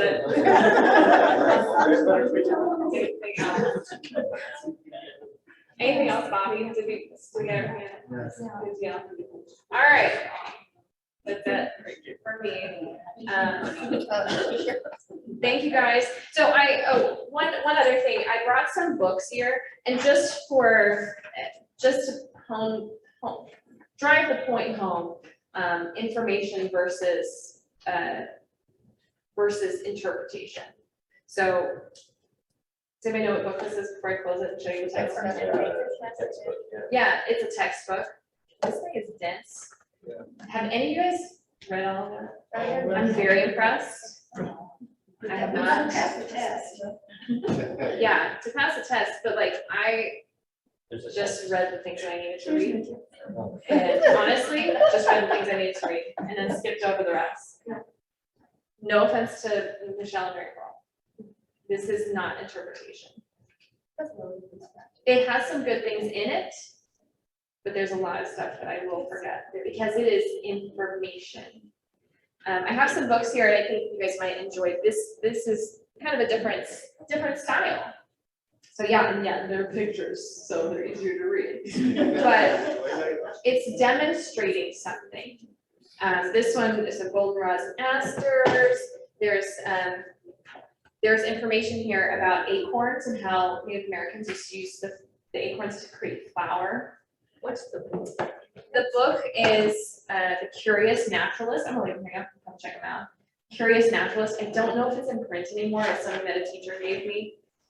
But there are some activities in here as well, making a bird feeder, looking at mushrooms, like different ways to look at the mushrooms in order to learn more. Basically giving you the tools in order to do more on your own. Letting somebody else take it from there. Like, this sparks my curiosity. This gives me this is what I would use to look up more information about that if I had to, but I'm not gonna read this cover to cover. Good for you if you have, but it's just different styles. And so when you are learning something new, no matter what you're doing, I hope you think about some of these things of, I'm interested in this because of the way it's presented to me, and become familiar with that and incorporate that kind of stuff into your own style. Everybody's style is going to be a little bit different. I understand that, but it takes practice as well. So if you're interested in leading hikes or giving presentations, and you know that there are some things that you have to say or that you want to say, practice it. I practice this stuff all the time when I take my dog on a walk at night, and I see a little armadillo rooting around, and I think of how can I connect somebody with that armadillo, besides just being like, that's an armadillo. How can I make that connection? And a lot of people don't like armadillos rooting around their gardens. And I say, you know what that armadillo is looking for? He's looking for bugs. They eat lots of insects that can destroy your plants. So it's really important that we appreciate the armadillos for what they're doing. You know, Scott Ball told me that armadillos are invasive, which is wrong. That's just how he feels about them. They're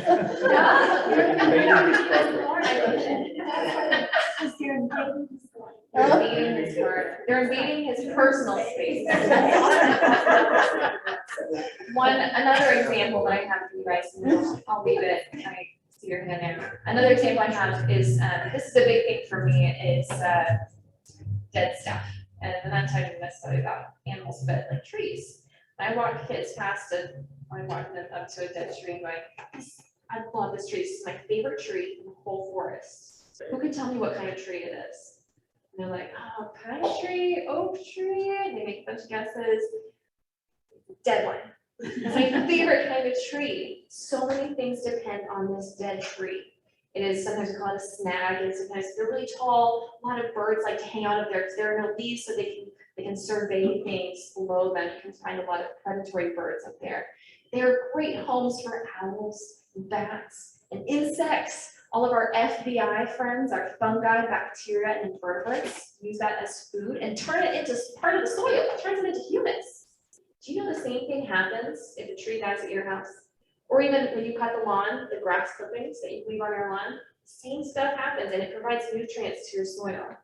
So if you see somebody in your neighborhood throwing those grass clippings and leaves out into the street, you can tell them that that stuff will make their grass healthier. I'm making that connection to something that they can do. I'm giving them an action item. I'm also giving them that feeling of empowerment. We often tell kids, and a lot of times kids get this feeling of like, the world is hopeless, everything's falling apart, but it's the adults who are responsible for it. And then one day you become adults, and what are they gonna do? Oh, they still feel the same way. Somebody else is responsible for it.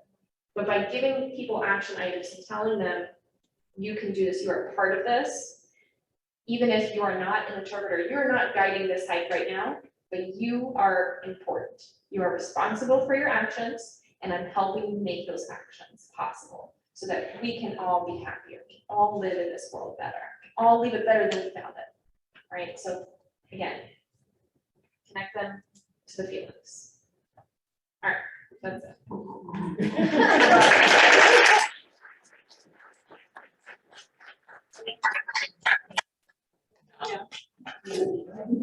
Raccoons don't actually have opposable thumbs, but I think it's really good. All right, oh, Bobby, I saw your hand, I'm sorry, I want to come back to you. Oh, no, You have a I was question just- on I was just curious if your dog ever gave you feedback. My dog? Yeah, when you're giving up, you said you're in your walk, you practice, Oh. and I want to give your dog back. She is becoming, she's so deaf.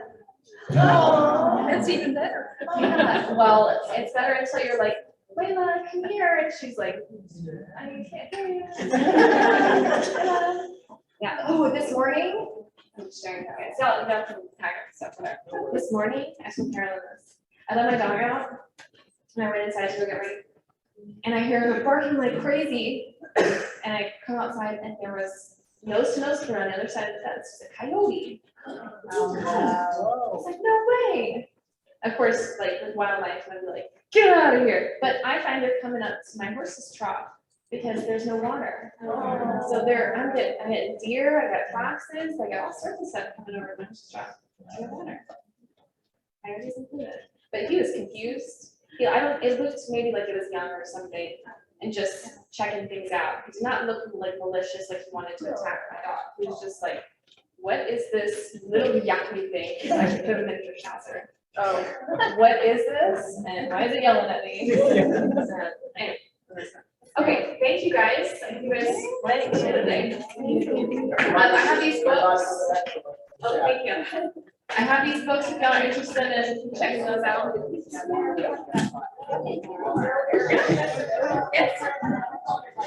Add water. No. Yeah, I know, and honestly, the more I clean that, I mean, it's like, I just feel bad. It's not like I was gonna do nothing. I just feel bad.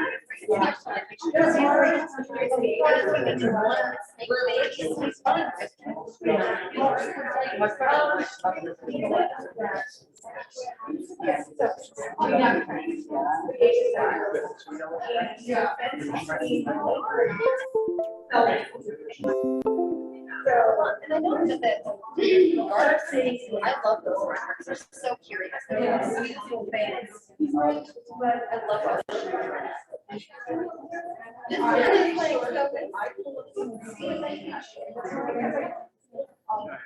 So.